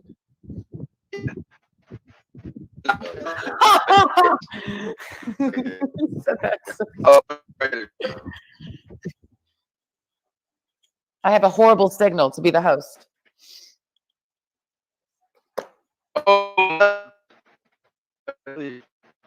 What happened? Oh, he left? My shit is...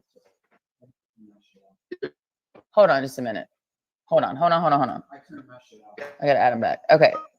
I don't know what the fuck is going on. You sound like a robot. Am I roboting? You're roboting. But it might be me though. I don't know. It might not be even you. I have no idea.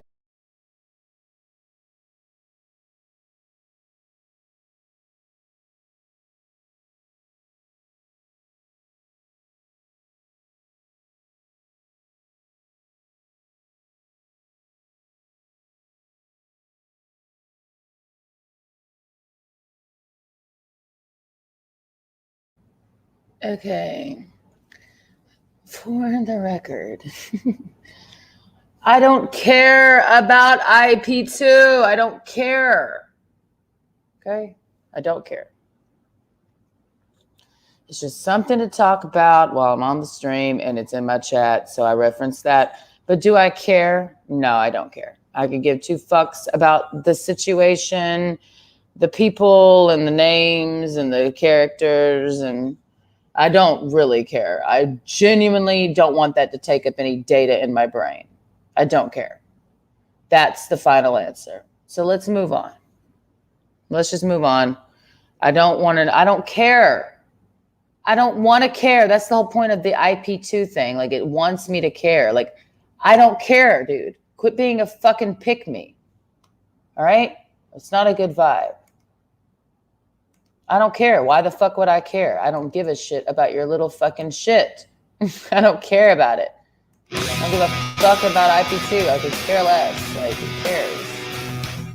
I don't care. Like, just stop. I don't care. I just don't care. I mean, I don't care, bro. I don't care. Don't care. I don't care. I'm tatting a name on my fucking leg. I don't care, bro. I don't care.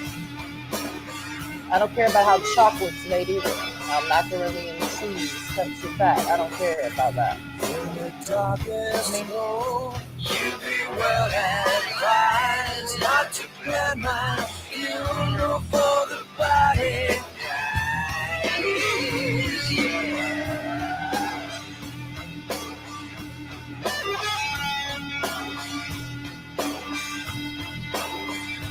Come the morning light, it's a see-through show. What you may have heard and what you think you know.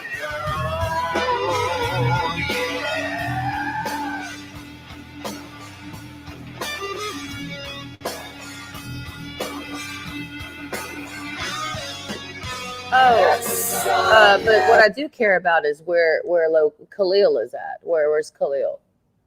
Where's Khalil? Let's try this again. This is what we did last night. This is the game called This Link is for Khalil and Khalil only. And if I don't see the person in the video that I thought was Khalil in the fucking backstage situation, you ain't coming on stage.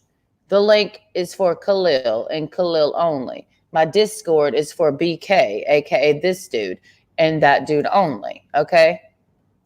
And then this over here is for that only, and then this over here is for that only. Like my house is for one cock only. My Discord's for one dick only, and this StreamYard link is for one dick only. It's only one cock. Like, it's not yours. You know what I mean? Like, everyone knows their place, okay? Look like your eyes. Let me sleep so my teeth won't grind. Hear a sound from a voice inside.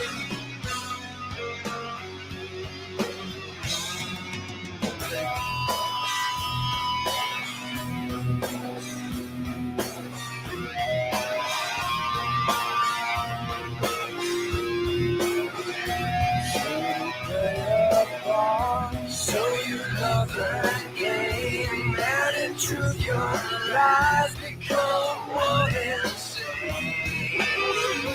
Yeah.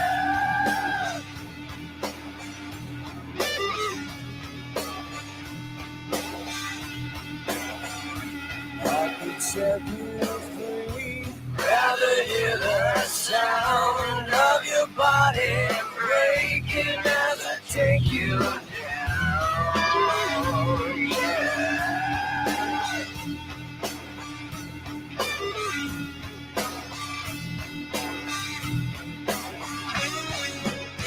Let the sun never blind your eyes. Let me sleep so my teeth won't ride. Hear a sound from a voice inside.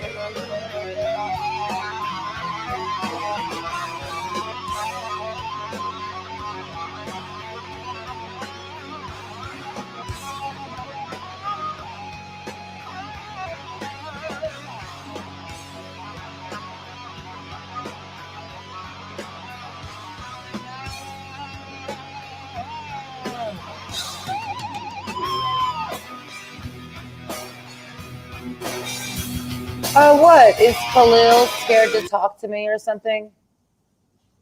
Is that what's happening? I mean, he wants to put fire emojis in my chat. So surely somebody who wants to put fire emojis in my chat and stuff has no issue talking to me on stream, right? That's what I thought. That's why I invited him to this stream. You know what I mean? So, I mean, when is Khalil going to show up? Is he busy doing something right now? What's he doing? Pressing buttons? Is that what he's doing? He's busy pressing buttons, talking into a headpiece, talking about fuck you, bitch. I'm going to murder you, asshole, cunt ass, faggot, bitch. Playing video games is what I'm talking about. Isn't that what you say to each other when you playing video games? No fucking shit. Or what are you doing, whispering kumbaya in each other's ears when you're gaming? Like, of course you're gonna sit there calling each other faggot ass bitches. I'll do blah blah blah blah blah blah shit that I can't say because y'all gonna edit it and say that I said. I'm just quoting you in your little gaming community. Isn't the whole point of gaming is to play the video game and then to talk excessive amounts of shit about each other's mothers, daughters, sisters, and lovers and shit? Or what do you do? Sit there whispering, I love you, Barney and friends? Like, I don't know. I'm not in the gaming community. I don't own a console or TV, headphones, microphones. I'm just more earthy, like, you know what I mean? But more power to you if you do. Like, I don't care. You're here. The gaming community watches my channel. What do we have in common? I don't know. We'll find out, won't we? What do I have in common with a gamer? I don't know. I mean, most of the dudes that I go see at the bar are gamers. They're in the military. That's all military dudes do. They're in the gaming community and mostly probably into IP2. So when I go out and I see military dudes that I'm talking to, I see IP2 and gamers and trolls because it's all one and the same person, right? So where's Khalil? The link is for him. And I'm sick of hearing Alice in Chains now. My mood has shifted. I want something else. Let's do, let's see. Let's change it up entirely. Let's do Deftone. Not really, it's not that big of a change, but I feel like this is Khalil's energy, so I'm just putting this on. Like Khalil vibes for some reason for me.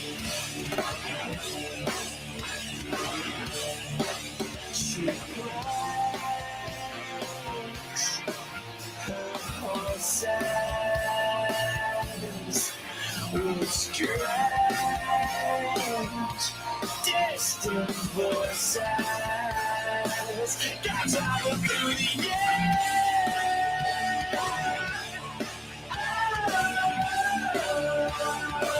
They travel through the air.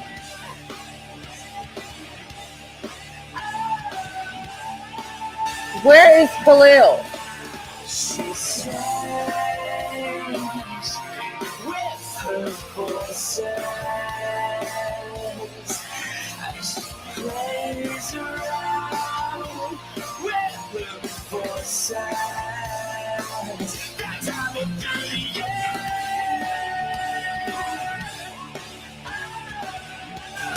Listen, on some real shit, I want Khalil up here so we can brag about how good he looks, right? That's what we're trying to do. We just trying to put on what this is like. We just try to admire beauty. Okay, that's all we're trying to do. That's why we're trying to get Khalil up here. That's why he running and hiding, because he knows I'm about to put it. If he gets on the screen with me, if that, once again, if that is what a Khalil, I don't know the motherfucker's real name. It's that dude with the fucking video that I commented on. That's the person I'm wanting to see on the screen. Now, is that the YouTube channel? Is that I don't motherfucking know. People like to play little games out here with their little profiles. But whoever that guy was, we just want to talk about his face for a while, right? I'm a sucker for a pretty face, you know what I mean? So I can find and detail how good you look out loud and tell everybody about it. That's all I was trying to do. But he's scared. He's scared of that. So he's just going to hide under his hat and go play video games.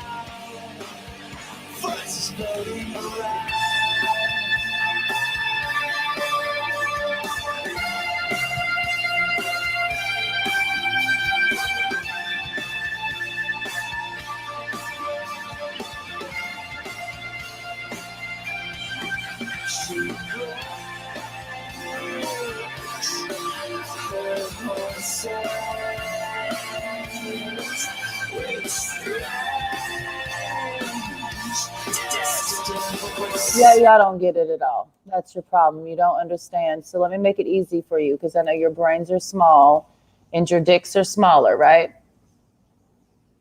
Isn't that the vibe? All right. So this is who I'm looking for. Okay. I'm looking for that guy. This guy right here. This guy right here, literally right here. I'm looking for this literal person. Okay. Mr. So- I'm lost and not found. Okay, that's who we're looking for. Where is he? We need him to appear. That's what we need. Will he? I don't know. I'm not in control of the outcome. I'm just putting it forward. We need him to appear. This guy on the screen, that face, this person, literally that guy. We don't know if that guy is this account called Khalil. He says, I'm stupid. The anger I have is amplified and growing daily. Thanks to myself, I don't know how much longer I can live with it. Who is this person? Who is this person? Is that Khalil? I don't fucking know. But what I do know is this. I'm tired of saying the name Khalil. So can motherfucking Special K hop in the motherfucking chats the way he was about how many hours ago? Let's see. Got to scroll back a long time around here. Somewhere about like 4 hours ago, he was in the stream, like 3 hours ago, he was in the chat with his little fire emoji, that motherfucker. Yeah, he knows who he is. Sweet Jumps knows who he is. Right, exactly. So tell him I said, hop in the chat and click the link and hop on the screen and take a drink. That's what I'm saying, okay? Tired of saying it over and over again. And I'm tired of hearing this fucking album. So now we're just going to go back to Houston because we tired of this. Deftones and Chains and Alice and Mushrooms and Barking Dogs and fucking California Love, girl. We're just trying to settle back down into Houston for just a little while, if you don't mind. Thank you. Now there's an ad, and we are not trying to hear your dad. We're not. Moving on from that account. I got to go back to my we're in Houston. I don't need you to tell me about Khalil. I want to hear Khalil tell me about Khalil. I don't need you to say. You got to tell me himself. Thank you so very much. Sweet fucking jump. My loot, my damn Benjamins. Man, I pop the trunk and might drop the top. Always need a house so my Glock on cock. Niggas mad as grill cause they block. And for the fucking record, Sweet Jump, why the fuck would I give a shit if he was at the Capitol? I don't give a shit where he was at on January 6th. If he was at your mama's house, KFC, Target, bitch, the Capitol, bitch, Tula, Mexico. Why the fuck would I give a fuck where he was at on January 6th? You know where I was at? In the Hood House on 4 Derby Court, fucking laughing at the live streams of the Capitol riots. That's where I was doing. I don't give a fuck where the hell why did you tell us that? Like, is that true? Let's hear it from him. Okay. Let's not spread gossip. Sweet Jumps, let's not do that. People get hurt. People get hurt with gossip like that. Okay. Let's hear it from him. I'm inviting him, but he's hiding underneath his hat and behind his video game controller. Shot hoes wanna talk, they'll do you broad. Don't even hate, boy, I'll pull your cord. Player think you hard, nigga, bring your squad down the Wood Brothers Boulevard. Hoes wanna talk, they'll do you broad. Don't even hate, boy, I'll pull your cord. Player think you hard, nigga, bring your squad down the Wood Brothers Boulevard. I'm sipping lean, promethazine, nigga getting green, ain't been a thing. My busy team still shine so clean, hopping out of stretch limousine. I'm sipping lean, promethazine, nigga getting business ain't been a thing. My busy team still shine so clean, hopping out of stretch limousine. I'm on the scene, directing fancy clothes, gotta lead the club with some jazzy hoe. Got some niggas coming at me swole, pop my trunk, pull out the fofo. I know they don't think they could take me down, hoe ass niggas never see me clown. Catch me slip, nigga, I won't bitch, I get your ass on the rebound. I make time raise, getting blazed, getting laid, nigga getting paid, sipping lemonade in the shade. Niggas play a made where I stay, been on the grind, getting mine. Did my time, now I'm living fine. Got so many throw hoes in line, I got them boys really tripping high. Is Khalil in a relationship with Alexandra? Is that why he can't hop on the stream? because he has a girlfriend. Is that what it is? And she would get mad if he was over here talking to me or something. Is that what's happening? Situations, you know what I mean? Is that what's happening? Khalil has a girlfriend who won't let him hop on the stream. Well, then he shouldn't be in my chat then if he's got a girlfriend. You know what I mean? If that's the answer. You know what I mean? I don't know. We just out here talking shit. That's all we're doing.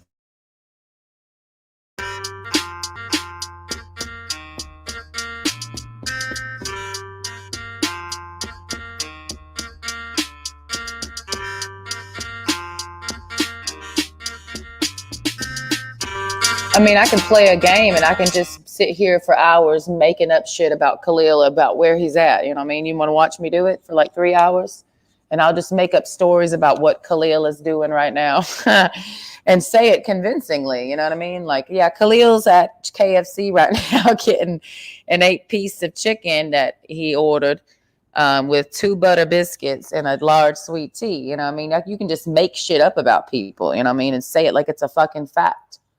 You know, Khalil, he over there at the skate park right now because he's a skater, and he over there in that Texas heat skating around the rim of that bowl thing that they be doing, you know, and he just out there. That's where Khalil's at right now.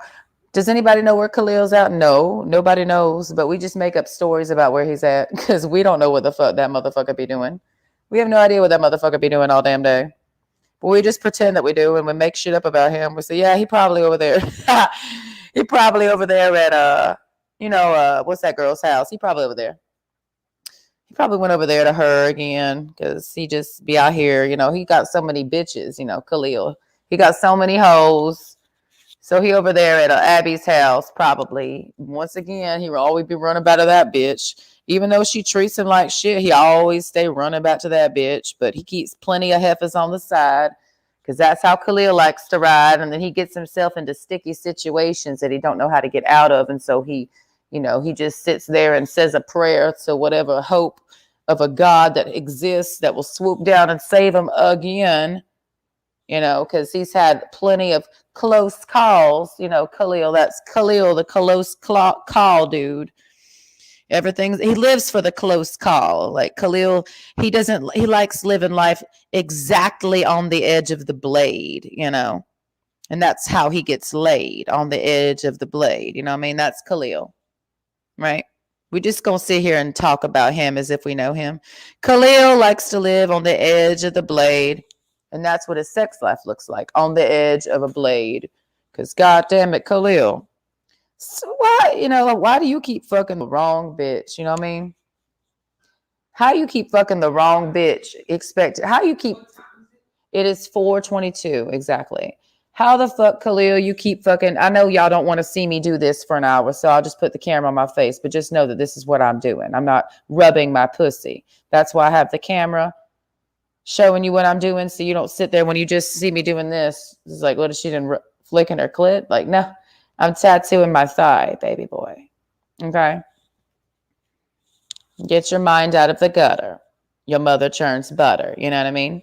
And that's why you didn't love So Khalil, Khalil just be always with that wrong female. And, this one chick he got with, I mean, God damn it, she ran him thin. Like, he lost so much weight. He was stressed. But he just couldn't say no to that big old pussy. You know what I mean? She had a giant vagina. She did. Like, it was a massive vagina. And Khalil just fell into it and he couldn't crawl out. That's Khalil. You know what I mean? But he's doing a little bit better. But he has a lot of anger issues because he just keeps falling into the wrong pussy. And then it's like, I'm falling. I can't get out. And it's like, dude, just like walk. Like, you can literally walk away. Like, you can literally get up off your fucking ass and literally use your 2 limbs and like walk away from her. But Khalil, he just cannot leave that bitch alone. He can't. He cannot leave her alone. He's addicted to that bitch, and it shows in everything that he does. That's why he loses sleep. That's why he can't eat sometimes. That's why he's full of rage. That's why he goes in binges and purges on weed and alcohol, and why he starts driving. He gets on the road and just starts driving like with road rage didn't know where he's going, ends up somewhere, and then he's like, well, how did I get here, Khalil? Because of that bitch, I'll tell you, he won't leave her alone. He addicted to that giant pussy. That's what he's addicted to. You know what I mean? So I don't know what to do about that. You know, there's nothing you can really do for Khalil. He can't even help his damn self because he's addicted to that toxic pussy. That's what it is. Nobody can save him because he don't want to be saved. Don't even try. So we just say, Khalil, there's the link, but we know he is not going to click it because he's addicted to toxic bitches. That's why. That's exactly why he's not clicking the link. But he'll sit there and like breathe in my chat, like, but it's like, no, I'll go do some breath work with Casey, bud, Khalil, because that's who you were hanging out with in my dream last night. After you came to me and said, I'm the new wolf pack. The original wolf pack is dead, and I'm Mr. Blue Wolf. That's exactly what the dream was, Khalil. It was Khalil. It was that dude from that video. I'm Blue Wolf. And then he went and hung out and did breath work with Casey Bud for a while, and he almost died. And then he came back to me talking about who knows, and the dream ended. And I said, okay, well, that ain't my problem. I don't need to hyperventilate to stay chill. You know what I mean? I don't need to fucking hold my breath to get some peace with God, girl. So, Khalil, I'm sorry that you're into asphyxiation games and playing with your throat and shit. And you need to stop doing that. Because at some point, you're just going to lose your oxygen, boo. Okay? Now, let's put back this song on. Okay? Thank you.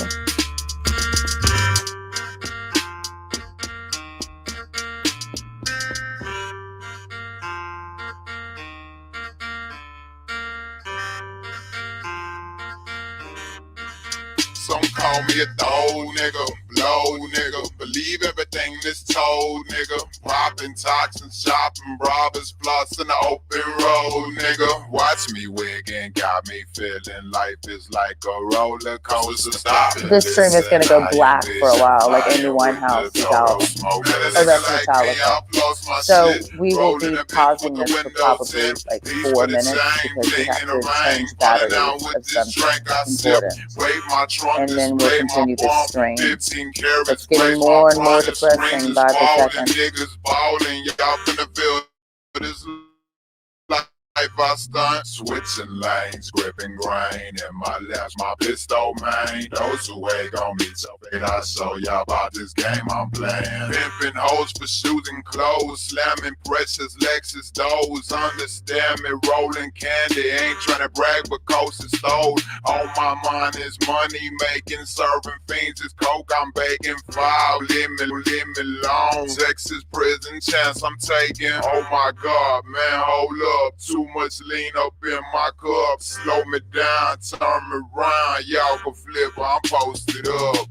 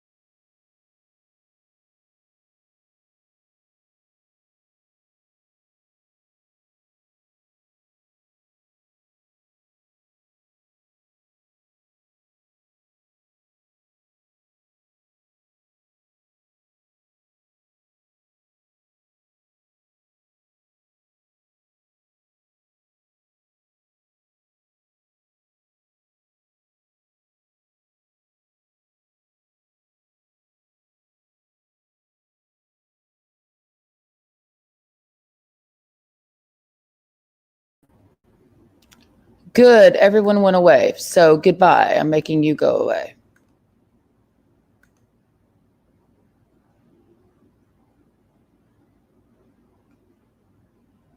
Okay.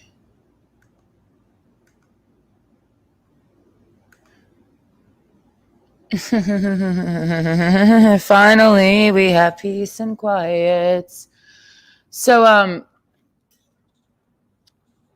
some people like Alexandra were bringing it back to this, and other people, because I'm aware that I've given this YouTube channel to people that I've met personally at bars that wanted to fuck me or did fuck me. So there's a 50% chance that the dudes that I've been dealing with at the bar have watched or are watching this live stream or will never watch. I don't know what the fuck they do when I give them a link to my YouTube channel after they stuck their dick inside of me. Would you watch a bitch on YouTube that you stuck your dick in and you barely knew her? Probably not. However, there's a 50% chance that those dudes have watched, looked at it, or maybe won't watch. So Alexandra is concerned about why I'm on YouTube all day, every day, taking the attention away from her, because as long as I'm streaming, she's not getting what she's wanting, which is your eyes on her pussy. And Alexandra, all I can say to you, baby girl, is just keep doing what you're doing, and maybe one day it'll actually work for you. But on a side note, I'm on a heavily restricted diet right now, meaning I am on a fast, meaning I have to just kind of stay in a loose resting state with a little bit of light exercise here and there because I'm barely eating anything. So my body's in starvation mode. So I'm technically streaming a fast that's happening at the same time, but I'm not a fast streamer. What I mean by that is I'm not somebody who gets on YouTube and goes on and on talking about fasting. It's nothing to talk about because I'm not eating anything. Now, when I start eating again, now we have something to talk about. But if I'm fasting, and I don't talk about fasting. It's like Fight Club. You just don't talk about it because ain't shit to talk about. Like, hey guys, I'm fasting. I'm a vlogger. People vlog their fast and they don't talk about anything because bitch, you're not eating nothing. So ain't nothing to talk about. Like, just be quiet. Take a rest. You know what I mean? Talk about something else. Because the whole point of the fast, the starvation, is to bring something to the surface of you. And I can honestly say that all these bitches that I've watched on YouTube, aka Casey Michelle, aka who Khalil is gonna stick his nose, Khalil's, according to my dream, is gonna stick his nose in Casey Dash Michelle's pussy here soon in 5, 4, 3, 2, 1, because that's probably where he belongs, over there. But the point is, and I'm okay with it. I don't beg for dick, and I'm not begging for his because I'm on Johnny's dick. So I'm just helping people get to where they need to go, directing traffic. You can go over there to her pussy, leave me the fuck alone because you ain't about this life. You about that bullshit. So go over to Casey Dash Michelle's YouTube channel and breathe in with her ass and pay money to do it. And it'll feel like you're fucking her because she does virtual one-on-one private breathwork sessions. And that's how she doesn't make her money. That's not how she bought a brand new fucking car, because teaching breathwork, no. Khalil. So that's probably more like up your alley. You want her IG? Because you can pay money to stick your nose in her pussy. But you won't find that over here, Khalil. Okay? Plus, I'm taken anyways, because, Johnny is on my thigh right now in progress. But I'm on a heavily calorie restricted diet right now. I haven't eaten anything today. I've just drank a cup of coffee from the coffee shop that I walked to get light exercise, sat in the sun, sweated my ass off with the cup of coffee in my hand, meaning I'm dropping water weight as we speak, and I'm drinking herbal tea and water, eating a singular meal at night, usually around midnight, and that's all. I consist off of no food all day. So because of that, I don't need to be moving around a lot. Plus, it's 100 degrees outside. So what am I doing in the meantime while I'm fasting? This, bitch. Because the fast pulls things out of you. Because you're, putting all that food in you. You know what I mean? But Casey Michelle obviously has never done a real fast a day in her life. Because if she had, she would have more to say. I just wanted to say that about C-Bud and fuck you, bitch. But have fun taking all the dicks in Atlanta, Tennessee, North Carolina, and Asheville, because that's who's paying you to fuck, okay? Anyways, Khalil, there's the link, but we know you're going to go over to Casey Michelle because she's now your shrink. Goodbye. I rescind and I actually revoke my invitation to Khalil. I just want you to go over to Casey Michelle's pussy and take a fucking drink from that black hole, okay? You want me to put her on the screen? I'll put her on the screen so you know what I'm talking about, Khalil. Because that's the pussy you're looking for. You're not looking for me. Let's see. C-Bud. Okay. This is where you need to go, Khalil. Right over here. Okay. You can pay her to do a lot of things. Okay, Khalil? But you can also pay to find peace over there. And that's what you're looking for, Khalil. You're looking to pay to find peace, right? So go pay her to find some peace, because you ain't going to be over here getting peace for free, Khalil. Okay? She's right over here. Right over here. She likes dressing up like she's 12 years old. She's a vlogger. She's very, very, very famous.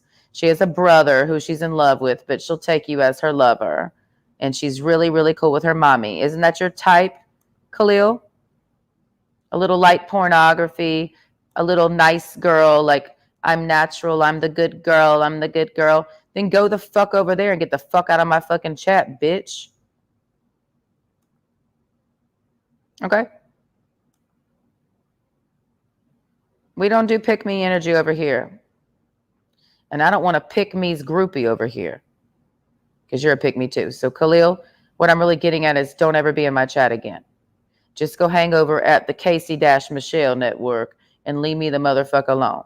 All right? Thank you. Goodbye. And I should not have to block you, Khalil, because you know you belong over here with Black Hole Sun. All right?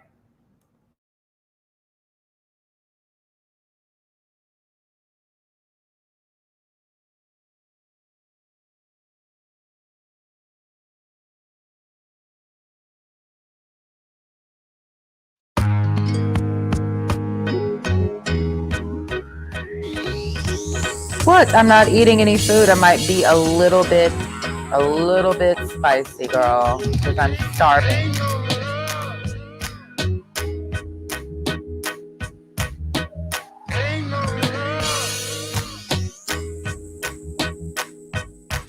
Why the fuck do I wake up with a beer in my hand and burnt fingertips from the roach that I had? It's a mad world, more cash, more worries. I got my mom's house and made it 3 stories. I'm trying to live life like I'm supposed to be, but don't stand so close to me. I'm a lone star rider, I ride alone. If you test me, I fuck off that mighty gone. It's the SPM, see more pussy than lesbian. Still a killer from my skin to my skeleton. Jealous men, y'all softer than gelatin. I sip medicine with more land than Zeppelin. I fight for the ones that's dead and in prison. They say I got a big head, must have saw me pissing. Here come the police, but this time they ain't knocking. This is verse 1 of a drunk man talking. Ain't no love in the heart of the city. For a drunk man talking. Ain't no love in the heart of the city. Ain't no love in the heart of the city. For a drunk man talking. Ain't no love in the heart of the city.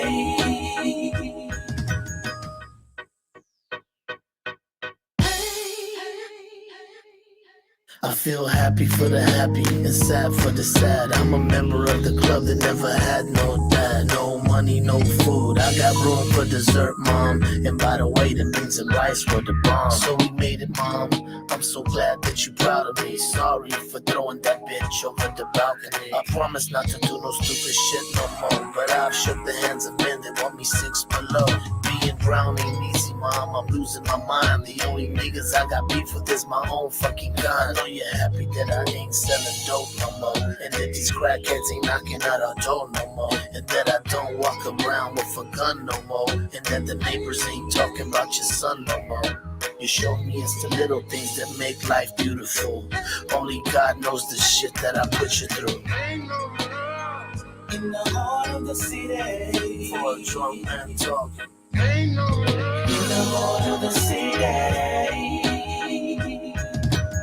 Ain't no love in the heart of the city. For a drunk man talking. Ain't no love in the heart of the city. I can't forget about the day I buried my friend. I couldn't believe how quick his bitch got married again. We went from playing freeze tag to playing toe tag. Throw gats, blow hats, old shots with more rats. In a little bit, fuck money, cause it ain't shit. You need enough for a 40 and a cigarette. I sit here in this candy truck with an 8 mixed with grape in my Stanley cup. Ain't no loving, ain't no peace, bro. I'm just trying to get my slice of the pizza. Man, like Martin Luther King, I got a dream. I just wanna see the fucking wet back on TV, like ABC or NBC or CBS or fucking MTV. I ain't nobody special, man. I'm just like you. All I do is blow big and bang DJ Screw. I love you, my nigga. No love, no love. Ain't no love. I'm just a drunk man talking. Ain't no love. Ain't no love. Ain't no love.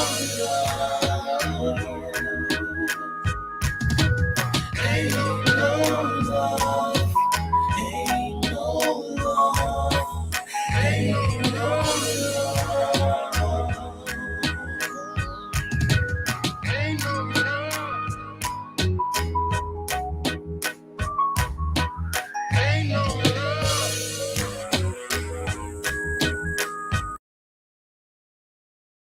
Behind these walls, I'm gonna find out what's going on. I'm gonna find the cure for our people's downfall.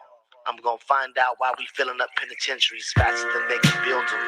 I'm gonna find out why half our population is behind bars and penitentiaries and caught up in the system. I'm gonna find out why all our people are getting locked up. I'm gonna find the answers. We're under a silent attack, man. I promise. We're only gonna get stronger. Just me and you, let's take the town over. You my best friend and a down soldier. At your apartments we can stack dollars. Family since knee high to grasshoppers. So I trust you, love you like a brother. I wish you knew she's a and I could, but I haven't. I know she holds your heart. You know the streets, but you're not so hope smart. Fuck it though, let's make fast Fetty, man. Hit these motherfucking streets like some heavy rain. You got kick dough, burglars, and murderers. If a fiend wants a front, take his furniture. We a team, that's how it should have been. Whether shooting hoop or selling dope at Woodland Glen. Public housing on Fridays, pushing thousands. 50-50, together we was moving mountains. One day they will come and try to take your life away. For when devils strike, it's a love pain. They just love to see you when you down, man. For when devils strike. I get a call from my boy about 7:30. Eating pizza with my bitch, watching Eddie Murphy. He said he's working, but something went wrong. I grabbed my gat and put my bulletproof vest on. He said meet him at Palace in room 6. Turns out he was smoking crack with 2 chicks. He said, Los, I took a few hits at 2 a.m. After that, I haven't stopped until you came in. Got 12 rocks left out of 40, fool. Take what I got, or I'll smoke them too. See, the money started coming in real late, so I tried some just to be awake. I thought it'd be like coke, that's why I did it.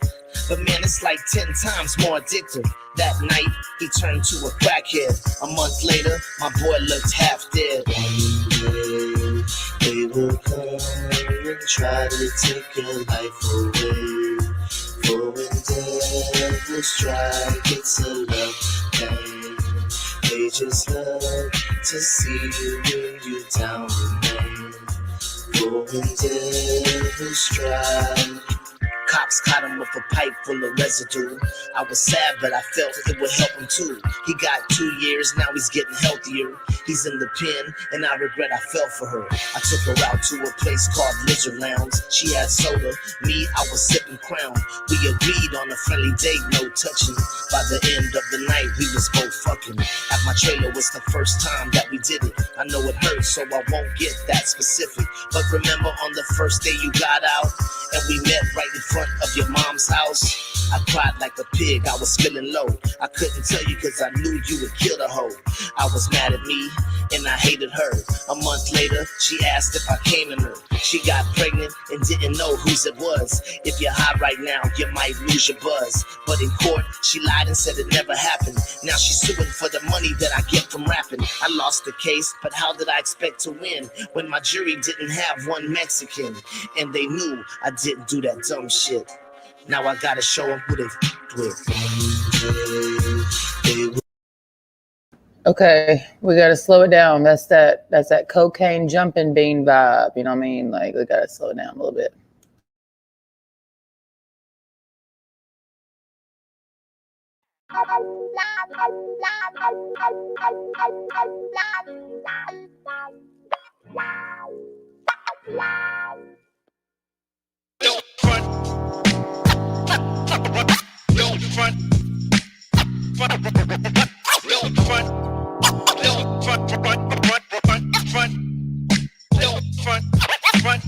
What you gonna do when the people go home and you wanna smoke weed, but the reefer's all gone?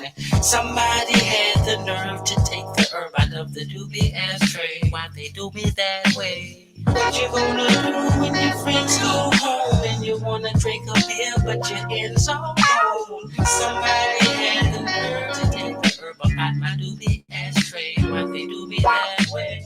You probably don't have a big old house on the hill.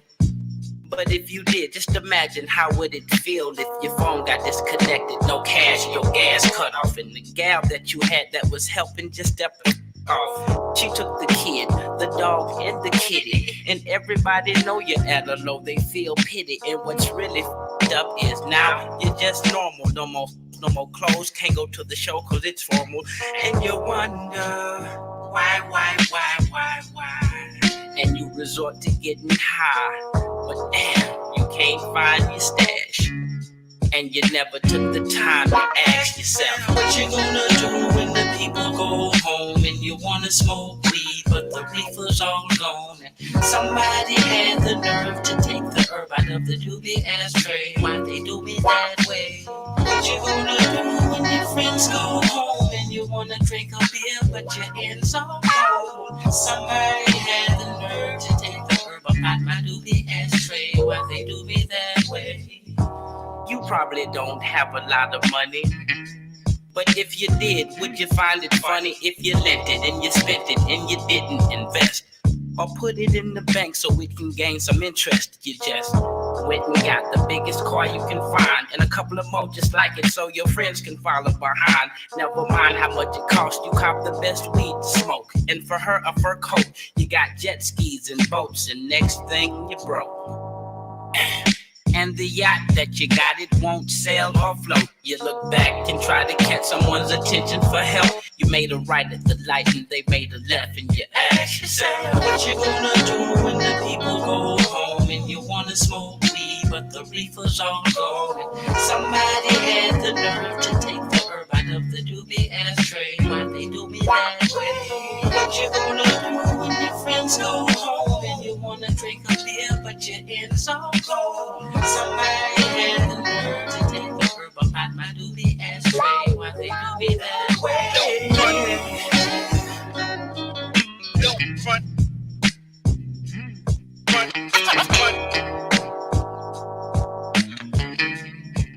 Why they do me that way?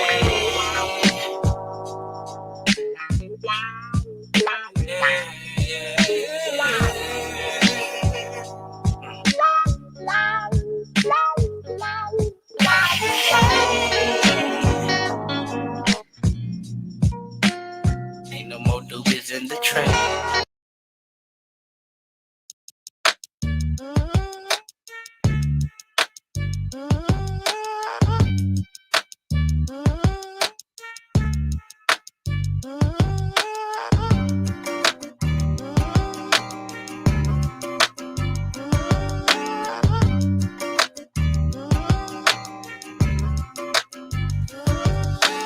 Rolling up another Swisser, listening to the beat again. Drinking, but we're concentrating, smoke another sweet again. Steadily rewinding, trying to make some hot shit. Oh, what a job this is.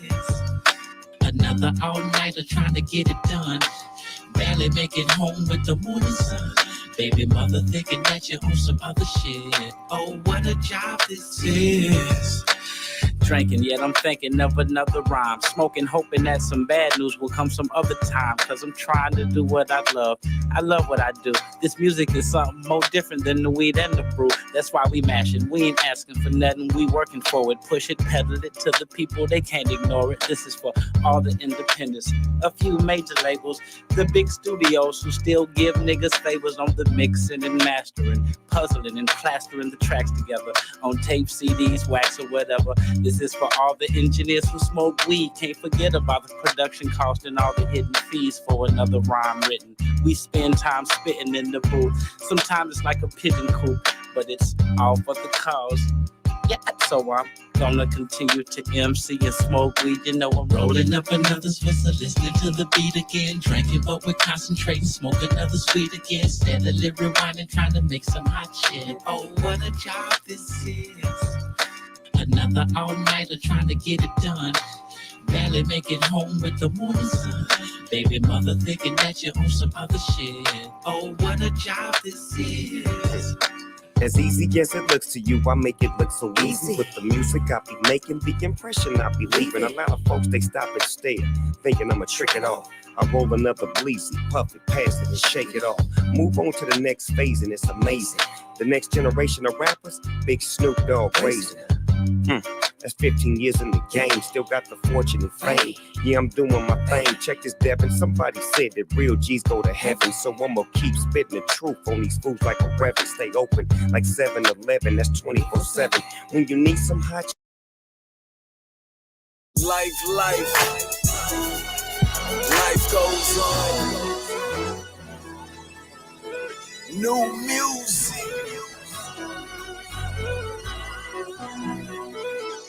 Hey, Ball and MJG. What up, Thugger? Boss. It's your boy Trump. Hey, yeah, boy. Life I've goes been on. up, I've been down, I've been in, I've been out. I was loved, I was hated. Bitch niggas tried to cross me out. Nigga, I've been on, I've been off. I've been a worker, I've been a boss. Out of all the shit I ever been, I never been soft. I've been broke, I've been rich, and a nigga ain't never been no snitch. I'm a fat black nigga, but I never had a problem getting no bitch. But I've been stranded, I've been alone. Had my kids before I was grown. Shot that pistol and made them young niggas keep that dumb shit away from my door. I've been cheated and I've been robbed. Niggas don't give a fuck who you are. Niggas don't give a fuck about your status. Niggas don't give a fuck you a star. You got all the latest guns. You got 80 niggas with you. But if niggas wanna hit you, best believe they'll get you.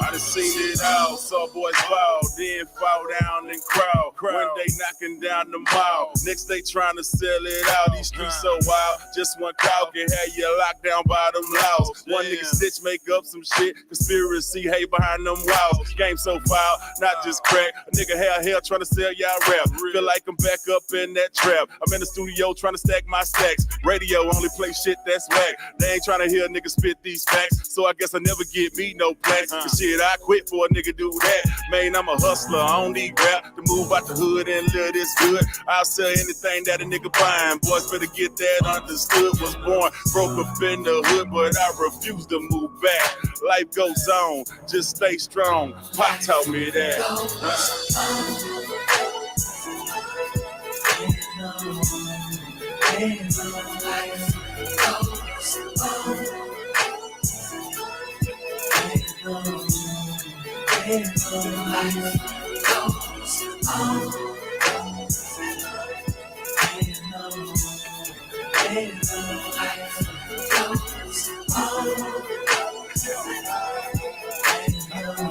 Yeah.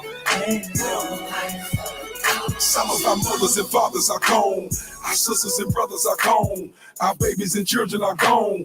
But life goes on. And so you gotta be strong, because hard times do not discriminate. They only intimidate, bully, and eliminate people without any faith. And if it wasn't for the pitfalls in my life, I never ever would have learned how to climb out. Some things you can't be told to talk. Some things you just gotta find out. Some people go from millions to nothing. Some people go from nothing to millions. But what both of them got in common, neither one of them is happy still. You can be a preacher, a pack of steel, or whatever your tactics is. So many people out here so fake, they need to take a break and practice real. Type him change, trying to live life and really live good. I played my part, but I didn't write the book. Life goes on.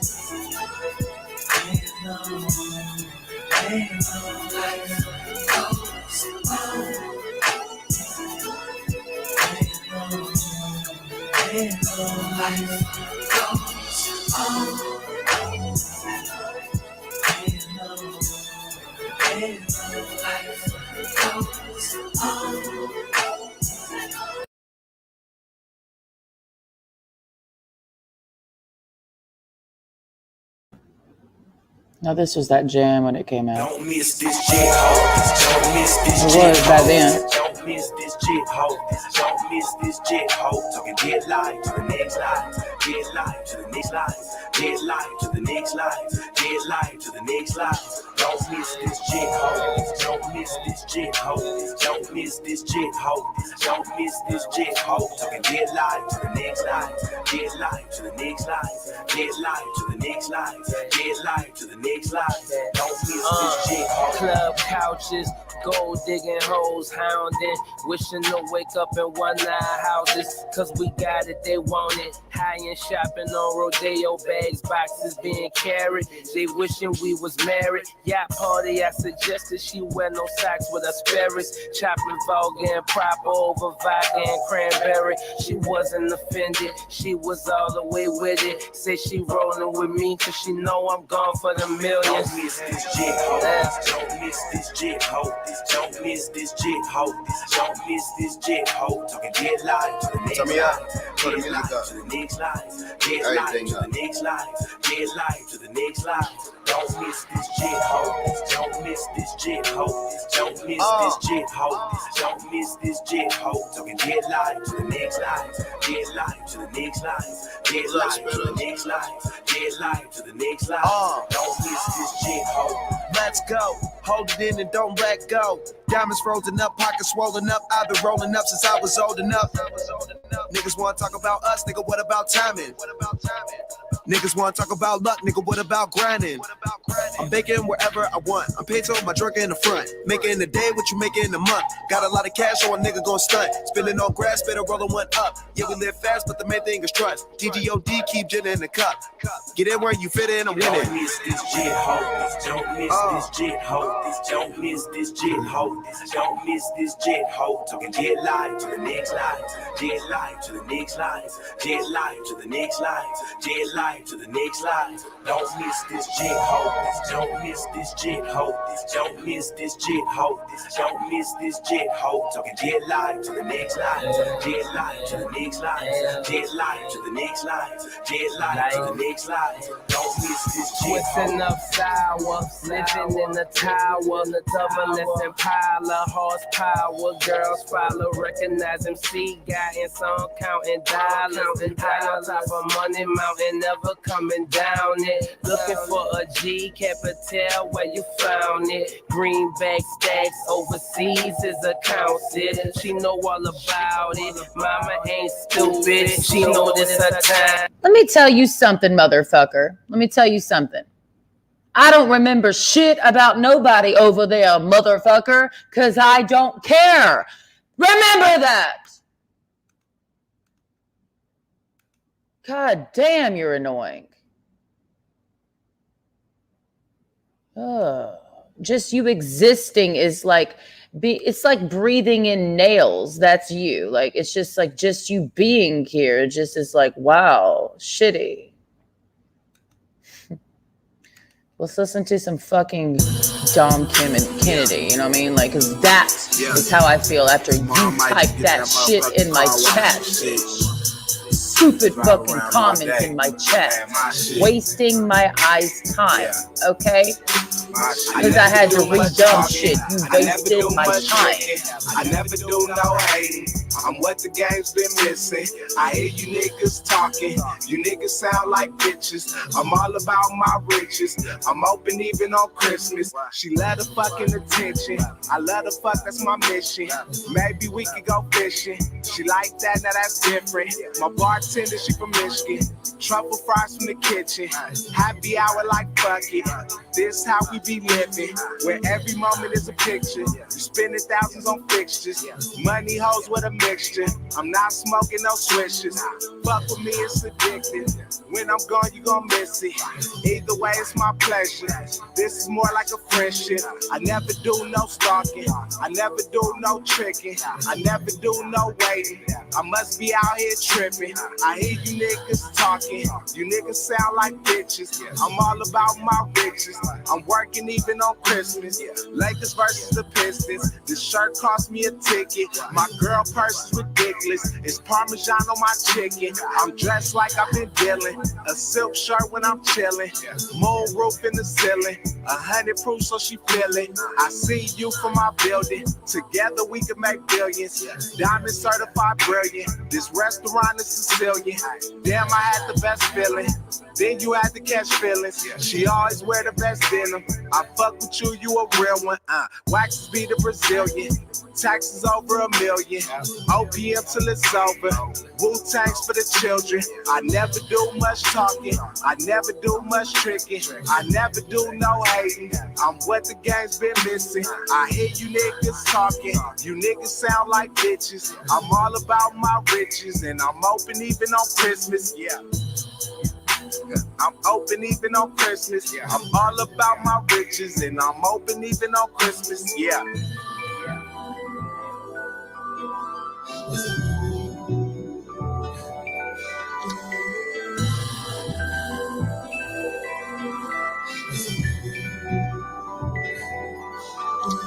I never do no talking. I never do no tricking.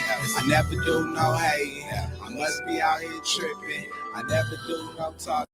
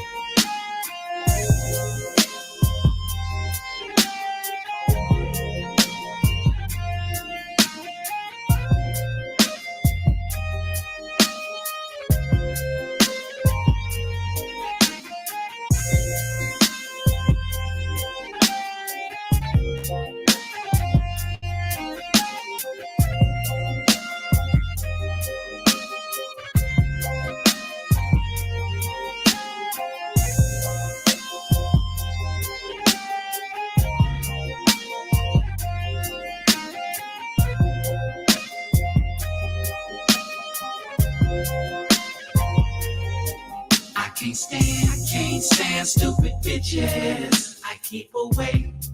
They ride my boat. Have no plans with stupid bitches. I tend to stray from stupid bitches.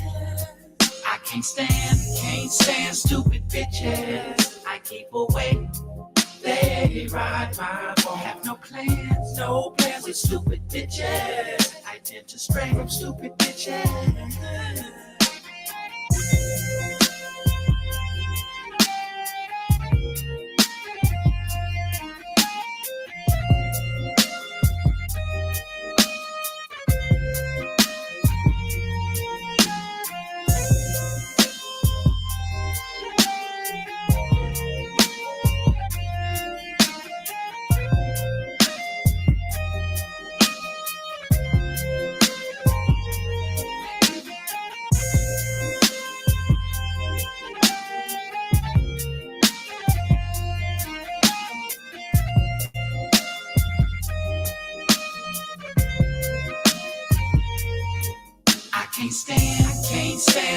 stupid bitches. I keep away. They ride, won't have no plans with stupid bitches. I tend to stray from stupid bitches. I can't stand stupid bitches. I keep away. They ride, won't have no plans with stupid bitches. I tend to stray from stupid bitches.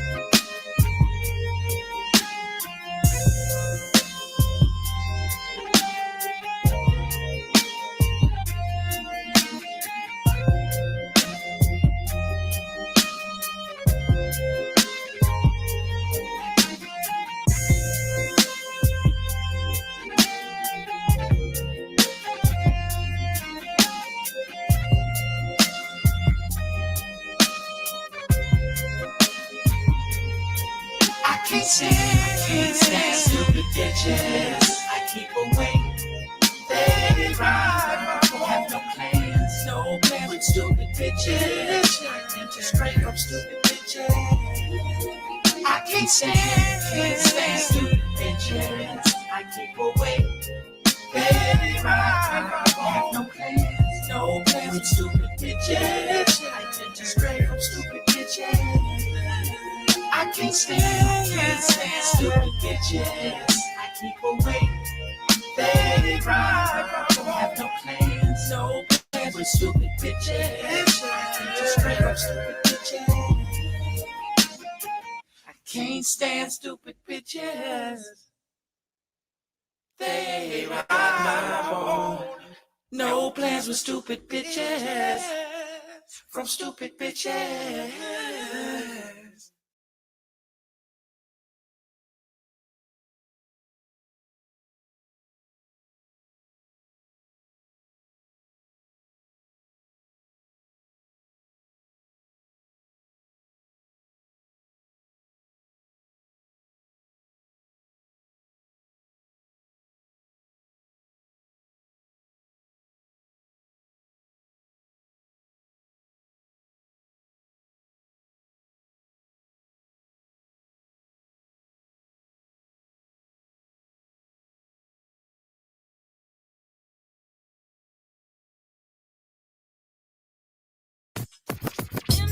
Shit. Zero Crooked. I know y'all been waiting on this here. Yeah. Shit. R.I.P. Big Mellow. Screw. Mafio, Big Boo. Gator. All the father soldiers, man. South side, east side, west side, north side. Know what I'm saying? All my partners are your dead partner. But shit, I still feel stressed. Still gotta get something off my chest. Why these whole niggas be doing what they be doing? I don't know though. Shit, fuck it. We don't stay too deep in the photo. Slow lighting, banging, all in my trunk. Trunk full of funk, I ain't never been a punk. I blow on skunk, I blow on Doja. Military minded, I'm a motherfucking soldier. Out the streets of the Ridgemont fold. Not no bitch and see I still ain't a hoe. Niggas know every day of the year. I pimp my pen and I get my point clear. Why niggas wanna talk down, I don't know. Gotta take a trip to Acapulco from the foe with my fofo on my side when I ride. Ready to do another homicide in the blind by till I'm gone. Nigga, old glory. I'm H-Town and Kelly just like Robert Horry. If I do a murder, plead a murder scene. When it's a shortage on the drink, I can't find no lean. From southwest to southeast, bitch, it's about but not about peace, nigga. I never want to hear this song again, and I mean that. And the next person who plays it gets shot. All right? I'd rather hear this song if we're going to do zero. I don't want, no, I'm done. Sick of that damn song. What's up, baby? Mexican D hollering at you. Just getting back with you. Told you we was gonna chill. Come through, roll something, smoke something. You know how we do it. Keeping it real on the side. letting y'all bros know. You too real. What's happening? I see you capping, trying to play that role like you don't know me. Coming to my world of diamonds and pearls, cause you look a little bit lonely. I was just out here on the cut, couldn't help but notice the shape of your butt and the way your strut just drop a player nuts. Man, what's up? Could I just talk to you for a second? I don't wanna take up all your time. I see your 36, 24, 36, don't blew my mind. I can't take it the way you shake it and make me have to push up on you to see if we had anything in common. You see, I like to smoke marijuana. Would you be interested in smoking a square? Running my fingers through your hair. Go to the residence in with a 3 for 10, coming up out of underwear. See, I'ma be chillin', I won't be hard, gotta wipe it off so don't leave no scars. On my back to zero, penetrate so deep you gon' see stars. I'ma get the roof about it, cause I wanna have. Do it a little while, then take a little bath, sip a little wine to ease my mind, and it's back to knocking you down. All you gotta do is put me in a pink, and I bet I won't sing, I'ma ride the wave. And you wanna tell somebody, cause I'ma swell something, keep it on the low, and we can let's chill, baby. So I can knock it down, so I can knock it down. I just realized, and I am not doing it on purpose, but I just realized that my pants is unzipped, so excuse the fuck out of me. Sometimes you just don't be paying attention, you know what I mean? You know what I mean? You just be walking around with your fly unzipped, and you're like, oh shit, I hope nobody took that the wrong way. But you know what? Fuck you, bitch. That's how I feel right now. Fuck you.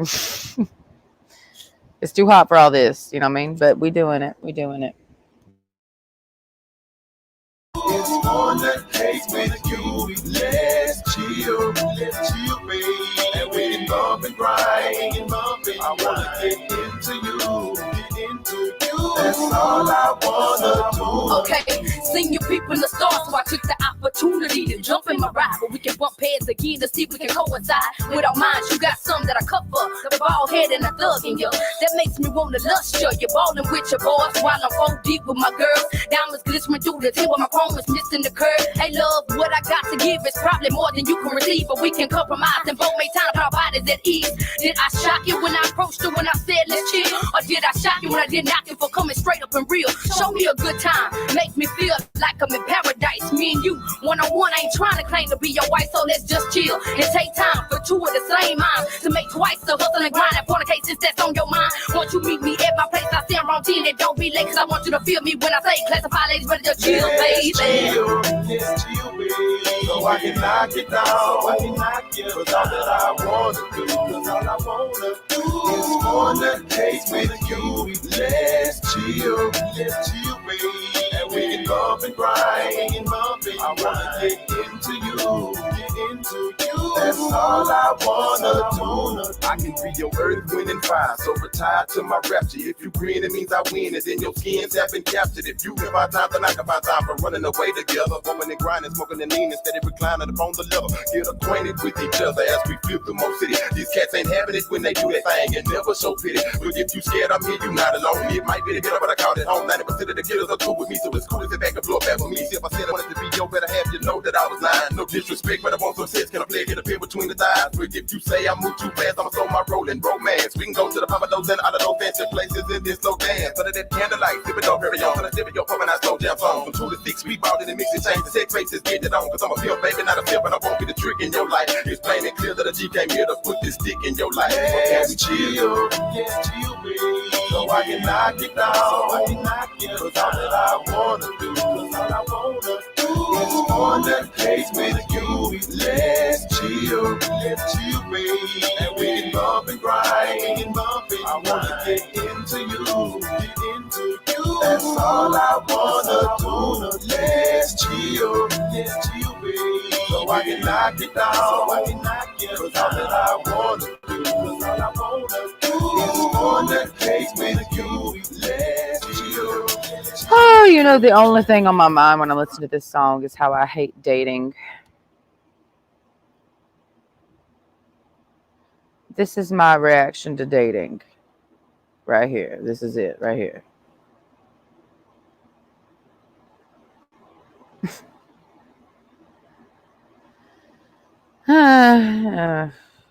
Oh, God. What? You want to ask me out to dinner? This is my soul talking right now. In a very physical way. Oh, here you come. Oh, you...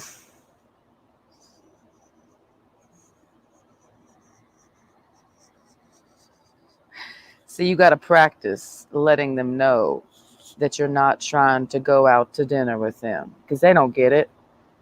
You know, it's so exhausting meeting people. Just here's a person and they don't know shit about you. And you got to do the whole thing all over again. What is that? Getting to know you. Getting to know all about you. Aren't we tired of that? Oh, yes, I am. Hey, who are you? I'm tired of meeting new people. I just want to meet one dude and then that'd be the dude and then we just go home and chill. You know what I mean? I'm tired of Ghetto Psycho Bachelorette is tired right now. She knows Friday's coming and she knows where she's going to be and she knows that she's going to meet a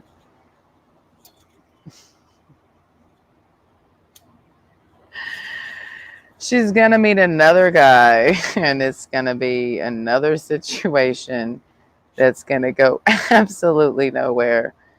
And she's tired of that. Okay. Hi, what's your name? Okay. My name is insert the Slim Shady fun. You know what I mean? Like, where are you from? I'm from there. Me too. I'm from over there. Okay. Now what and you tell me a few things and I'll tell you a few things. For hours we'll talk and waste each other's time.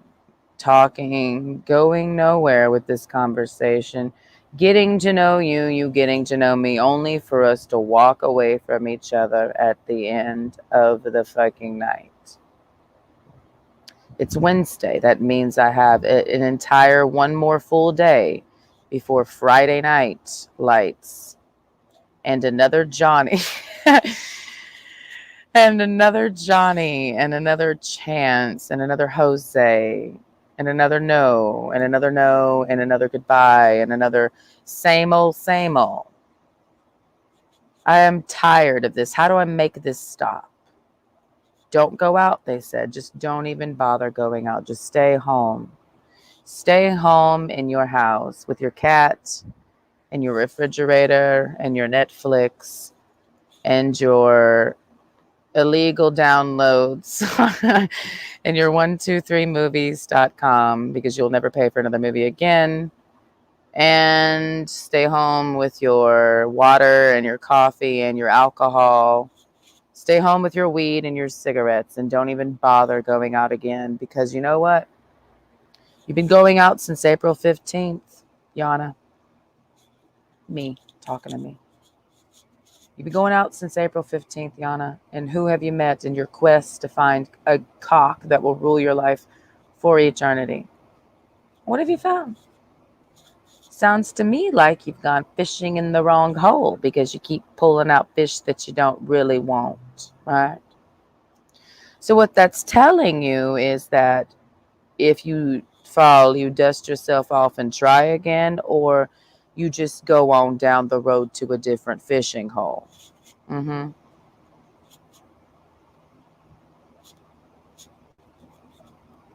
That's what they said. They said, you're going to the wrong place to find dick for eternity. You don't go to a bar to find dick for eternity. You go to the bar to find what? What are we looking for at the bar? I don't know. A one-night stand, I don't know what they are looking for at the bar. I don't know what they are there for. I know that I just decided to start going out because the bar is within walking distance of my house. You know what I mean? How convenient, where I lived before here.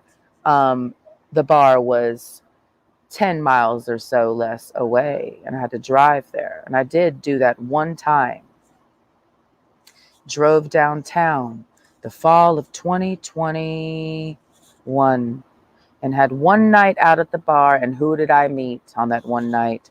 A guy who had a girlfriend, and the guy was hitting on me, letting me know he's a swinger. And I didn't go out again until April 15th, 2020. No, I went out one more time, and who did I meet? That was before Florida. So that was February-ish of 2022. One night out and one night only. Who did I meet? An Irish dude, a Scottish man who said, I'll fuck you for tonight. Oh, inspiring. So I went to Florida for a month and lived in the nude, taking care of a cripple.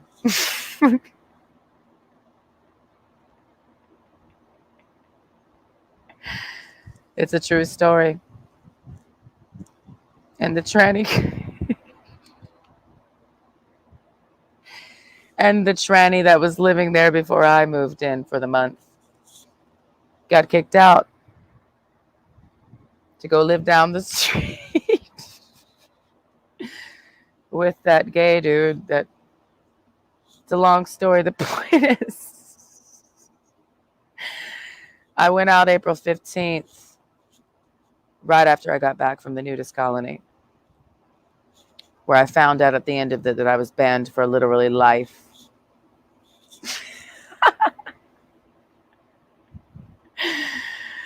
And I went out April 15th and I said, I just am going out to meet a guy and have a good conversation. Excuse me, I said, I want to go out and meet a hot guy and have a sexy conversation. And she met the hot guy. Yes, she did. His name is Jose.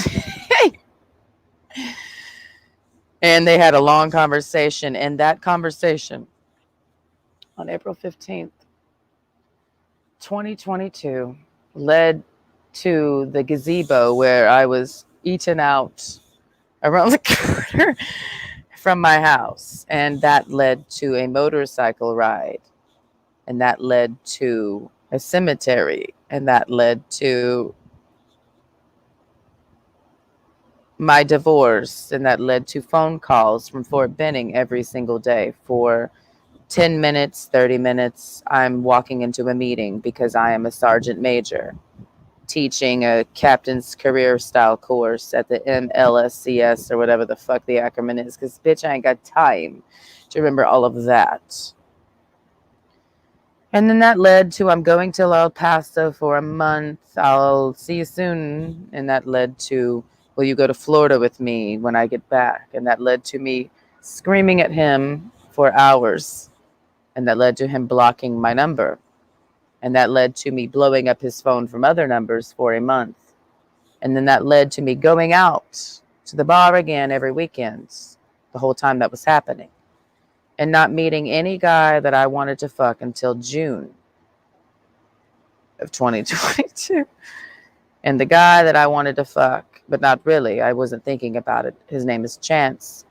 And he was out at the bar every single weekend mostly, while I was getting over Jose. And so then he came home with me that one night and barely fucked me. But we had a long talk that led to that moment of truth. And then he left and said, I don't like texting, because I was texting him how great of a time I had with him. And he said, I don't do texting. And I said, I will kill you. And then we saw him one night and one night only after that.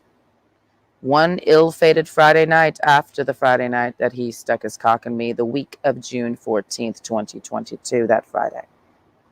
We saw him the next Friday, and he hid his face like this from me. You know? And then I walked up to him and I said, we're not doing this bullshit. And we never saw him again after that. But we saw his friends, otherwise known as the Wolf Pack, and the only Wolf Pack that I've known of, every weekend until last weekend when they all became not existing. And that last Friday night, I met the one and the only Johnny, who was wearing a Pat's Blue Ribbon, the beer, t-shirt, a Wrangler hat, and cut-off blue jean shorts, with a very interesting thigh tattoo that involved something with a smiley face and the word kill. And he got angry when I saw it and pulled my shirt down to stare at my chest tattoo. And I said, that's fine. I can show you all of my tattoos anytime, Johnny. I'm a nudist. It's not a big deal for me to be naked in front of this whole bar, honestly. You can all stare at my asshole for all I care. That's my vibe. And Johnny said he was going home with me that night. And I sat on the park bench for about 10 minutes waiting on him to come home with me. And then we found out that he was in a hotel 6 miles away. And so I cursed him out on the phone and I said, why? And he said, come see me. And then I said, I can't because I'm at my house. Not really, but I don't want to go to the hotel. And then we kept talking after I blew up his phone most of the evening with curses from the depths of despair. And we talked all Saturday while he was allegedly heading to West Virginia with his pop-pops. And that is what led me to do all of these live streams and tattoo his name on my thigh. Here we are, here and now. And Friday is coming back around very quickly, meaning in 2 days. And what is she going to do? Meet another guy on Friday night. And what's going to happen? Other horrible things, lots of things that will shape my life for the worse. And I keep walking in a circle every day, every week. We leave the house, go to the bar, come back to the house, go to the bar, come back to the house, go to Walmart, go back to the house, go to the bar, go back to the house, go to the coffee shop, go back to the house, go to the Riverwalk. And it's just a circle that keeps going. She's tired of meeting new men. She just wanted to meet him already and then this whole thing be over with and she could just be booed up in the house and just chilling, no dating. The dating is what? Dating like we're together or nah. You know what I mean? Primitive puss vibes. Like we're together now. It's that simple. We gave each other an Eskimo kiss. Now we're together forever. What's the issue? We don't need to drag it out. No dinners at the no sitting upright in these fucking uncomfortable chairs at Carrabba's and eating grilled calamari from Olive Garden, and no taking me to the nice fancy restaurant to impress me. If I want to be with you or nah, you don't have to impress me. I don't want you to buy my pussy with dates and dinners because that's what that is. You're buying me. And these dudes just don't get it. They're not on my level. They want to date me. They want to take me to dinner. They just can't accept that it's just as simple as, are we together or not? Jose, motherfucking Torres, you fucking weird, demented, bald-headed fuck. I'm very depressed right now. So I have to listen to this song to come out of it. It makes me happy inside.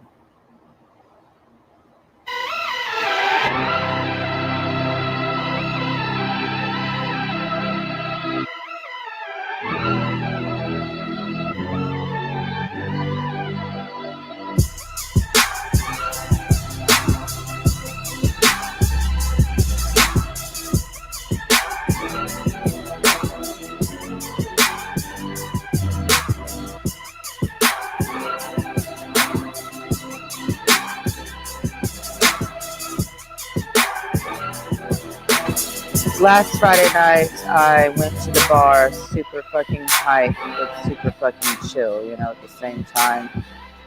This Friday night, I think the vibe is going to be Slump Goddess, you know what I mean? Like, bitch, I'm in this fucking bar, and I don't care. Yes, when you look at me, I have short hair, you know what I mean?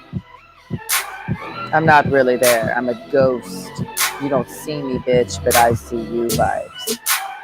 You know what I mean? I want to walk into that motherfucking bar like a goddamn ghost. I don't have to give a shit in here. I'm just here to drink, bitch. I want to disappear. That's why I'm fasting all week, so my energy's not that heavy. I float through. You don't even see me, boo. I do want to go out to the bar this weekend and not be seen. Completely obsolete. I just watch you. You don't see me at all. And I might not even see you either, because if I'm a ghost, do I see you? Maybe not. Maybe I don't. Maybe I only see ghosts like me. And then we connect for real. got to decide who you're going to be, and that's who you're going to find. You know what I mean? Shift your weight around, you find a different kind of meat to vibe with. Because are we not all meat? I want to vibe with the ghosts. I'm done vibing with these normies and these living people and these zombies and these walking dead. I want to vibe with the ghosts. You know what I mean? The unseen folks. That's who I want to see on Friday night. And I will, because I will get what I want. You know what I mean?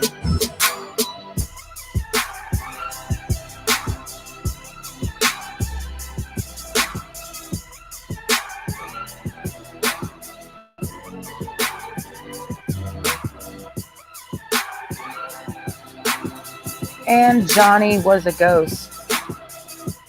Oops, Johnny was a ghost. He's the first ghost I've met yet in person, because I didn't see him really. And he was standing right in front of me, and his face was right here, and my mouth was in his ear, but I didn't really see him. That's some ghost shit right there. But he's not here right now. Leave a message. He's somewhere else. So while he's gone, I'm just gonna ghost it the fuck up.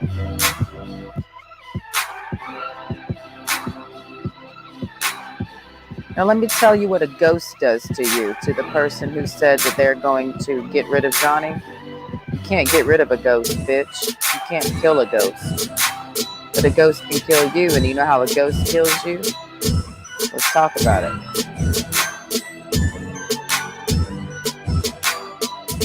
I gotta put on the theme music first. We're not there yet. This is the ghost decision-making music right here. The epiphany. Then we kill you.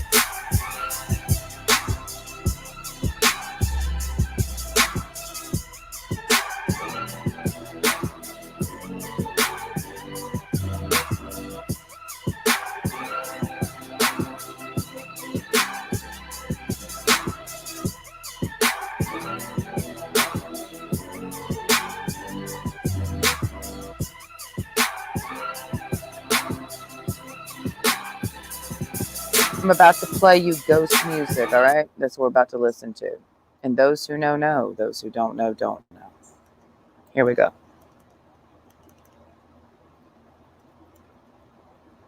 I'm just going to pick one song, okay? Just one.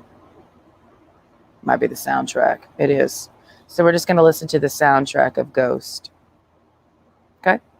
Those who know, know.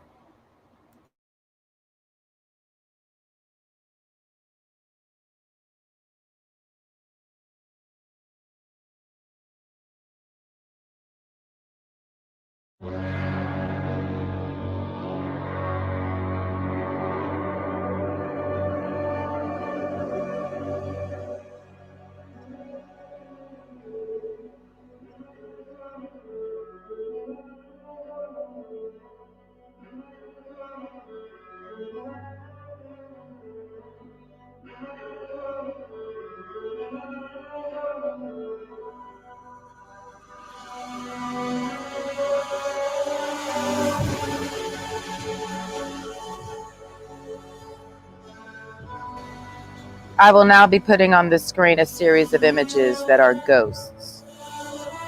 These are the ghost people. And you will never see them, but they will see you. And when they see you, you'll be in the ICU. You will lose your CO2 and your O2. And you'll be begging for H2O.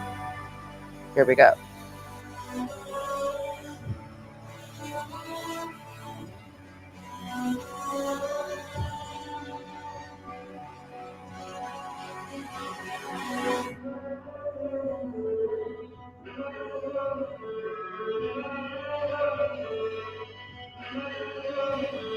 Every image I'm putting on the screen is a ghost currently. And a ghost yesterday, and a ghost is a vibe, and a ghost is a metaphor, and a ghost is a person. And be careful who you ghost if you're a ghost, and be careful who's ghosting who. Because a ghost knows real voodoo, okay? So first image, and this is just going to be a series until I tell you when it's over. Goodbye.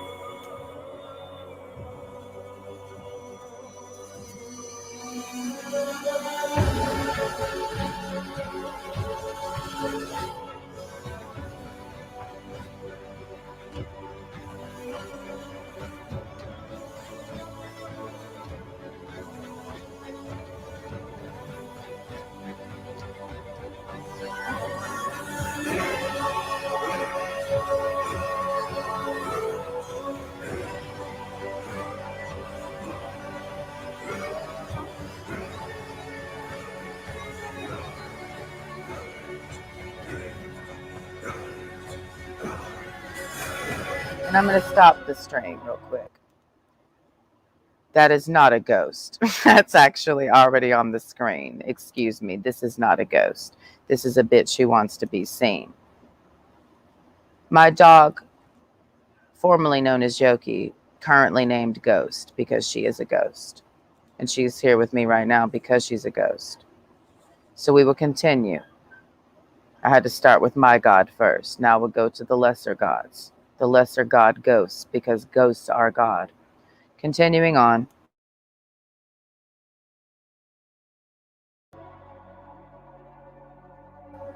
And by the way, I'm fasting to remind the audience. So yes, I'm becoming a full ghost because the only way to truly be ghost is to fast your way to the other side. And then you're fully a ghost. Meaning you're dying, but not really, but maybe you will. But you are still ghost. It's a lot of layers.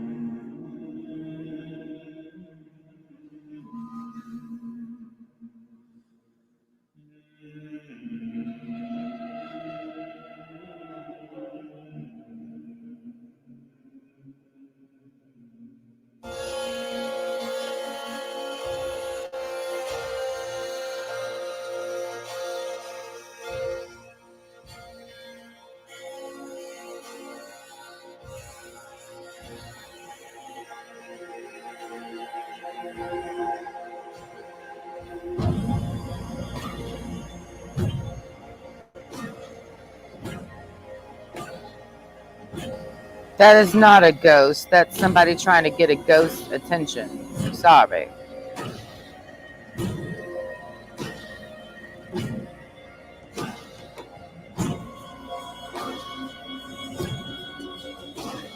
This is a ghost right here.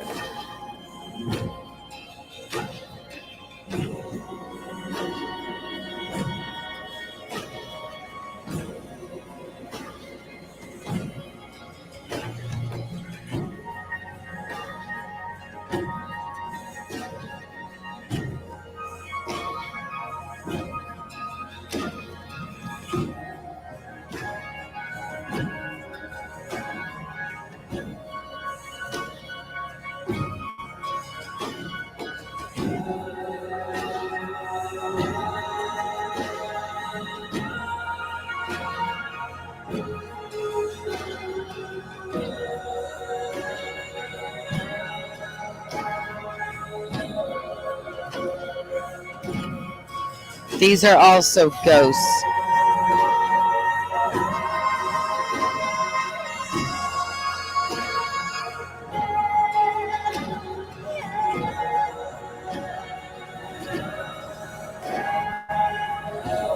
This is also a ghost.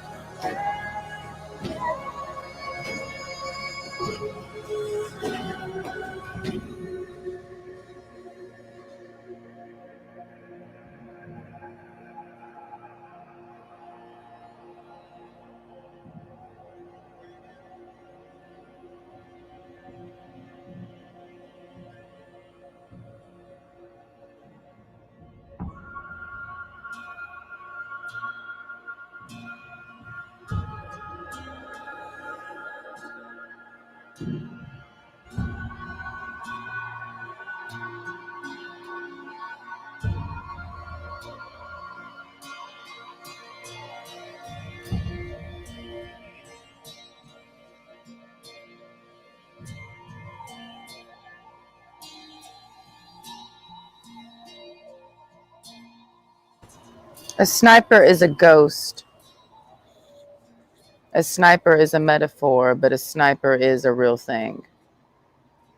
Now you can embody the spirit, the essence of a sniper, and snipe bitches without a gun, or you can actually be a sniper, meaning you are this guy, meaning you are a ghost. Right?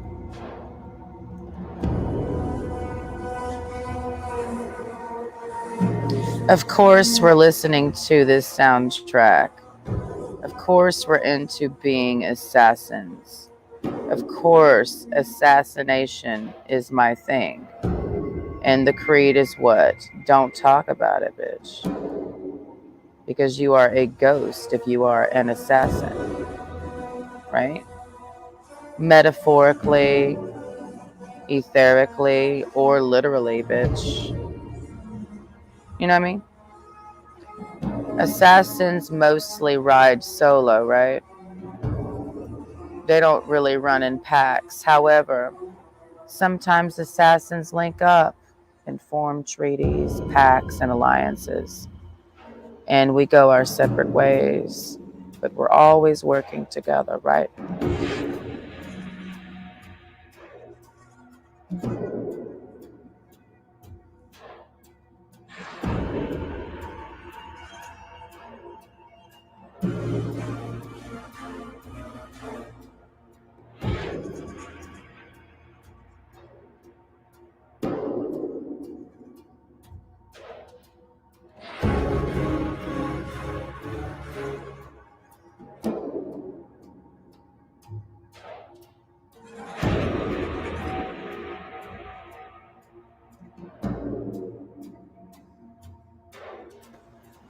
There are fighters. Yes, there's fighters, of course. There are killers, yes. And then there are fucking assassins. Know the difference.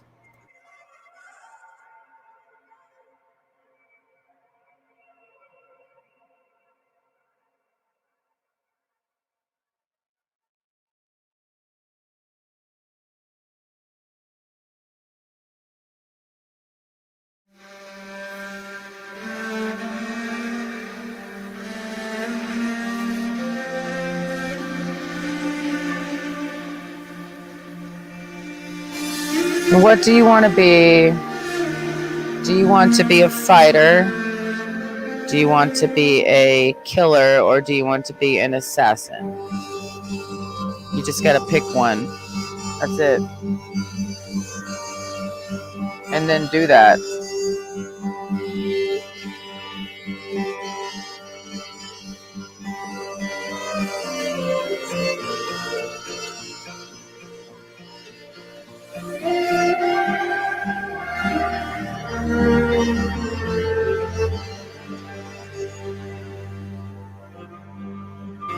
It's just a style thing, you know?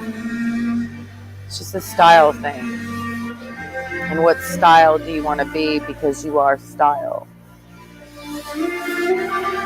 What's your style? Are you an assassin, a fighter, or a killer? What's your style? I'll go first. Ghosting. That's my style. Ghosting. I know how to disappear. I'm good at that. But I'm also very good at making my presence known when I want it to be known. What about you?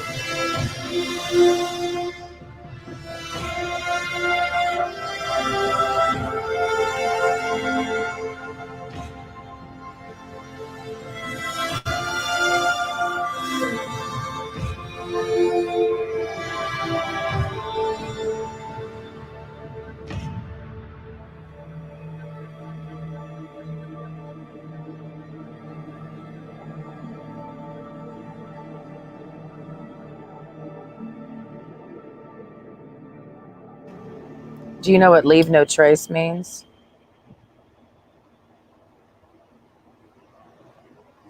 It's a style. Some people like to leave a trace. They enjoy it. They enjoy the trace. Some people don't like leaving a trace. Which one are you? Are you Mr. or Mrs. Leave a trace, leave a trail? Or are you Mr. or Mrs. Leave no trace? What's your style?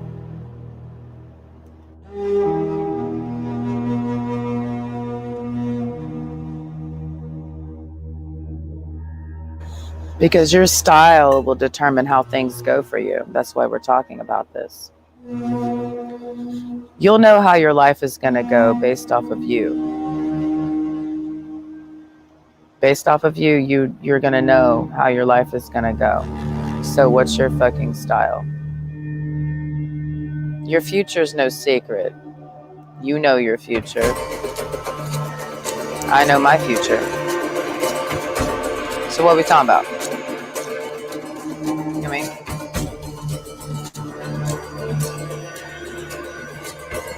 You know what I mean? I know my future. You know what I mean? You know your future.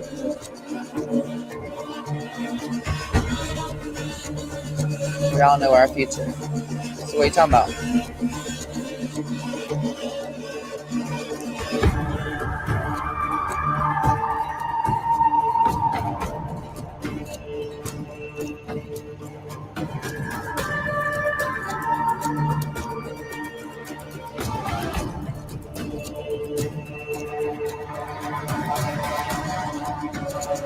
What I'm saying is you already know what's going to happen to you in your life.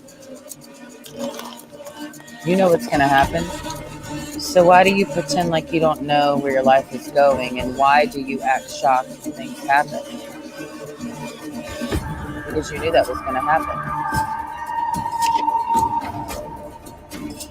So what's with the fake shock? Why are you acting surprised? Of course that was going to happen. You knew it would.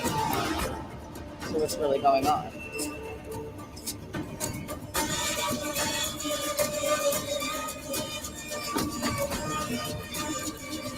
I knew Johnny wasn't going home with me Friday night.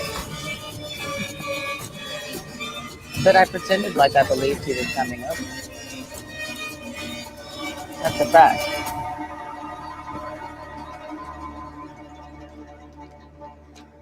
I still had to scream at him. That's part of the process. But you know what's going to happen. And there's nothing shocking happening. Does somebody want to shock me today? Okay. Isn't that what some people live for? Shock and awe? Well, then shock me. Because it's pretty boring out here knowing what's going to happen. Oh, Danny G's here. Watch him leave. That's not shocking. Was that supposed to be shocking, Danny? Like clockwork. There you are in the private chat. In the private chat, only I can see that because I can't share the screen on my private chat. It says, hey, BBG, send Bob's and feet pics and I'll post it on IP2 and PC memes XXX. And he sent that same message 6 times. So maybe IP2 can tell me who this account is.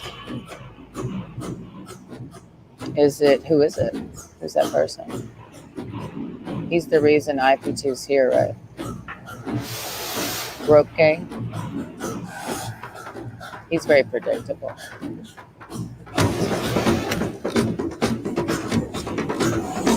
Does Khalil know who that is?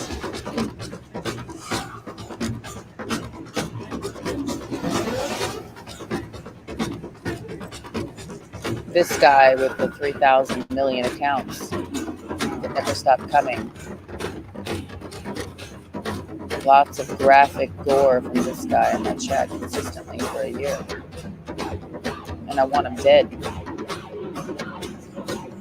So who's going to do that for me? No one. Not a human being. We just call on Ether for that. And I believe in Ether, and I do believe Ether will kill him. He keeps popping in backstage, this account. Maybe I can put him down right now. If I believe I can kill him sitting right here, maybe I can. I want you to choke on your own fucking bodily fluids, Danny G. That's what I want you to do. I want you to choke on your own tongue, Danny T. I don't know what your real name is, but I know you're black and you have a medium-sized cock that you like to show everybody. It started last year. I would drop the link, and this person from IP2, representing Grope Gang, would hop in the stream and pull his cock out. I'm ready for your tongue to come out, Danny T. I'm ready for your tongue to be cut off and shoved up your ass, Danny T.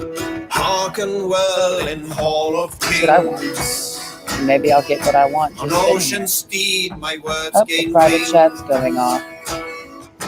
Oh, within speed, I forth will pray. He has to say everything about 5 times each because he's got schizophrenia. Thine honor sing. He's a sick person. The brave He needs to man be put slain, down. Valkyrie waits. Reward for strain to stop breathing. take.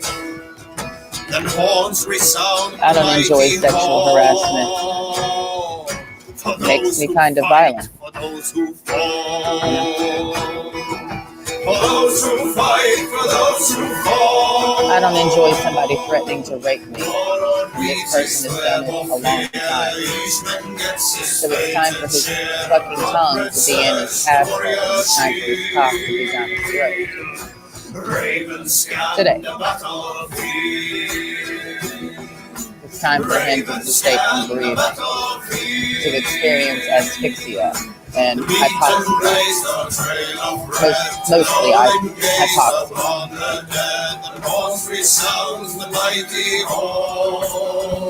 It's time for you to experience the Colombian nectar. That needs to be recorded on film and posted on IP2. So we can all enjoy what happens to you, right? Yeah. For we who fight, for we who fall.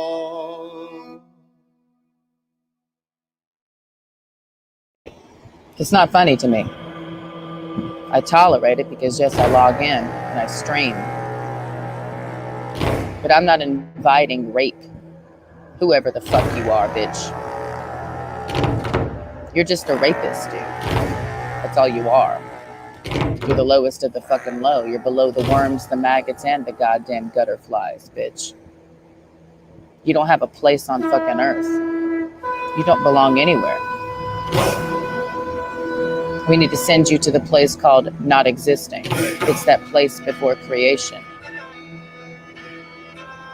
Meaning you never started living. Because you haven't been created yet. Because of course not. You haven't been created yet. There's no place on earth for rape. And there's no place after death for rapists. So you don't exist.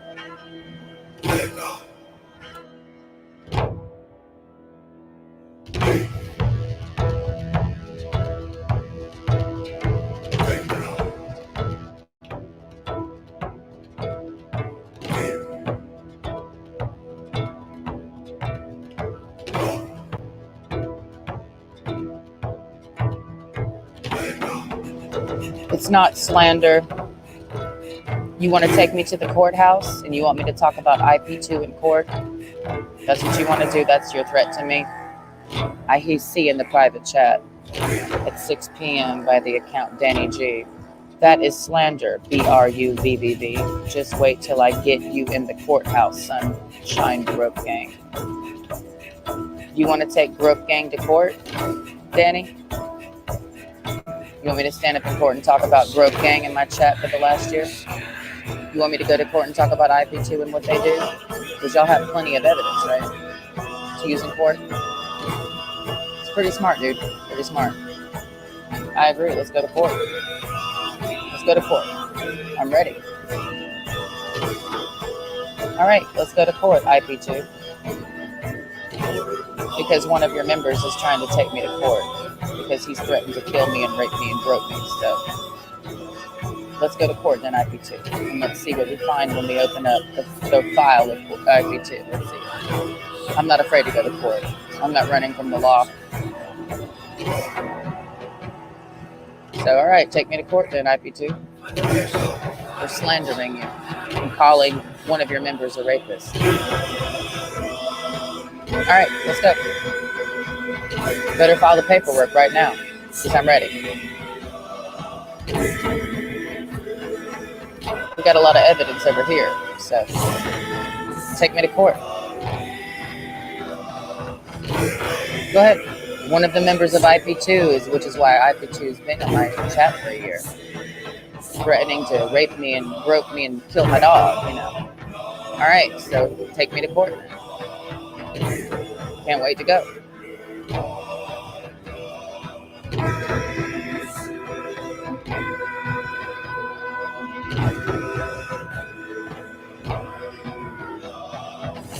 I'll go shopping and I'll get my high heels on.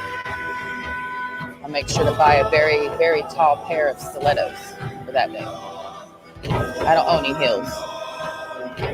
But for court, for IP2, I'll wear a 6-inch pair of high heels. And I'll wear a really tight pencil skirt. And I'll make sure my titties are out. And I'll stand up and say, Your Honor, these are the ones.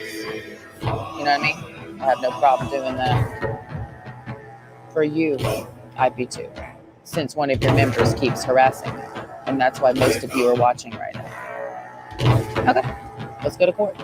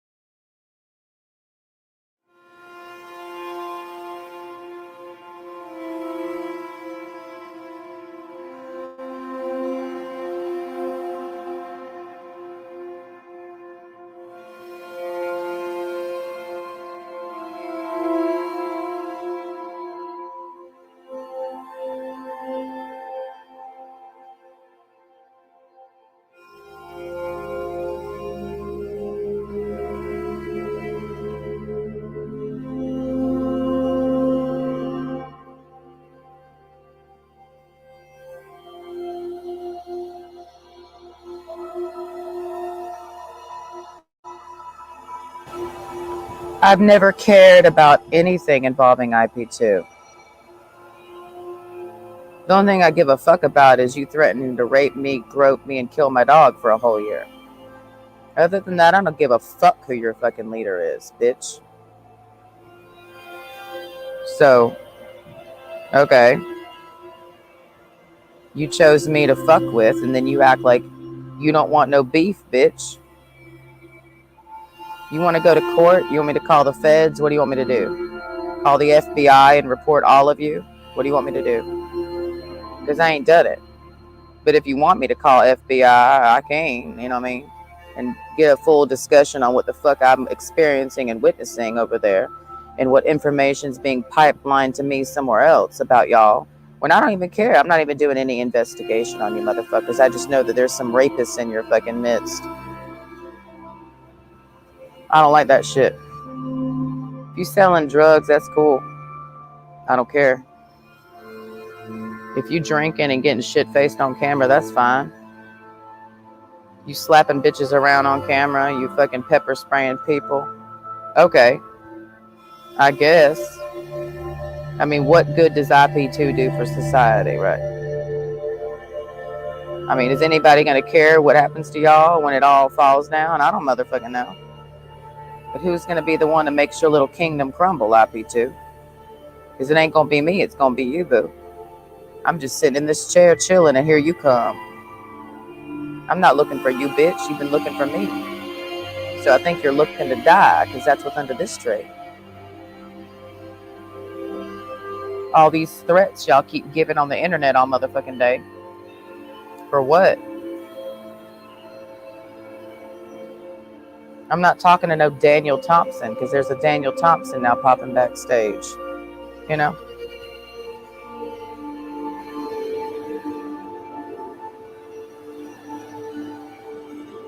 I don't know what y'all's deal is. Like, I don't care about y'all. So just go the fuck away. But you don't. You keep harassing me all fucking day. Anytime I get on a live stream, y'all are in the chat harassing me. You can just go away. But you don't, because you're not smart enough to. You keep poking the bear is what you keep doing. Threatening to kill, threatening to rape, with all your fucking fake accounts hiding your face, because you a puss bitch. Threatening to show up at my house, threatening to steal this, threatening to do this, threatening lots of threats. Now, if I was 15 years old, this would probably fuck with me. But because I'm 35, these little games don't work on me. You know what I mean? So I need you to stop fucking with kids is what I need you to do. Number one, whoever these people are in my private chat, because clearly you've been running game on children for a long time. And I've said that before and I've said it again. What works on a 15-year-old don't work on me, boo. Okay? I don't need to break that down. You don't know how to handle a real woman. You don't know how to have interactions with grown people. Obviously not, because this shit don't work anywhere but the internet, hiding your face, hiding your name, hiding your likeness, hiding everything about yourself, threatening people behind what, shadows?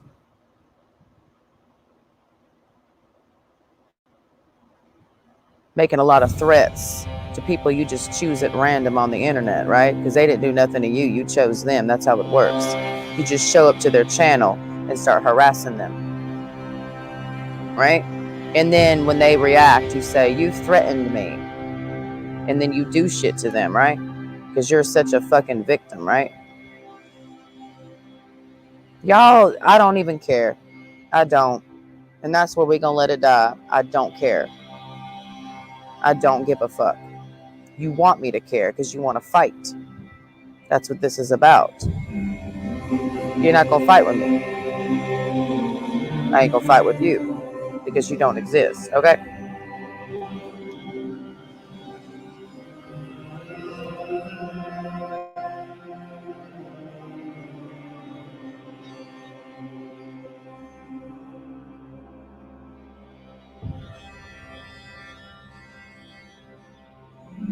I'm going inside and I'm going to do some other shit because it's hot as fuck out here.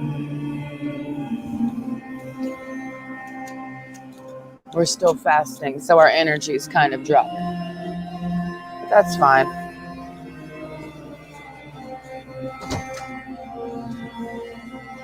Sometimes you need low energy. You don't need to be super energized 24/7, 365, right? Be awake, but be relaxed. It's almost like being asleep. I'll be right back.